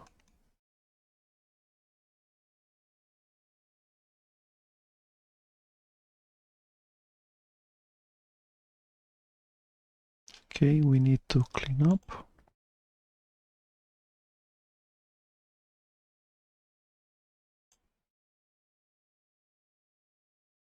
Next up, Bison.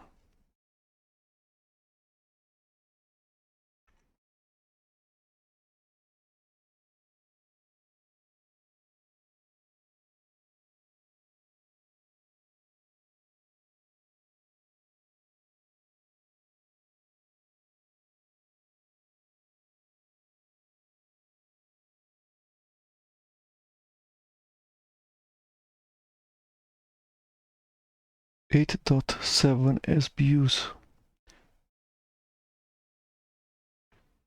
We'll pause this thing a bit. Okay, so we did Bison. Next up, grep, cleanup.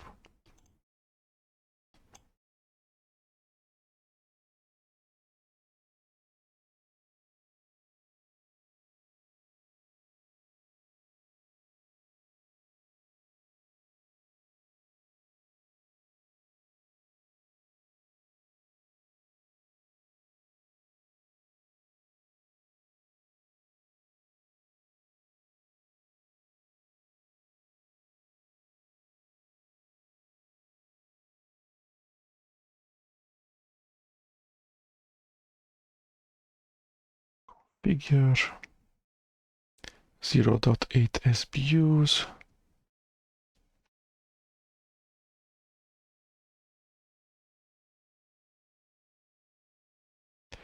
egrep, fgrep, and grep.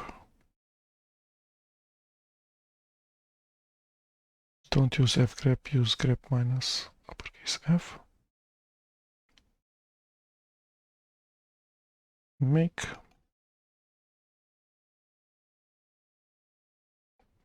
install. Next bash cleanup.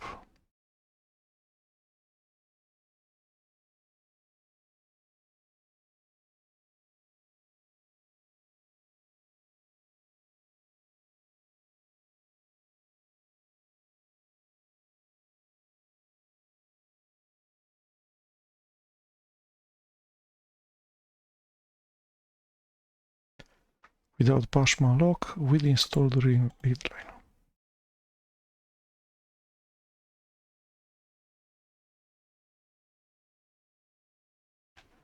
1.4 SBU.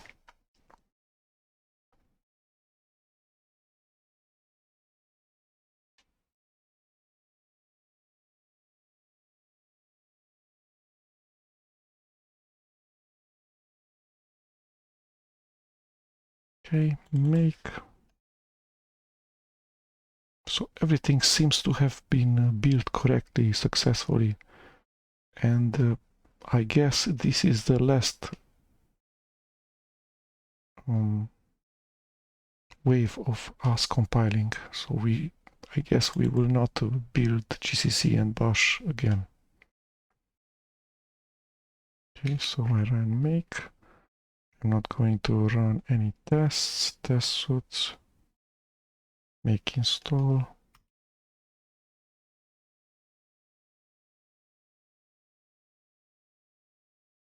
Replace the current bash process. Interesting. Let's see the environment variables. What do they look like?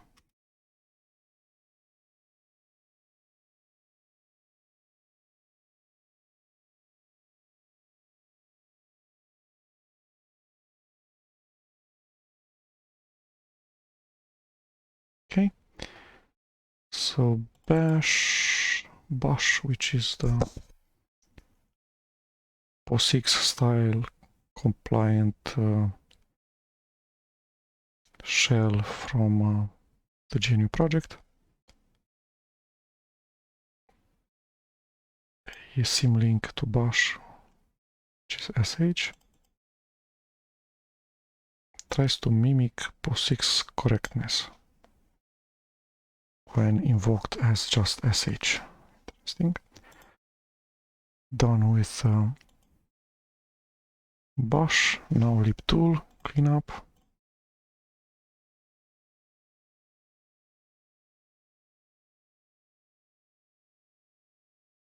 Libtool.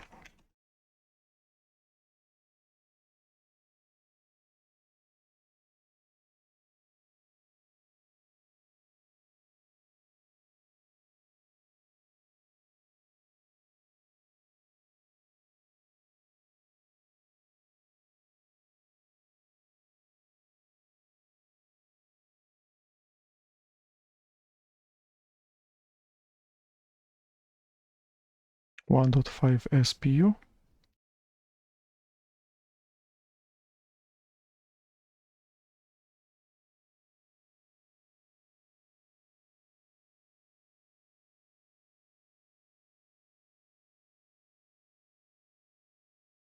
Can ignore compiler warnings in this directory. I don't know why was it so fast.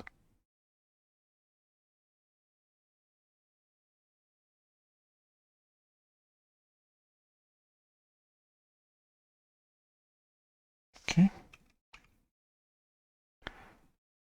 Remove the static library. Okay. libtool and libtool eyes and a .so file.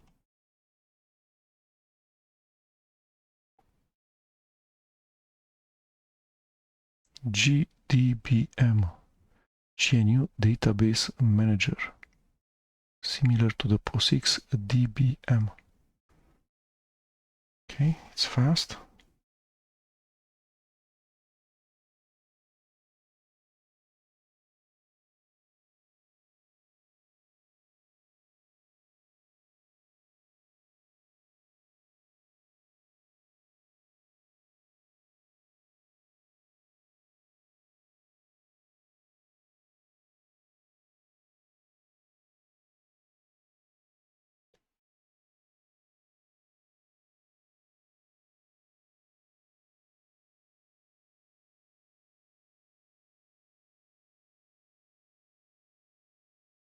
Okay, make 0.1 SPU, make install. So gdbm underscore dump and load and mtool and the library. Okay, that's it. gperf.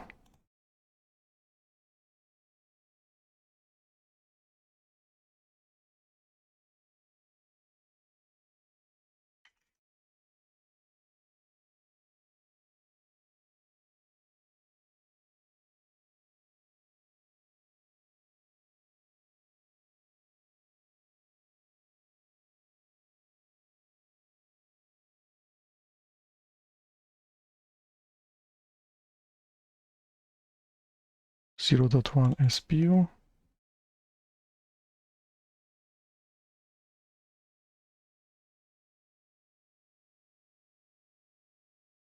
gperf the executable.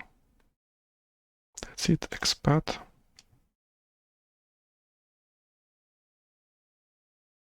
Clean up.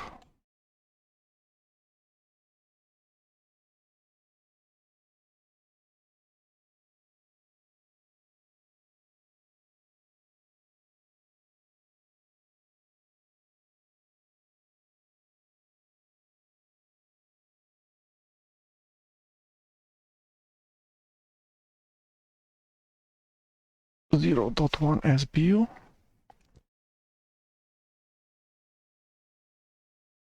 Make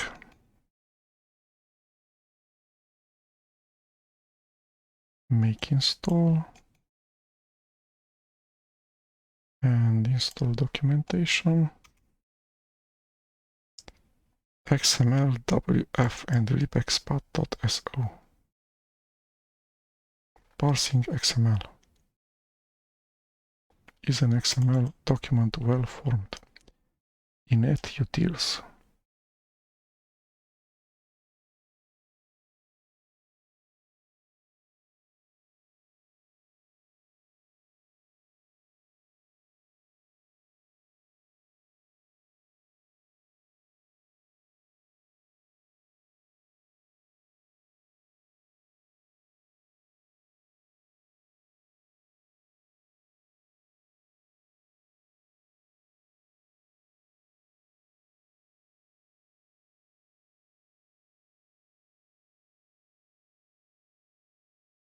.3 SBU basic networking.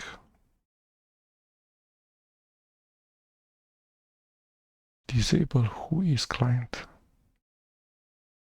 Disable the logger program.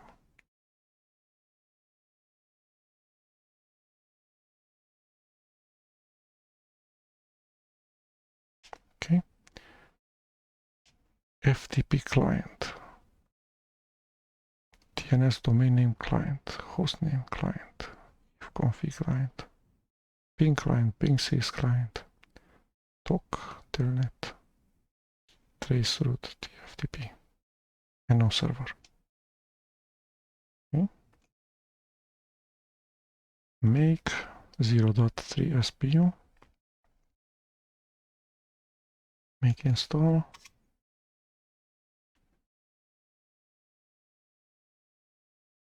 If config, put it in the correct place. Into /usr/sbin if config. Okay.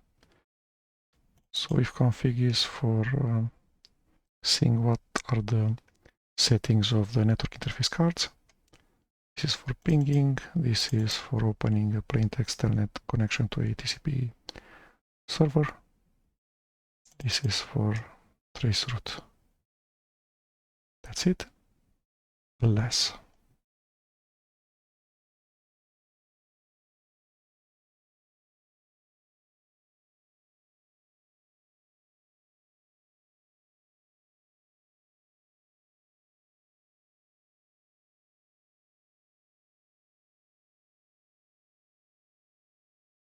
This is the pager.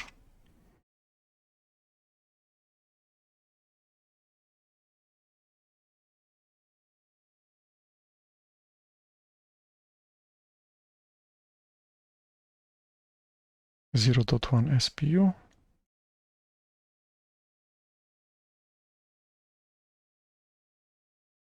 Make install. Less echo less key. File viewer or pager. It displays the content of a file, letting the user scroll up, down, find, jump.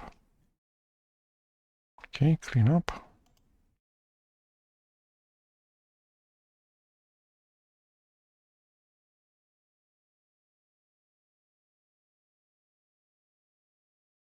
Next is Perl.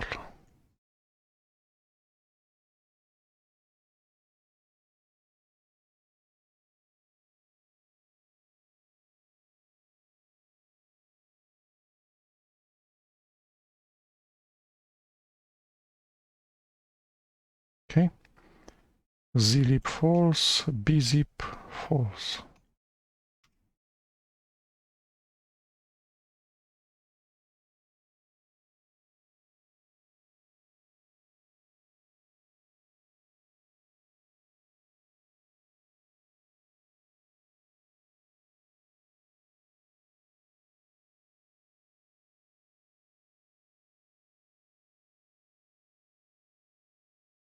Okay, so the configure step, it takes 9.4 SBUs. So I'll be back after the make install. Okay, so I've installed, I have built, and now I'm installing. cpan the package manager.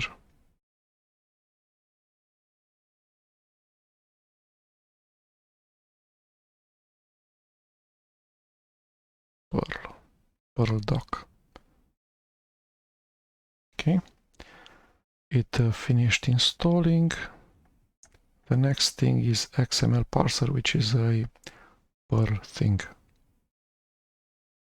And still it doesn't say that we should keep this directory, so let's delete it.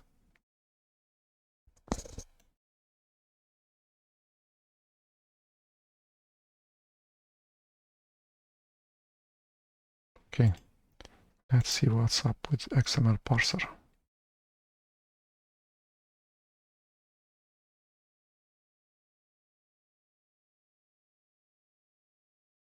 Perl wrapper over expat.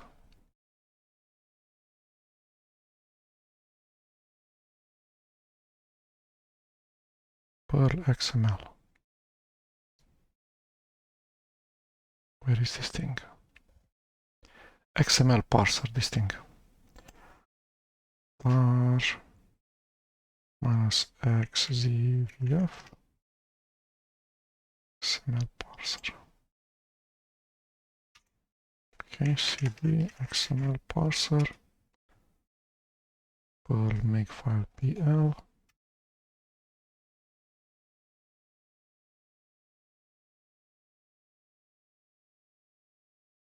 Is this okay or not?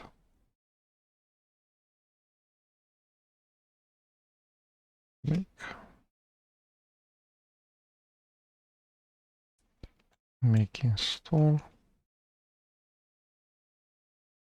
So expat.so provides Perl expat interface. Internationalization tool. Let's clean this up.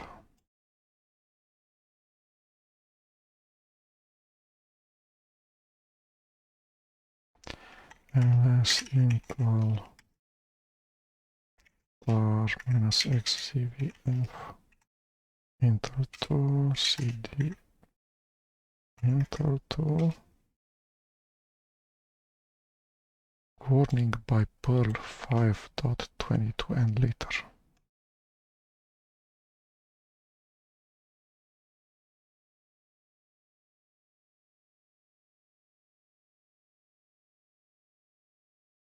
Okay. Configure step 0.1 SBU make step and make install. Okay, Intel tool extract, merge, prepare, update into lies. Get text, translations, POT files, PO files. Next, autoconf. Clean up.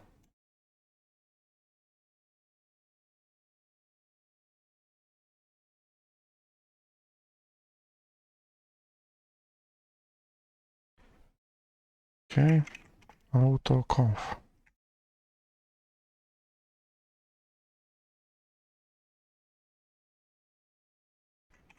Autoconf. USR. Make install. Autoconf, auto header, automate, auto reconf, auto scan, auto update if names. Okay, interesting. Next, automake. So clean up.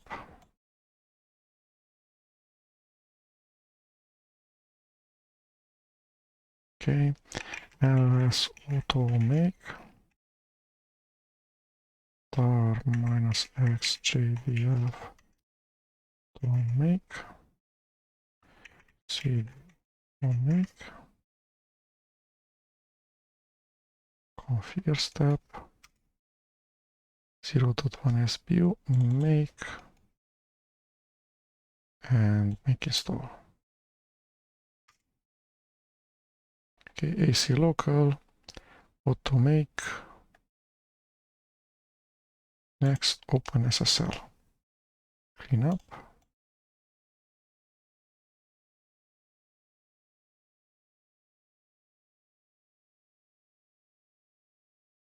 Okay, ls SSL tar -xzf open SSL cd open SSL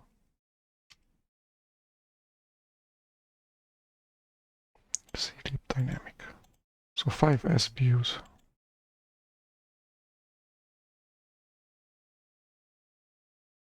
Seed configuration.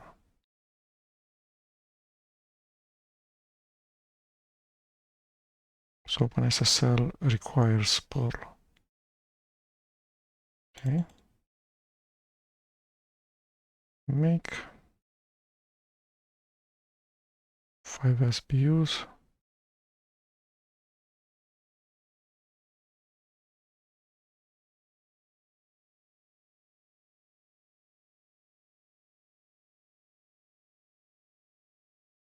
Okay. Next we install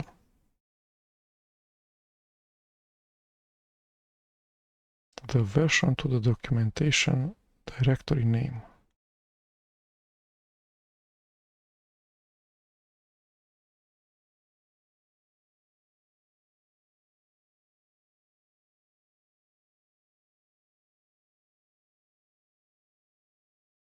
Plenty of documentation, which we're not going to look at.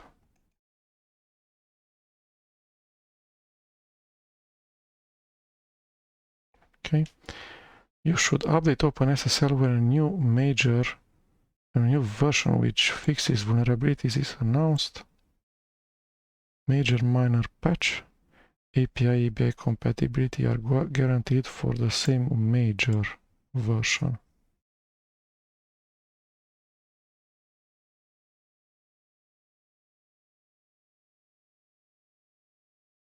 So as long as version 3 remains, it's enough to just upgrade OpenSSL and the rest of the packages will be automatically using the newer libcrypto.so and libssl.so. Okay. Contents OpenSSL command line tool for using cryptography functions from the OS6 shell. Okay, man1 OpenSSL. So we installed next kmod. Clean up.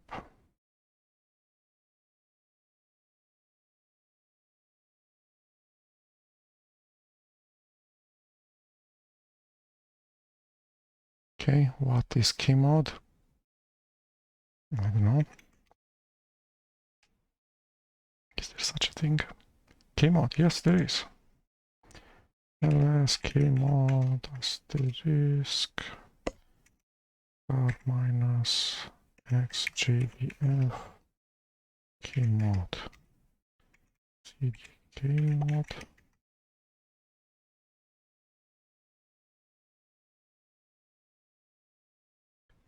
For Linux kernel modules, executables for loading. Okay, with OpenSSL, with the libraries from the system for compression, make 0.1 SBU and then make install.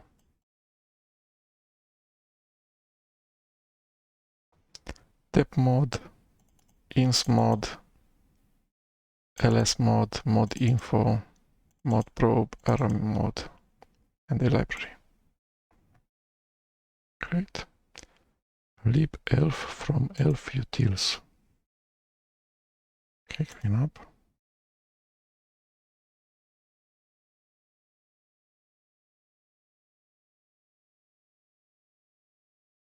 Elf utils. Okay. LS elf. So this is busy too. XJVF.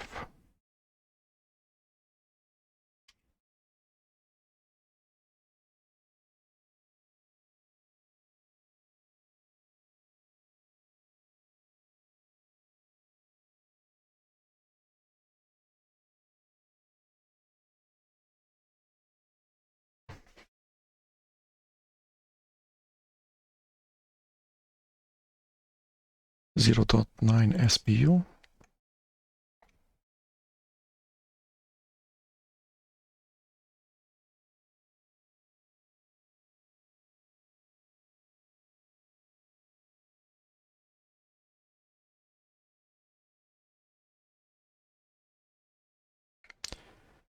Okay, and install just libelf.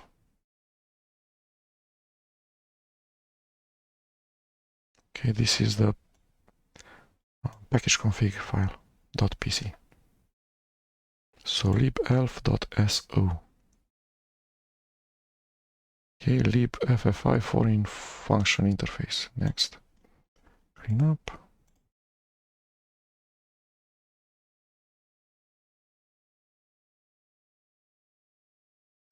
ls ffi tar minus xzvf libffi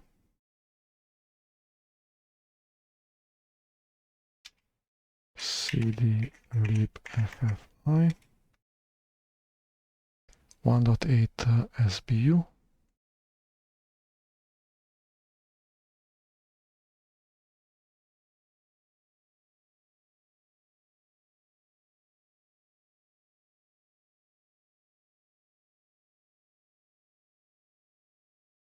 Okay, make.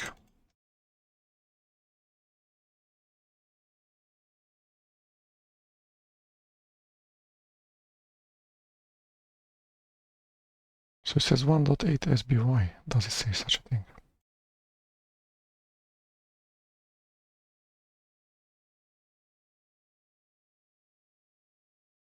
Okay. libffi.so. Python. Clean up.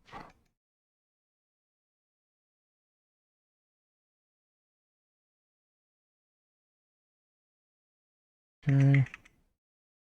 R minus xjvf.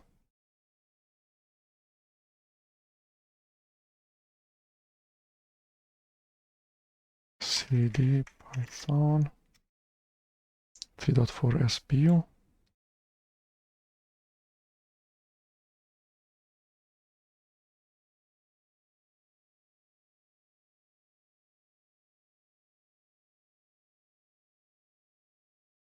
Okay, I'll be back after make finishes. Okay, so Python 3 make succeeded. It also ran many tests. Now we're going to do make install.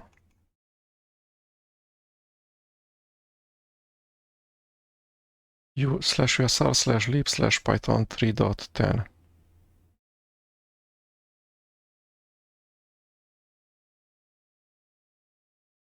Successfully installed pip, the package manager for Python, and setup tools. Okay.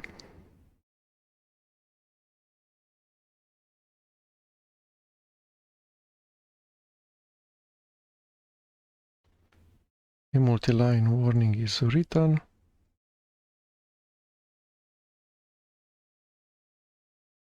Okay, that is not a problem. So the warning for PIP version should be ignored. You can suppress this warning completely. In LFS, we normally build and install Python modules with pip3. Please take care that the pip3 install commands in both the books should be run as root user.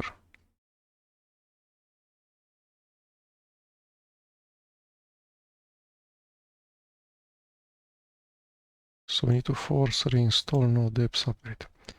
Okay. Let's do this.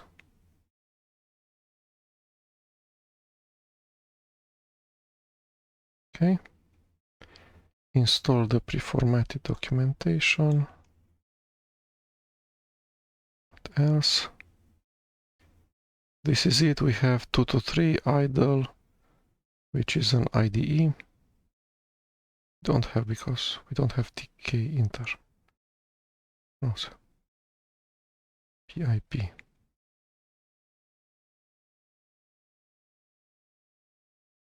With a wrapper does not run because we don't have TK. We have DCL, the programming language, but we do not have TK, the toolkit, the GUI toolkit. Okay, next wheel. Clean up.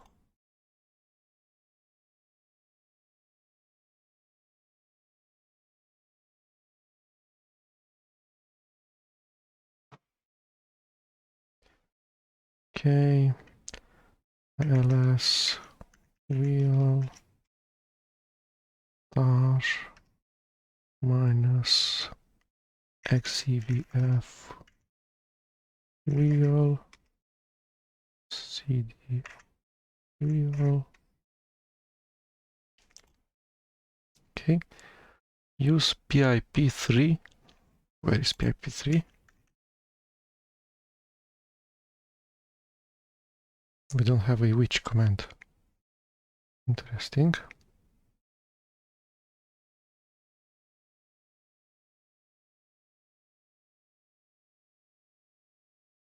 Successfully installed wheels 0371. Okay, so just a program which is called wheel. Unpack, pack, convert wheel packages. /usr/lib /python 3.10 site packages. Okay, Ninja. Clean up.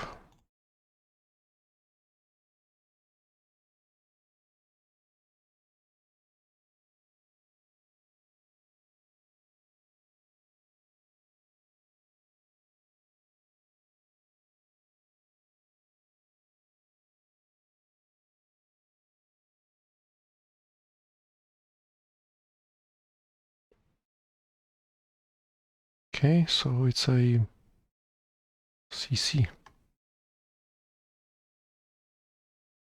program. Okay.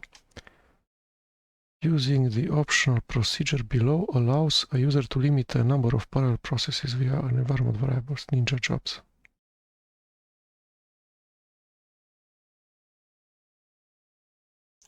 Ninja normally runs a maximum number of processes in parallel. The number of cores plus 2. In some cases, this can overheat a CPU. The solution is export Ninja jobs 4. Okay.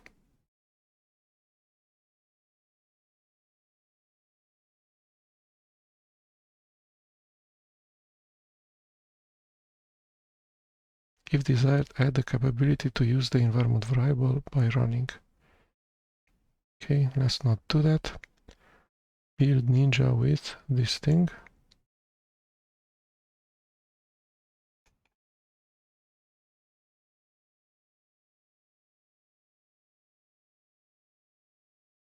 Re to C.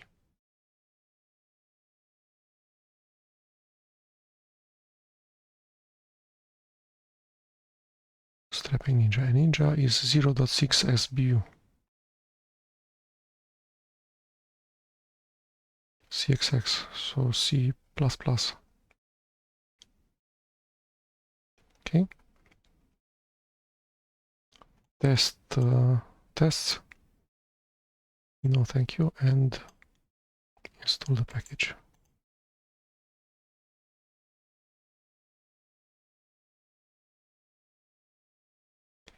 The executable Ninja. Ninja is a build system.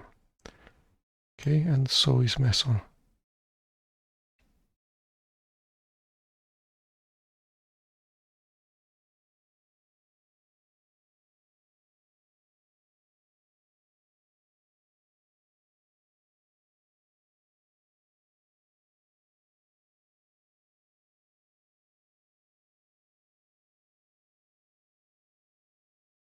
Minus Meson tar minus x zvf Meson cd Meson pip3.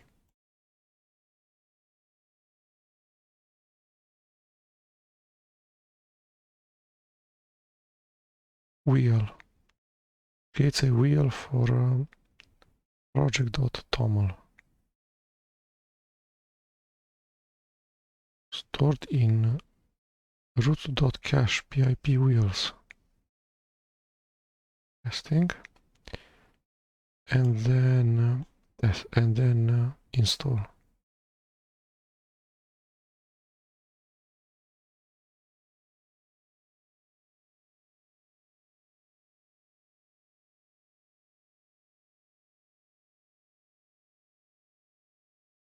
Okay, so into the site packages directory,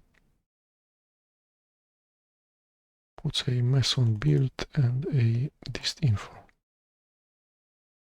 and the executable Meson.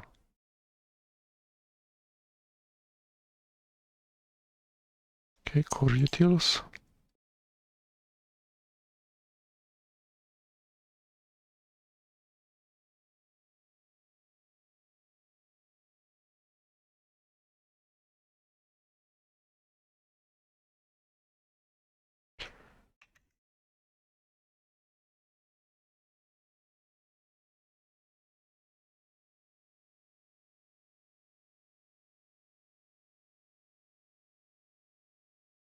Okay, core utils. Apply the patch.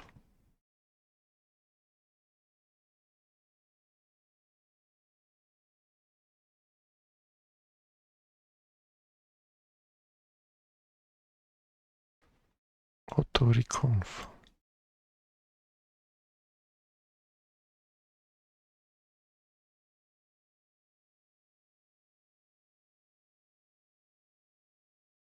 Patch for internationalization. Okay, and this takes 2.8 SBU. So the configuration step which actually reconfigures.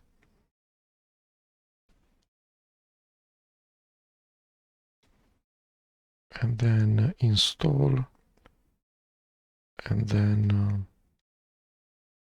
no tests.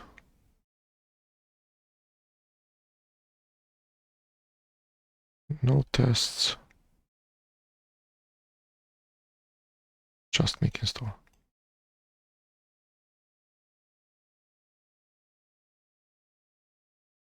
And this contains chroot. What a surprise. Okay, so this is just the auto-reconf step.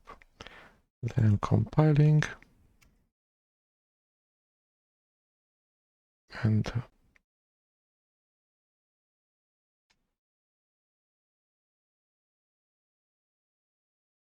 this is test skip down to install the package.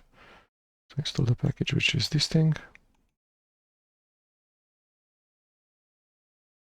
Okay, and then move files to the correct place.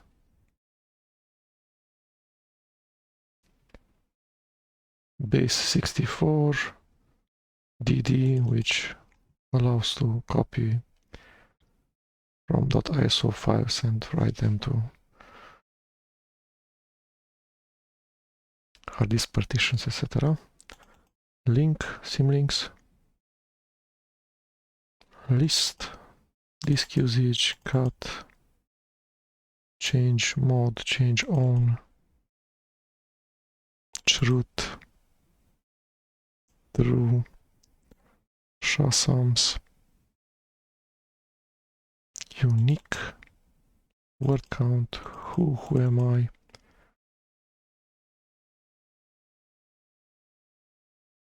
Great.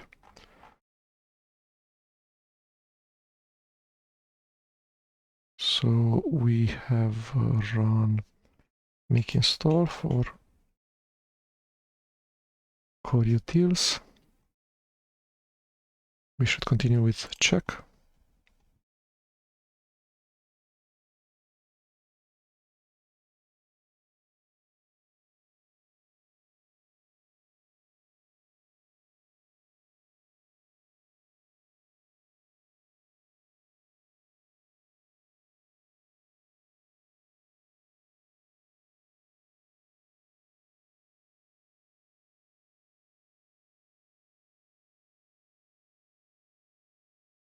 .1 SPU.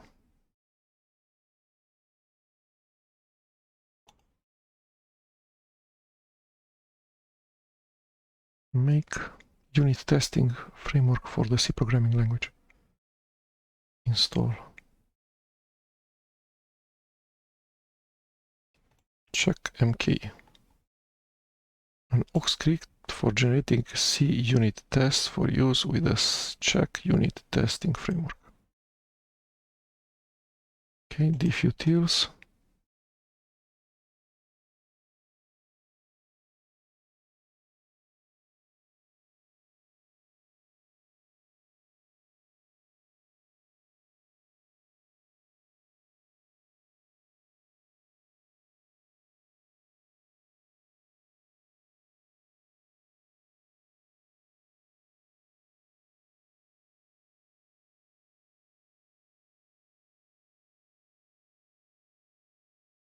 .0.doxys SPU.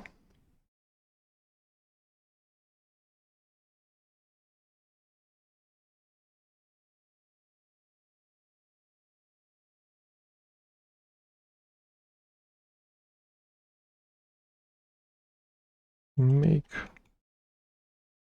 We're not going to run the tests. Install. Diff to files or directories.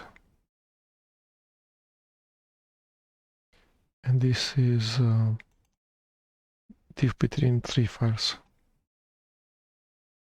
Okay, goc gnu awk.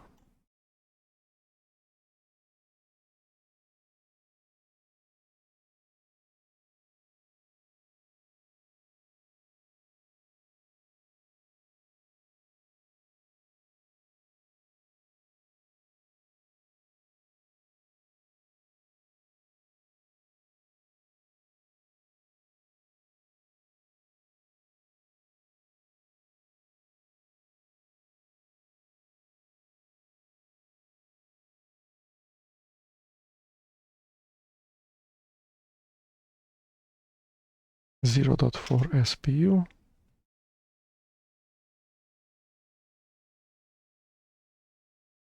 Make install. Documentation. Okay, awk. Programming language. Find utils.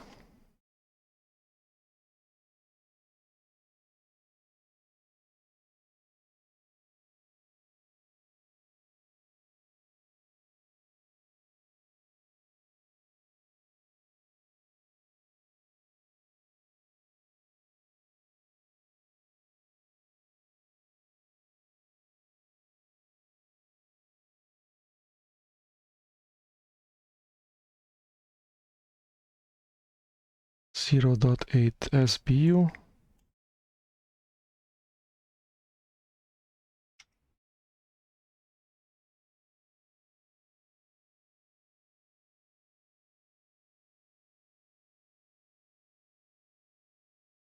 Locate.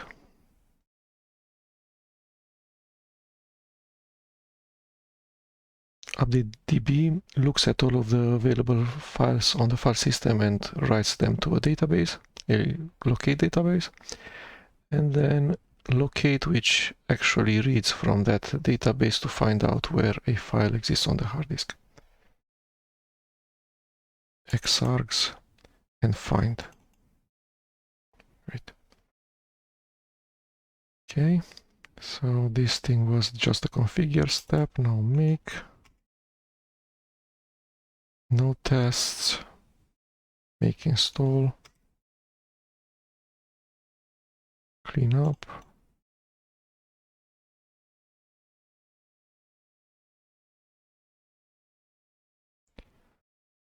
Okay, next graph for man pages.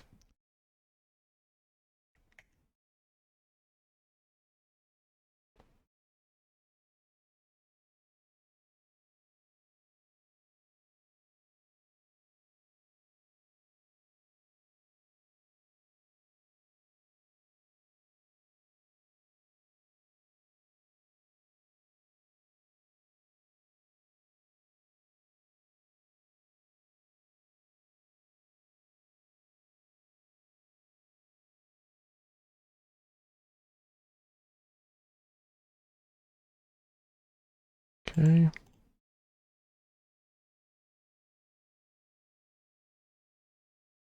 Let's go with A4.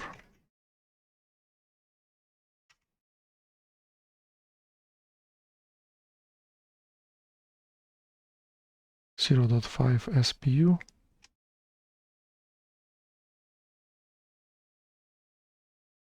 Make with just one core.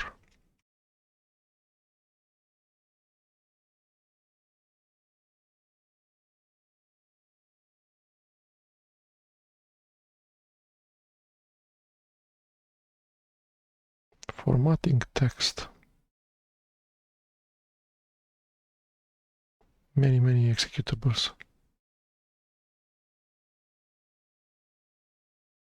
Glilipond, Gperl, Gpinin, GiroDVI, PS, PDF.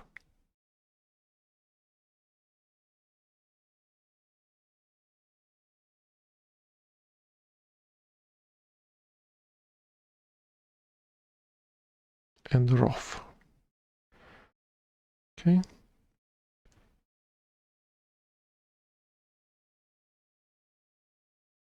So this was make, now make install.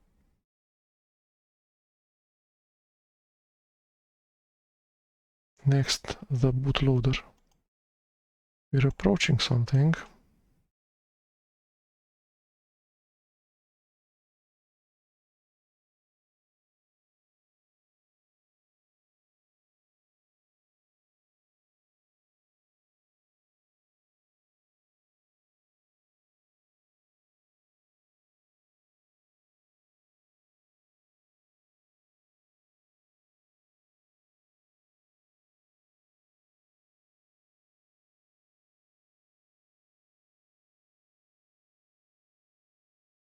If your system has UEFI and you wish to boot LFS with UEFI, you can skip this package in LFS and install group with UEFI support in BLFS.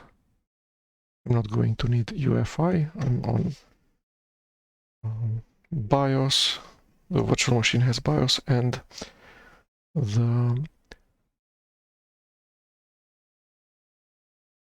partition table is also BIOS MBR for dev SDB. Okay.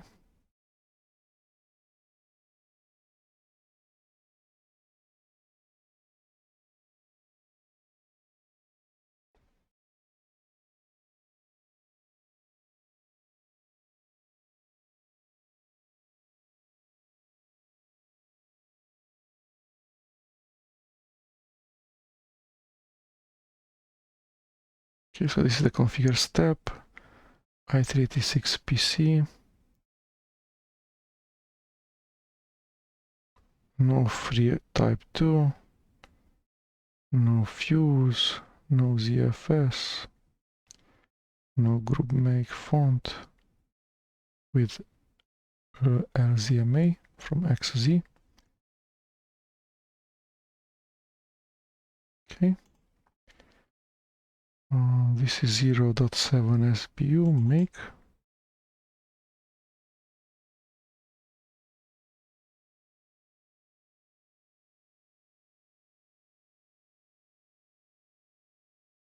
Make install.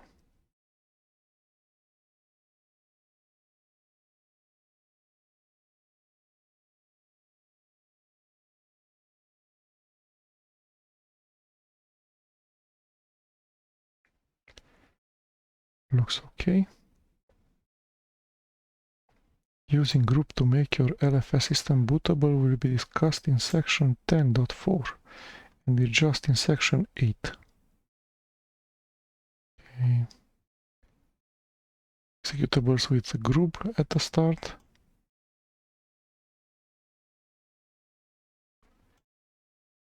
Okay. And directory /c/group.d /boot/group after we run group install. Okay, gzip.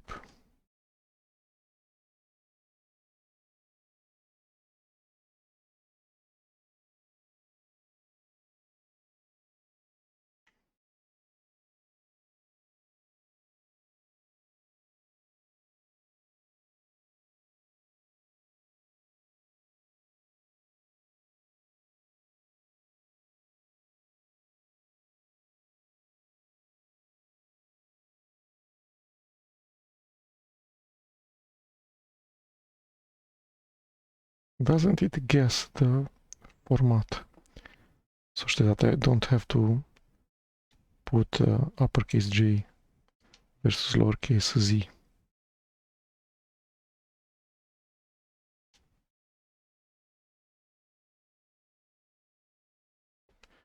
Compression options.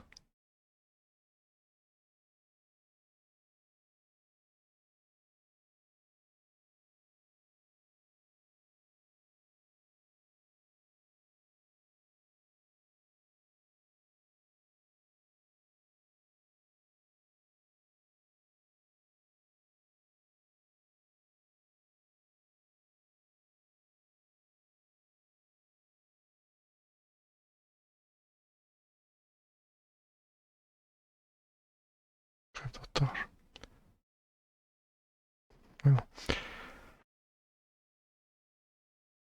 okay, so we need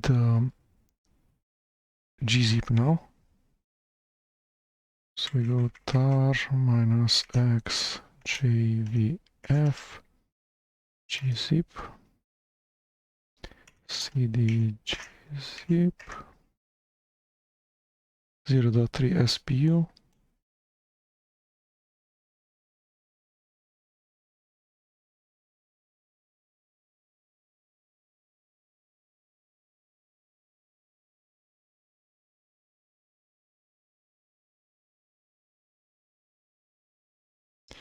No make check, make install. G unzip, gzx, gzip uncompress, zcat, zdiff, zegrep, zfgrep, zforce. Less, more, new. Okay. IP route.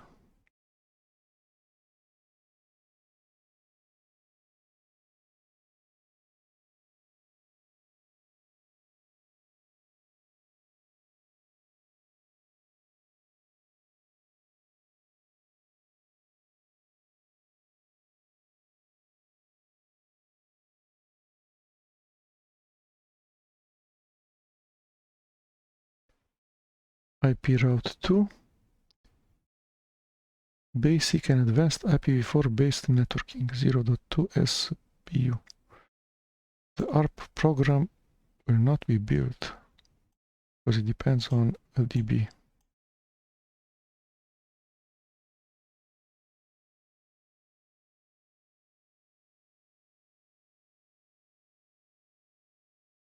Run netns.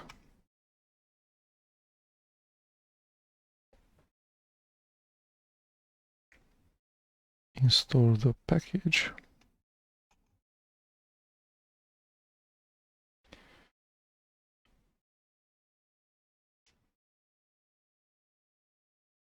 TC flow, TC flower.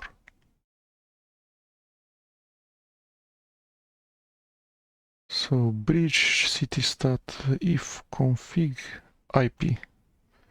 So this is the new way of getting the settings on network interface card, not ifconfig, but IP space A.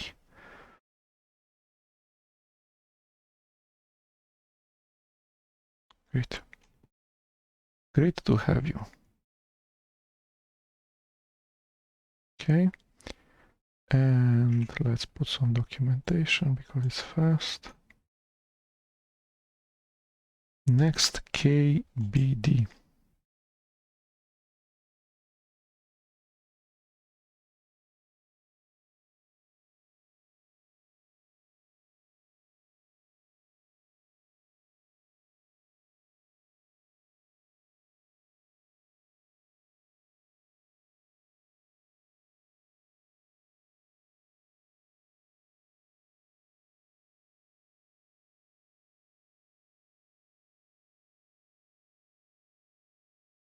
Okay, we apply the patch.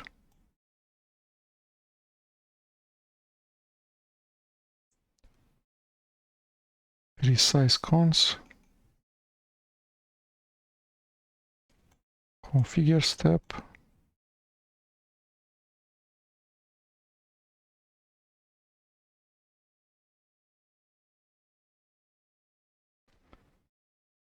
Okay, no vlock.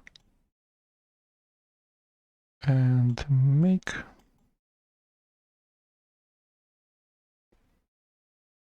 This is 0.1 SBU.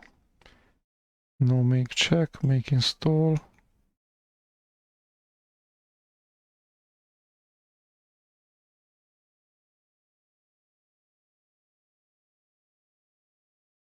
Okay, install the documentation.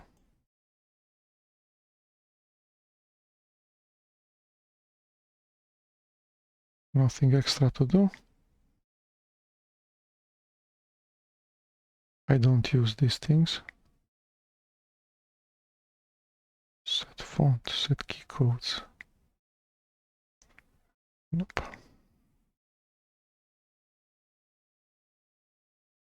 Lib pipeline.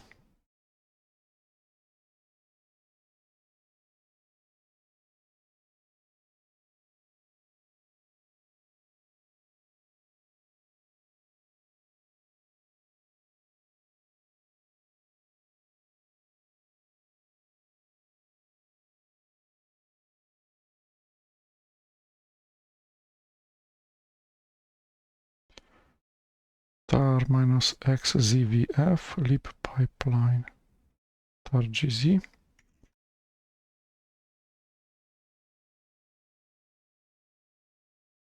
Okay, configure.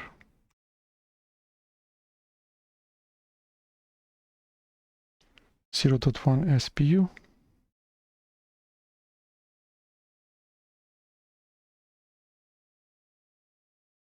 Make install libpipeline.so. Make gnu make.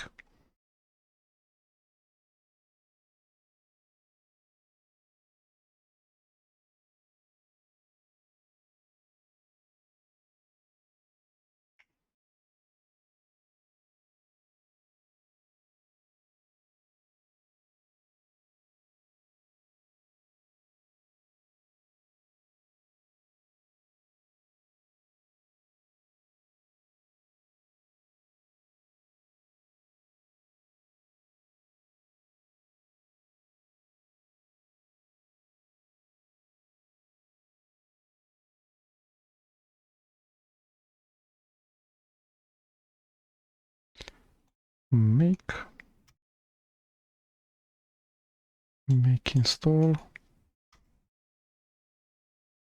Make the executable. Okay, patch.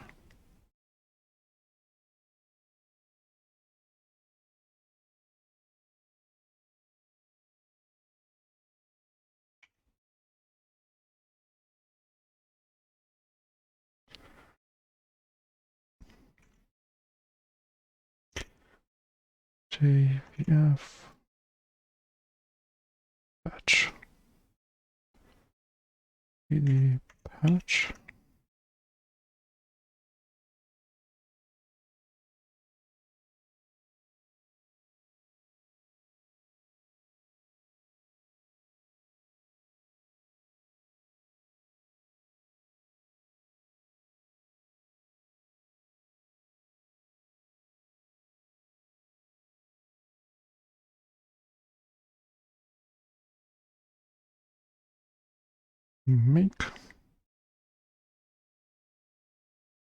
Make install executable patch,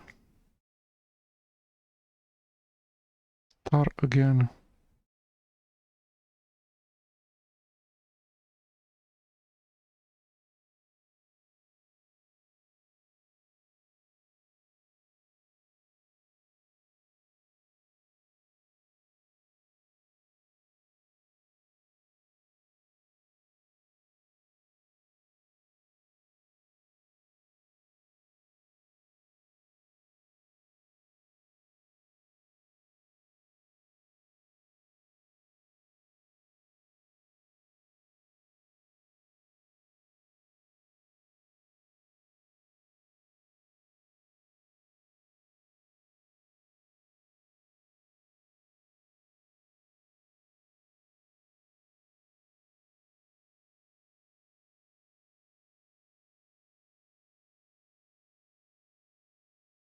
okay, says 1.7 SBU.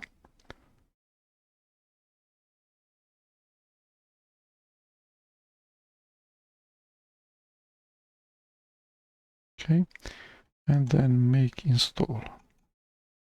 Just on binary tar. Text info again.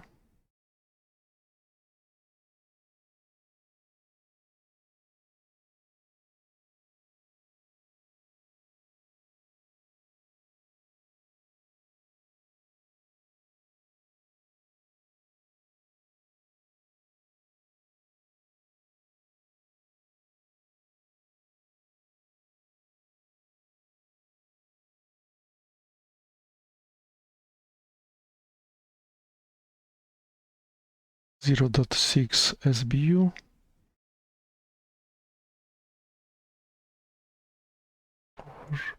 Pages. Text. Okay. Make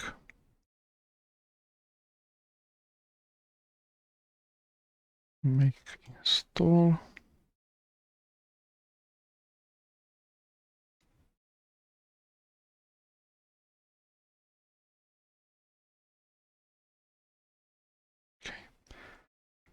The info documentation system uses a plain text file to hold its list of menu entries. /usr/share/info/dir. Can sometimes get out of sync.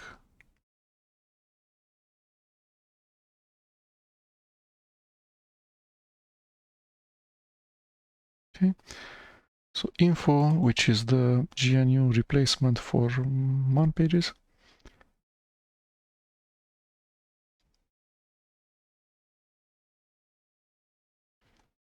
Vim. Now we're going places.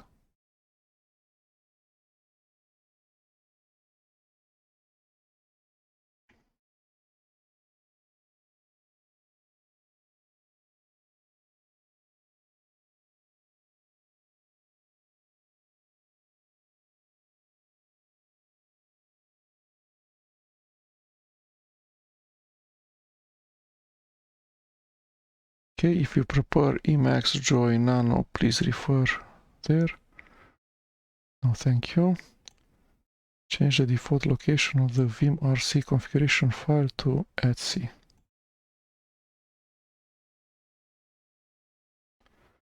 Prepare Vim for compilation, which means configure step. Says 2.5 SBU. Next, we're going to run make.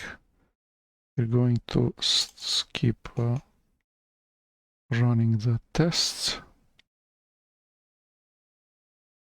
and just do make install.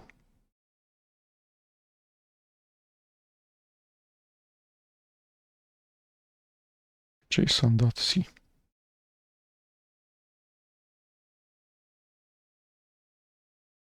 Okay. Many users are used to using just VI instead of Vim. So a symlink is a good thing to have. Okay. By default, Vim's documentation is installed in USR share Vim. Make a symlink.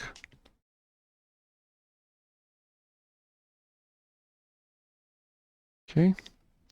I'm not using the next server. Vim runs in V-compatible mode. This may be new to users who have used other editors in the past.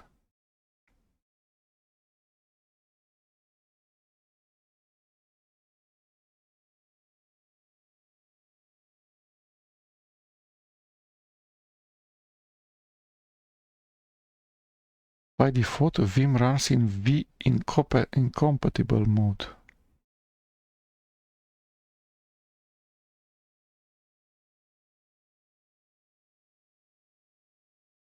I know. Set no compatible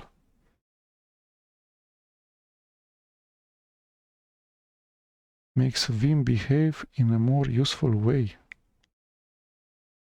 than the VI compatible manner.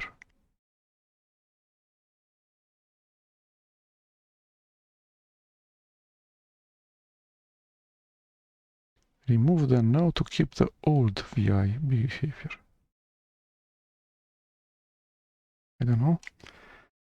Documentation for other available options can be obtained. We make installed. See what this thing does.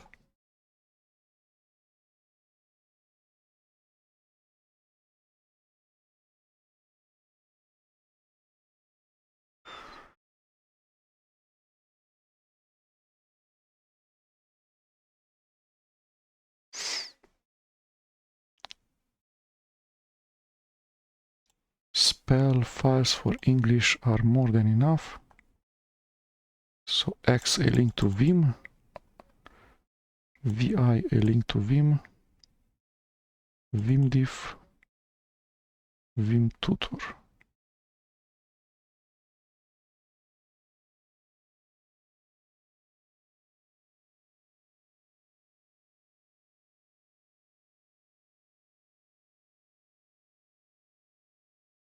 No, markup safe.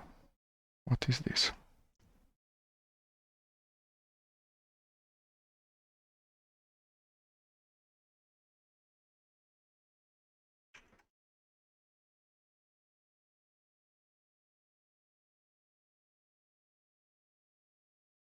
Markup safe with uppercase M. Bar minus X ZVF markup safe. CD markup safe. Okay. PIP wheel.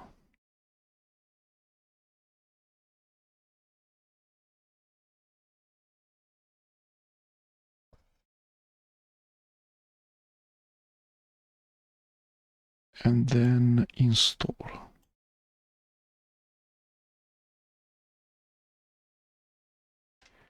Jinja.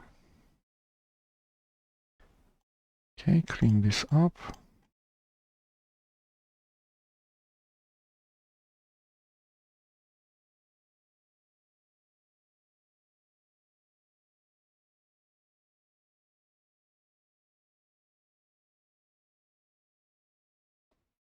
Uppercase J.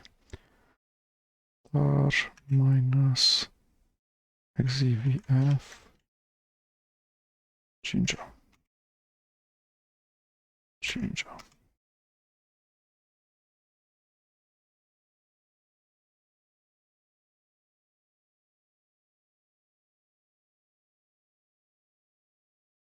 systemd. What do we have here?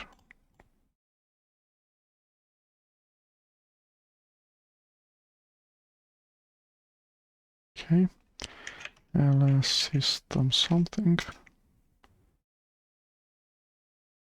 Okay, systemd251 .gz tar -xzvf system d2 .gz cd systemd. Okay, apply the patch, remove render and sgx.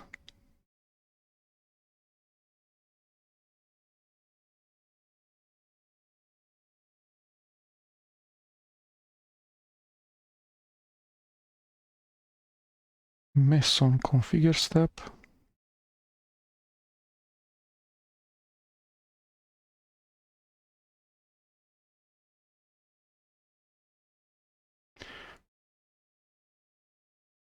Build configuration release.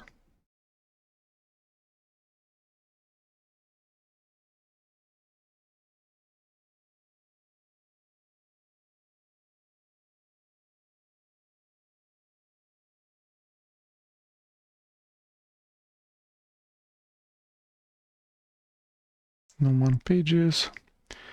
Okay, compile. Similar to the make step.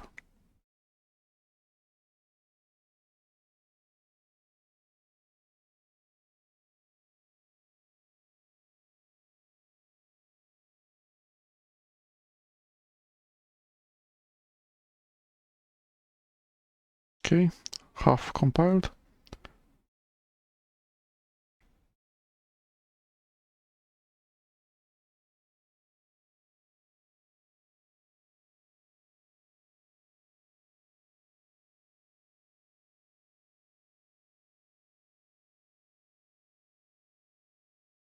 Okay, now we can install.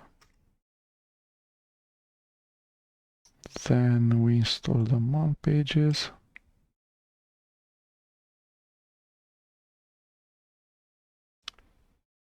Machine ID.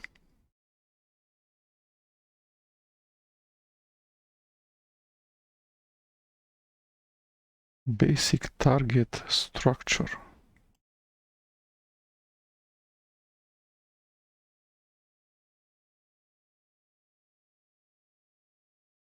Timers target once systemd sys update. Okay. Disable a service for upgrading binary distro systemd sys update.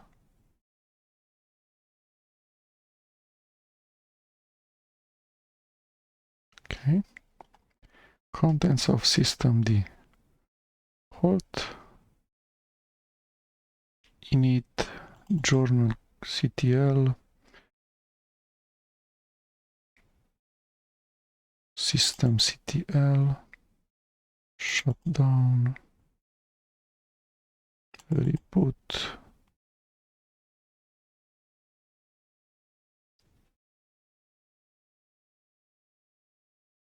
klib_nss my hostname, my machines resolve, bin format, udev add, time dates ctl, login ctl, core dump ctl. Quite a lot. Okay. So I did everything. Next up, dbus.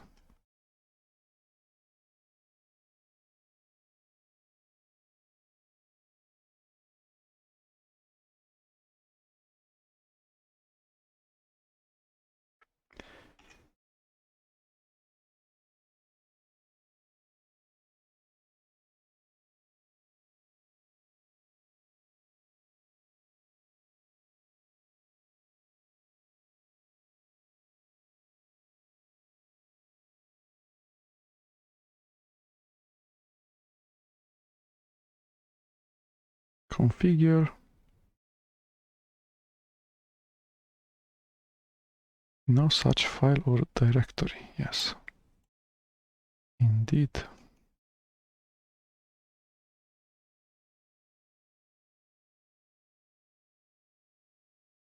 .2 sbu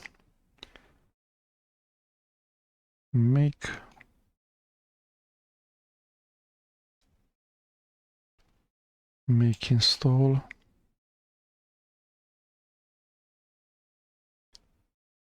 machine ID.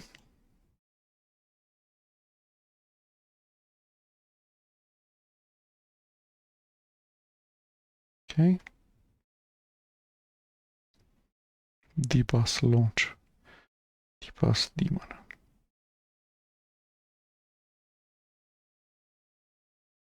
MonDB cleanup.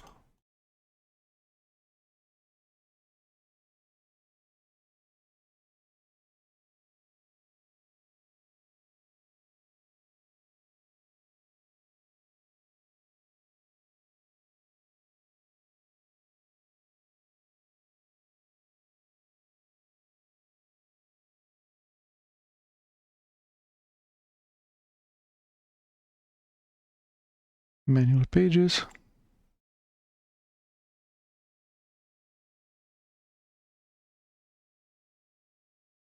Not just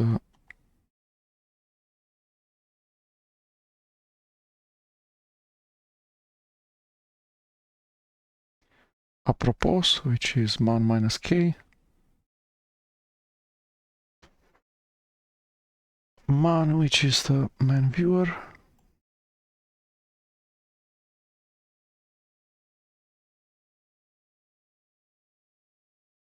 that's it. So the configure step, the make step,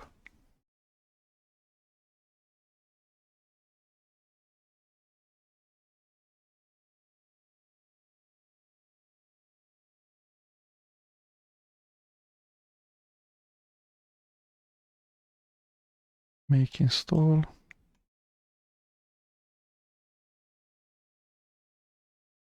I don't want non-English manual pages. Next, proc psng.